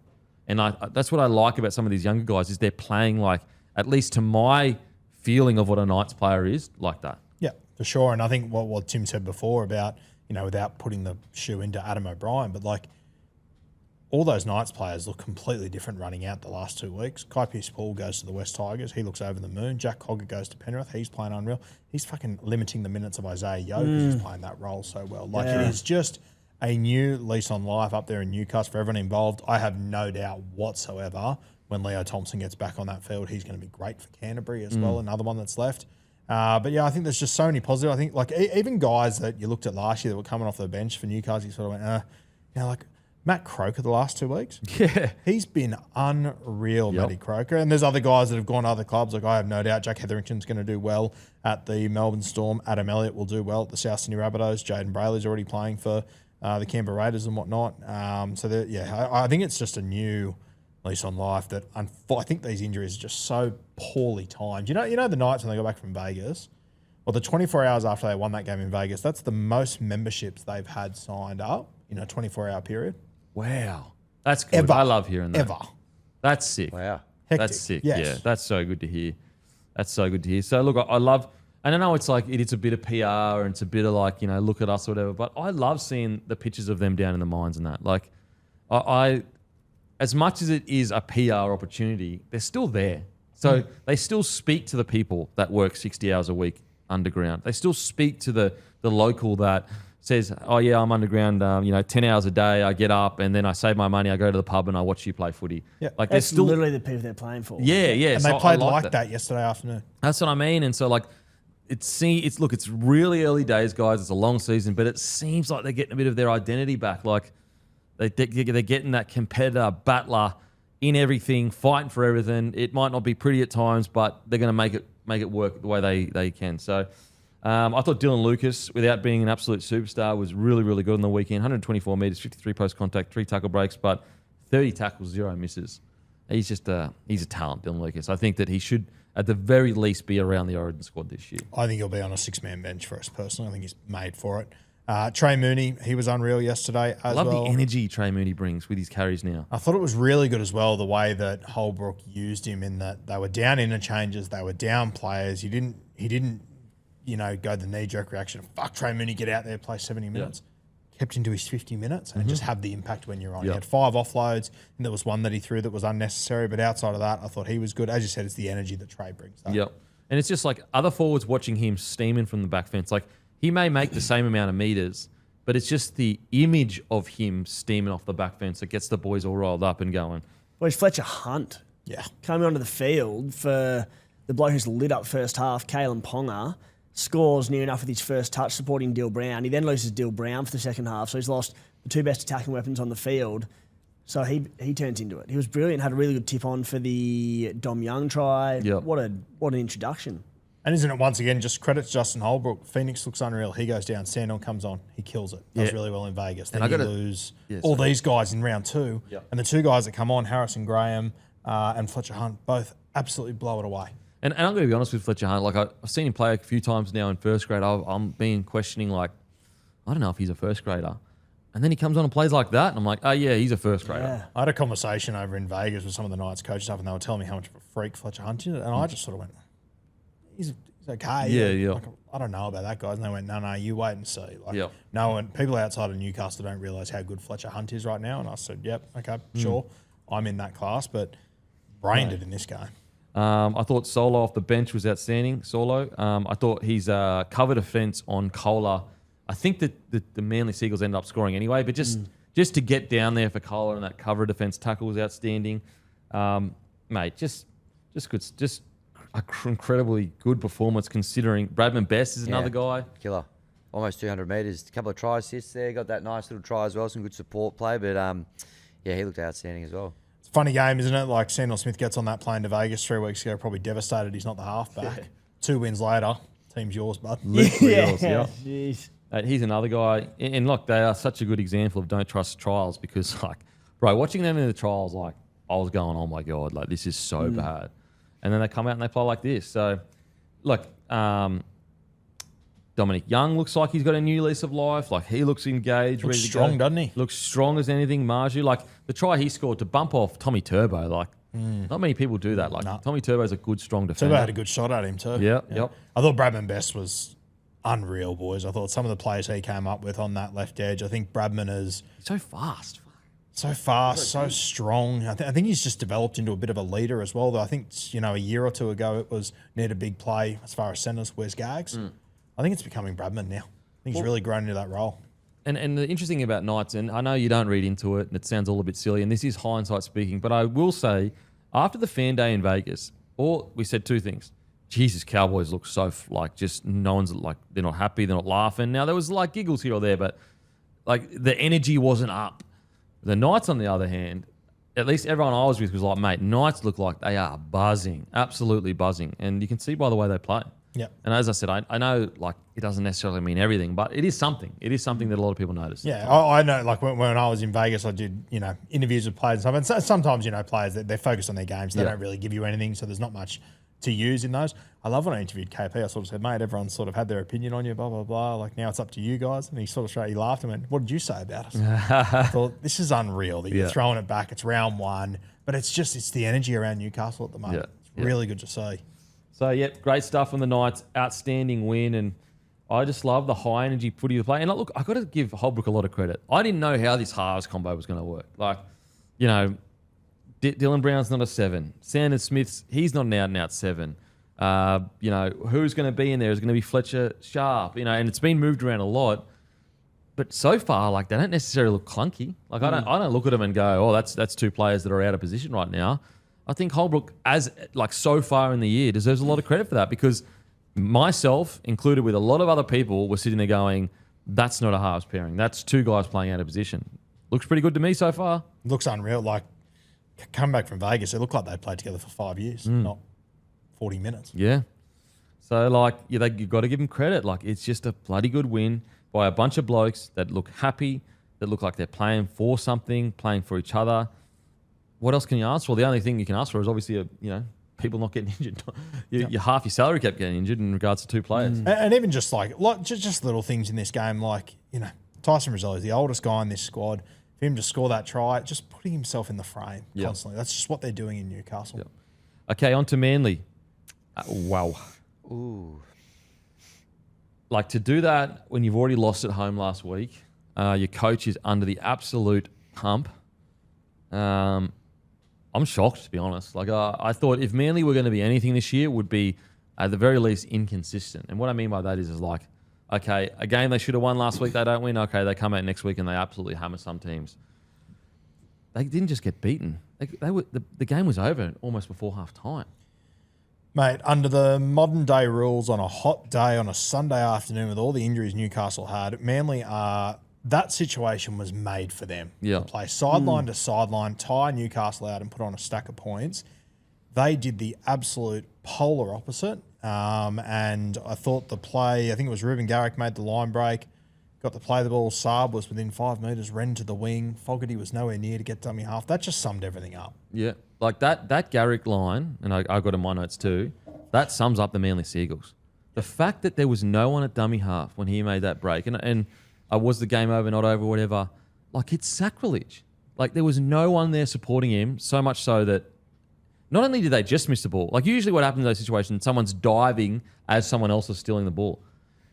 What happened last week with the field goal? What did we say? Sanders, flat. No one puts any kick pressure on him.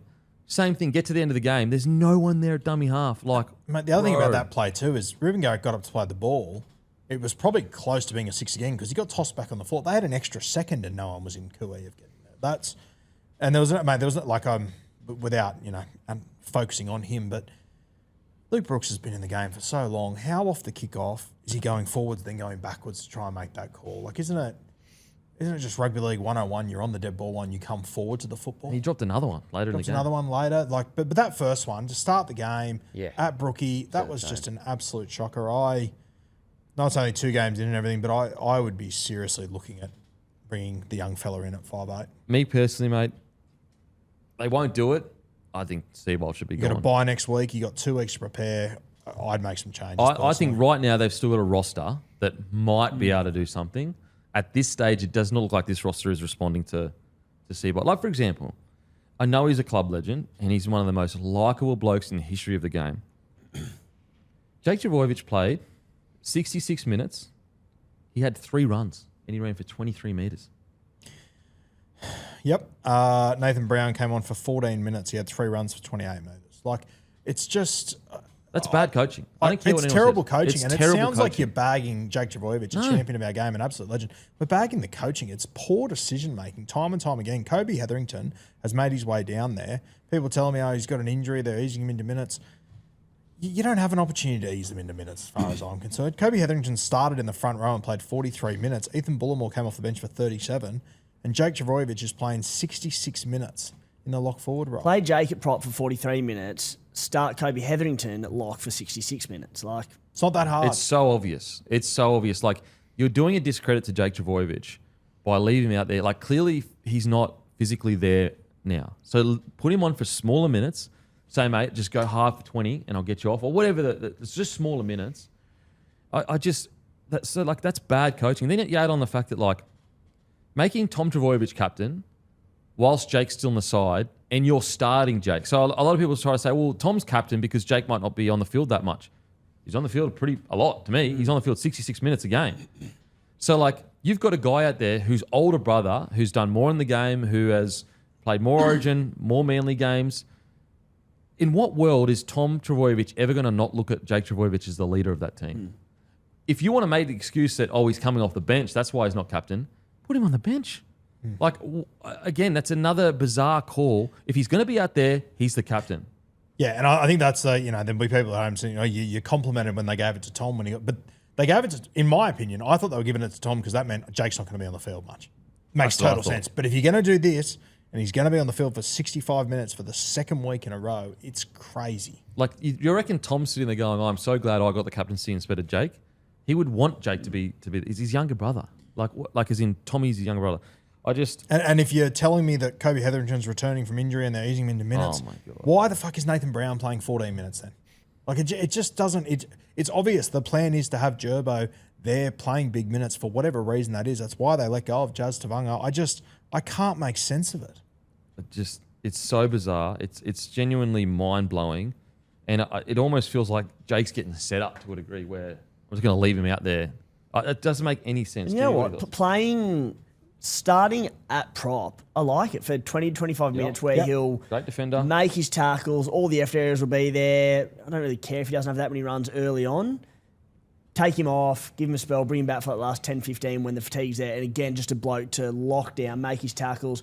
Good to start the game and take the sting out of it, but then take him off. Because it's also, the later the game gets, he's not winning contacts in defence. He's making tackles, he's not winning contacts, he's not getting a marker. He's fatigued, and he's older now, as well as like, get this, Cam Murray played 69 minutes. He played 3 less minutes than Cam Murray. Like, I just think you're doing Jake Trbojevic a disservice. I would be starting him in lock and just saying, mate, I want you completely blown out by the end of that 20 minutes. And then you've got him on the bench. I know it's two interchanges, but if you need to, you can use him and fill a hole if you have to. Yeah. But to start him there when you've got Bullymore and Hetherington at the club that both can play. Like, Hetherington was one of Broncos' best players in the grand final. It just doesn't make any sense. And, to make it even crazier with the context of this game, we're in the second half. This team has lost players left, right and centre. We need leg speed through the middle to put some points on. And it still took them 26 minutes to take Jake off the field.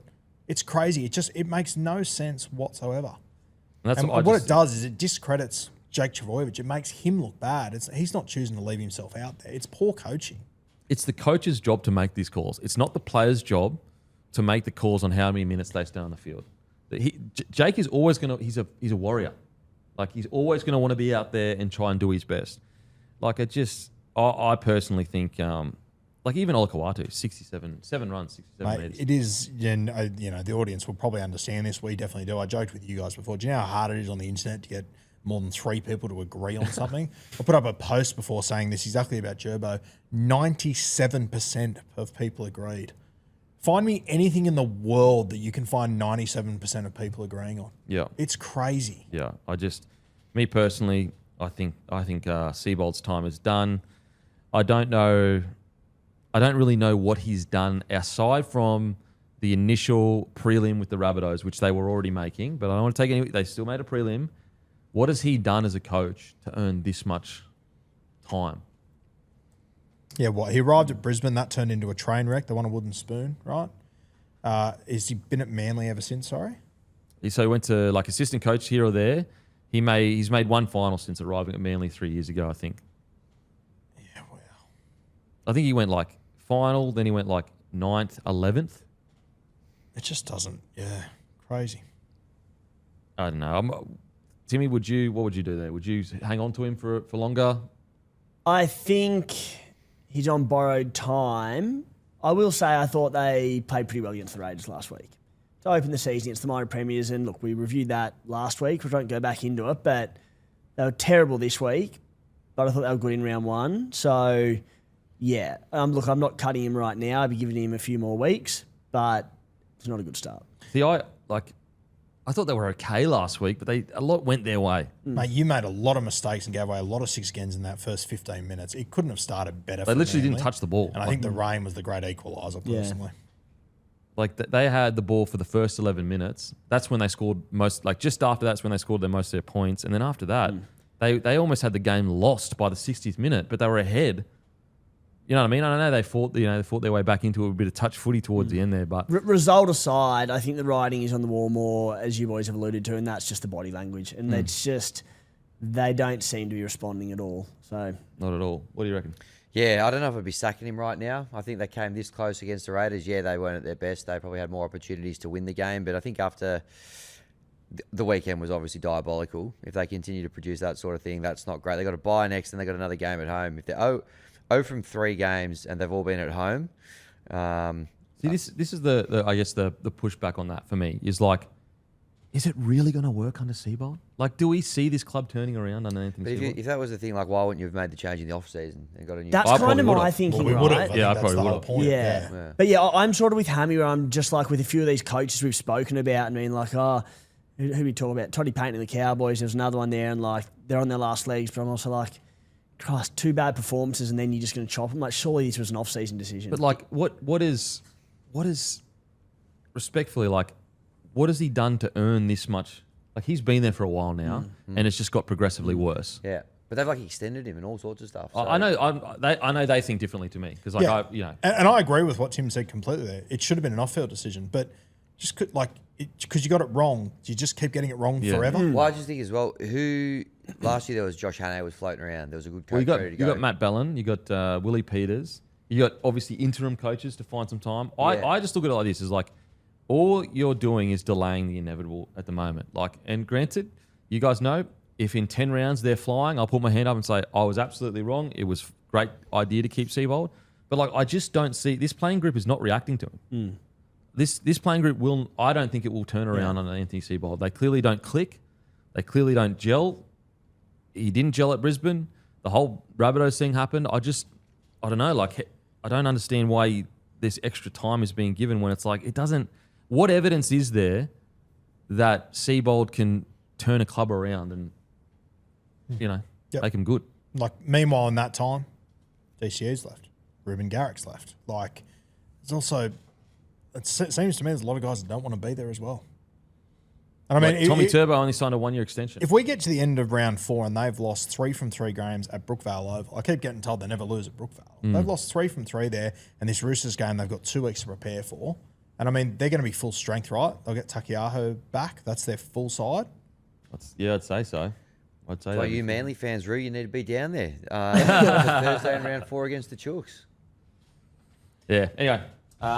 Look, poor effort. Unfortunately, I thought Saab also had a poor day at the office. Just one of those days where he was switched off. Turbo, mixed bag, he had some really great moments, and then quite a few errors. I don't know what else to say. Olakawatu, uncharacteristically quiet. Yeah. Even Kohler missed 5 tackles. Yeah, you never see that from Kohler. Literally never see that. I mean, if you ever look through that missed tackle list, there's one player in their starting 13 who had less than 3 missed tackles. What? Sorry, less than 2 missed tackles. But like, it's just Newcastle ran out. They're a new spine. They're a team coming back from Vegas. They lost half their team. It was hot. They were out on their ass. It's just crazy. Yeah, I'm with you, mate. I'm with you. Okay, on to the next game. Dolphins v the Titans. I'm going to be honest, and I know that people are going to be upset about this, but like there really isn't much to talk about this game other than it was a poo slinger. Look, Titans looked better. They showed a lot of fight. Dolphins, they just needed a win however they could get it, but I still am very underwhelmed with how they're travelling with the team they've got on paper. But the amount of errors they were making, the Dolphins, was just like, oh my God. So I want to give Titans credit for showing more fight. But unfortunately, this was a low-level game.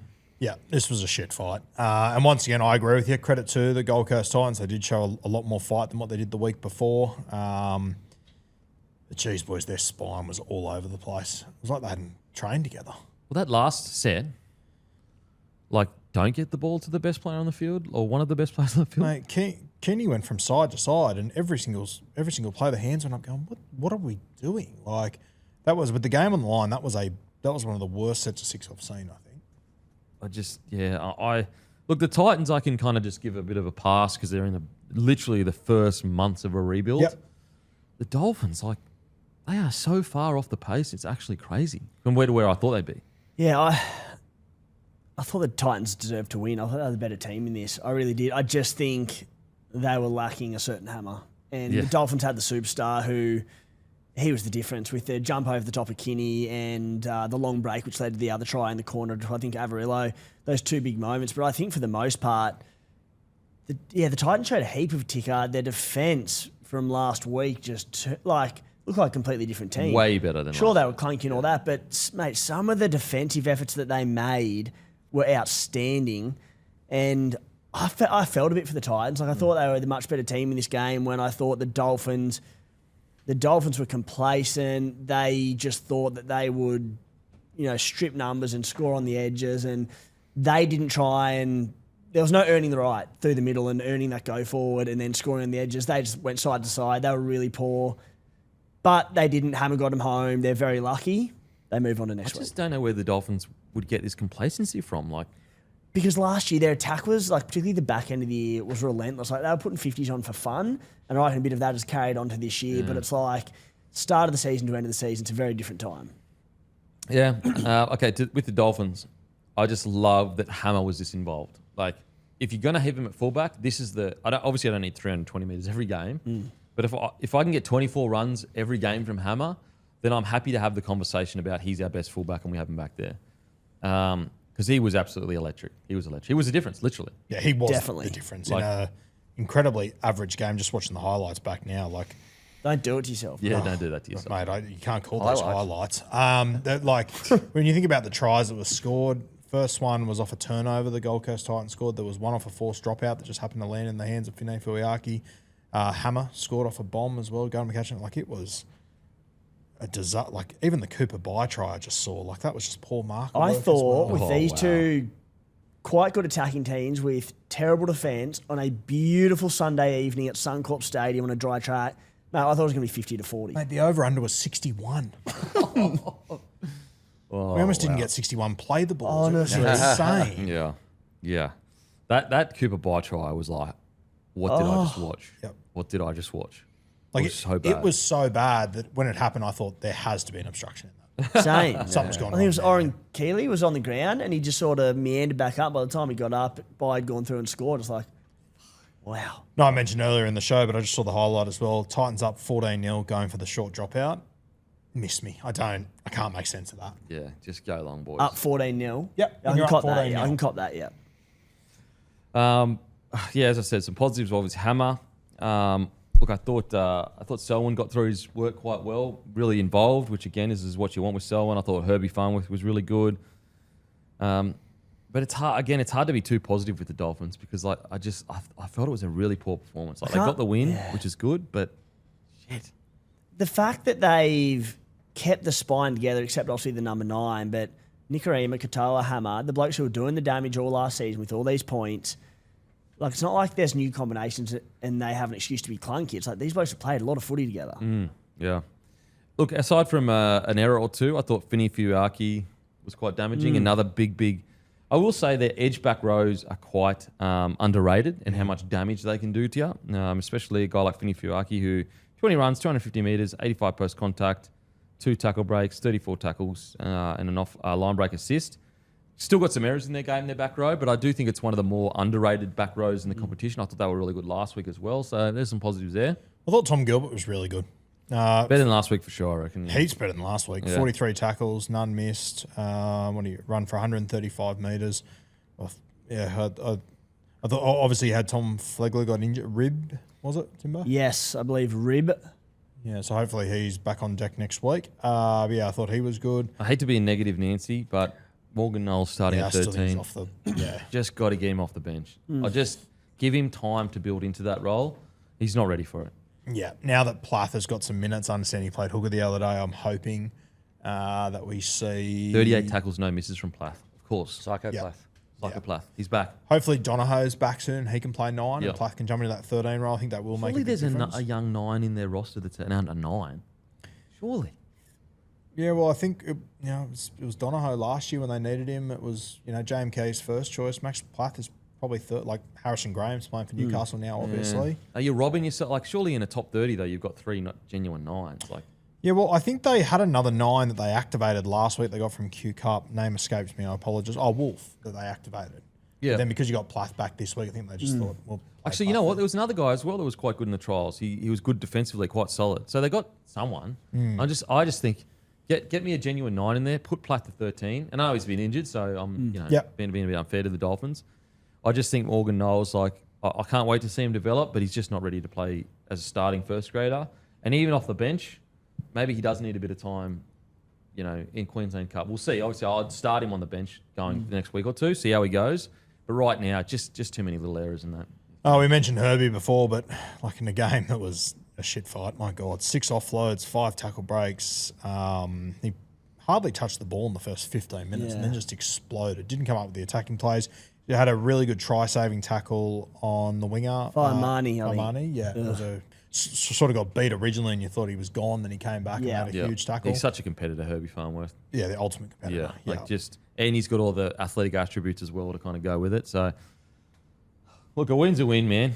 Just fucking. I think this is just what they just Yeah. needed to get 2 points. Just get 2 points. We won't spend that long on the Titans, guys. Apologies, but really brave effort. But I guess I'm just surprised at how far behind they are in regards to them as a team compared to other teams. Now, Sharkies, they'll probably finish top 6. Dolphins, they are a top 8 side, I guess. But maybe we should measure. I want to measure Titans against other bottom 8 sides. That's probably going to be a better yardstick, but. Big yardstick game this weekend. Again, in that coveted 6:15 Sunday time slot against the Cowboys. Okay, well, hopefully we get a better out. measure of what the Titans are all about, but there's not really. Is there much to talk about with the Well, Titans? I just think they genuinely look like a Q Cup side last year at best. Last week against the Sharkies. They came into this, and Guru sort of explained the nature of the tries off kicks and tapbacks and all sorts of shit. Like, they weren't broken that often in this one. Like, I thought their goal line defence was really good this week. I think there was the try that Cobbo looked all but certain to score on, and they shut him down off the scrum. I just thought there was, Kinney had an unbelievable try saver on Asako. And I just thought all these moments I'm going, at least defensively in effort areas, they're a new team to what they were last week. Still heaps of issues, and the attack was clunky and all that, but I think they can take some positives from this, the Titans, because it was a much better attitude than a week ago. Definitely a much better attitude. I guess the worry I have is that if you still couldn't pip the Dolphins. Anyway, I'm probably being too negative there, but I'm with you. A totally different team defensively than last week. Like last week, that was, as you said, lucky to be a Q Cup side defensively as a team, as a unit. They were super brave in defence here, but look, if Jaden Campbell's in the side, they probably win it. I think you're right. Yes, They were a superstar in hammer away from winning the game, but just, I don't know. I think maybe I just got a bit ahead of myself in my expectations for them this year. I didn't expect them to make the 8, but I just thought they'd look a bit better. The optics were just so good coming into the season. It is still a new coach. They're missing their best player, all that sort of stuff. But yeah, there are still a lot. Like, we're 2 games in. AJ Brimson's ran for, I think, 68 metres this season. Well, put it this way. I was more excited about them than the Knights. I thought the Knights roster was the one I was concerned about, and they're ripping. Yeah. I also think I find it interesting how they're using Tino playing. I think he played 44 minutes or something yesterday. I think 46. 46. Surely He played 49 the week before. I think you've got to get more out of him. Should be around the 55, 60. Unless he's carrying something. Like, this dude. Like, we always whinge on here about the best players 2 minutes. Like, get more out of Tino. Yeah, I'm with you. So, yeah, any individuals, boys? He tried his heart out. Yeah, Kearney, some big defensive plays in there as well. Thought Jojo Fafita was okay. Thought Big Mo at the end of the game gave him a chance. Had a nice tackle to kind of turn the ball over and all that sort of stuff as well. He didn't play that who was many playing minutes for this side? Mo played 38. Tino played 46. So Curtis Moran played 42 off the bench. Cleese Haas 35. I actually thought Cleese Haas was pretty good. Good. I thought he was one of their better players, to be honest, Cleese Haas. And he's actually good in the trials too. It is just a bit puzzling when you got 2 State of Origin front row forwards who are playing sub 50 minutes, both of them. Yeah. But yeah, Cleese Haas, 12 runs, 150 metres, 51 post contact, 2 tackle breaks, 2 offloads, 22 tackles, only 1 miss. I actually think this year, especially as I know it's just a trial, probably been one of his better years so far. It's only 2 rounds, but I thought he's quite good. Do we think Josh Hannay names the same team this week? I think they did enough effort to warrant it, considering where they are in the. If you're not changing it after round 1, I don't think I'd rush to change it after round 2. Does he look at changes after round 3 if they? Oh, you have to at some point, sure. Yeah. But I think if they can put that attitude and that performance up with Jaden Campbell back in the team, things look very different. Yeah, Expected to return round 3. So okay. We'll that see. makes a big difference. Yeah, I'd keep the same team with Campbell coming back in Yeah. for sure. See how they go with him. Yeah. Alrighty, it's time to face the music. It is time to face the music. Proudly brought to you by friends over at Sportsbet. Give us a follow. Exciting new market on the on Sportsbet at the moment. The 50-point curse. Head to that tab on the Sportsbet app. Who's going to be the next team to concede 50 points Oh, in I NRL? like that. How good. North Queensland, top of that market, $2.90. Best backed, Brisbane Broncos, $13. They got the Storm this week. Come on, mate. Settle down. Settle down. Good opportunity to potentially make a bit of cash. All right. Thursday night, Canberra Raiders host the Doggies. Raiders $1.90, Dogs $1.94. So the line's only half a point. No Bronson Cherry. Raiders not very good last week. What are we thinking here, boys? Mate, I am just going to go Dogs head to head. I think Raiders will be a little bit tired, and I just want to get on the board early. Yep, $1.94. I'm going to go Raiders 1-12. 310. Raiders 1-12. 310. Matty's gone the Dogs head to head at $1.94. I think I'll just go the Raiders head to head at $1.90. Then we have 6 p.m. on Friday, Roosters. What a game, 6 p.m. on Friday. Yeah, Yeah. why is this not the... Fucking hell. Oh, okay, this is pretty Those good game. Friday nights are crackers. Yeah, this is pretty good stuff. All right, so the Sydney Roosters, $2.60 when they host the Penrith Panthers, $1.50. The line 6.5 points. Both these teams coming off pretty solid wins over the weekend. I'm going to Panthers, and I'm going to go Panthers 1-12. $2.90. I will take Panthers 13+. $2.65. Panthers to cover. Yep. Matty has gone the Panthers to cover. I will go the Panthers to cover the 6.5 points as well. Then we go down to Amy Park. Storm $1.49. Broncos $2.64. The line is 6.5 points. Broncos with a start. I'll take Melbourne head to head. Jeez. Storm to cover. I think $1.50 is all right for that. Coward. Yep. Matty's gone the Storm to cover. You went the Storm to cover? Yep. Yep. Storm to cover for Matty, which is -6.5. I'll go the Storm to cover. Actually, Storm 13+, $2.60. Cats. All right. Knights. We got the same odds as you. Cats.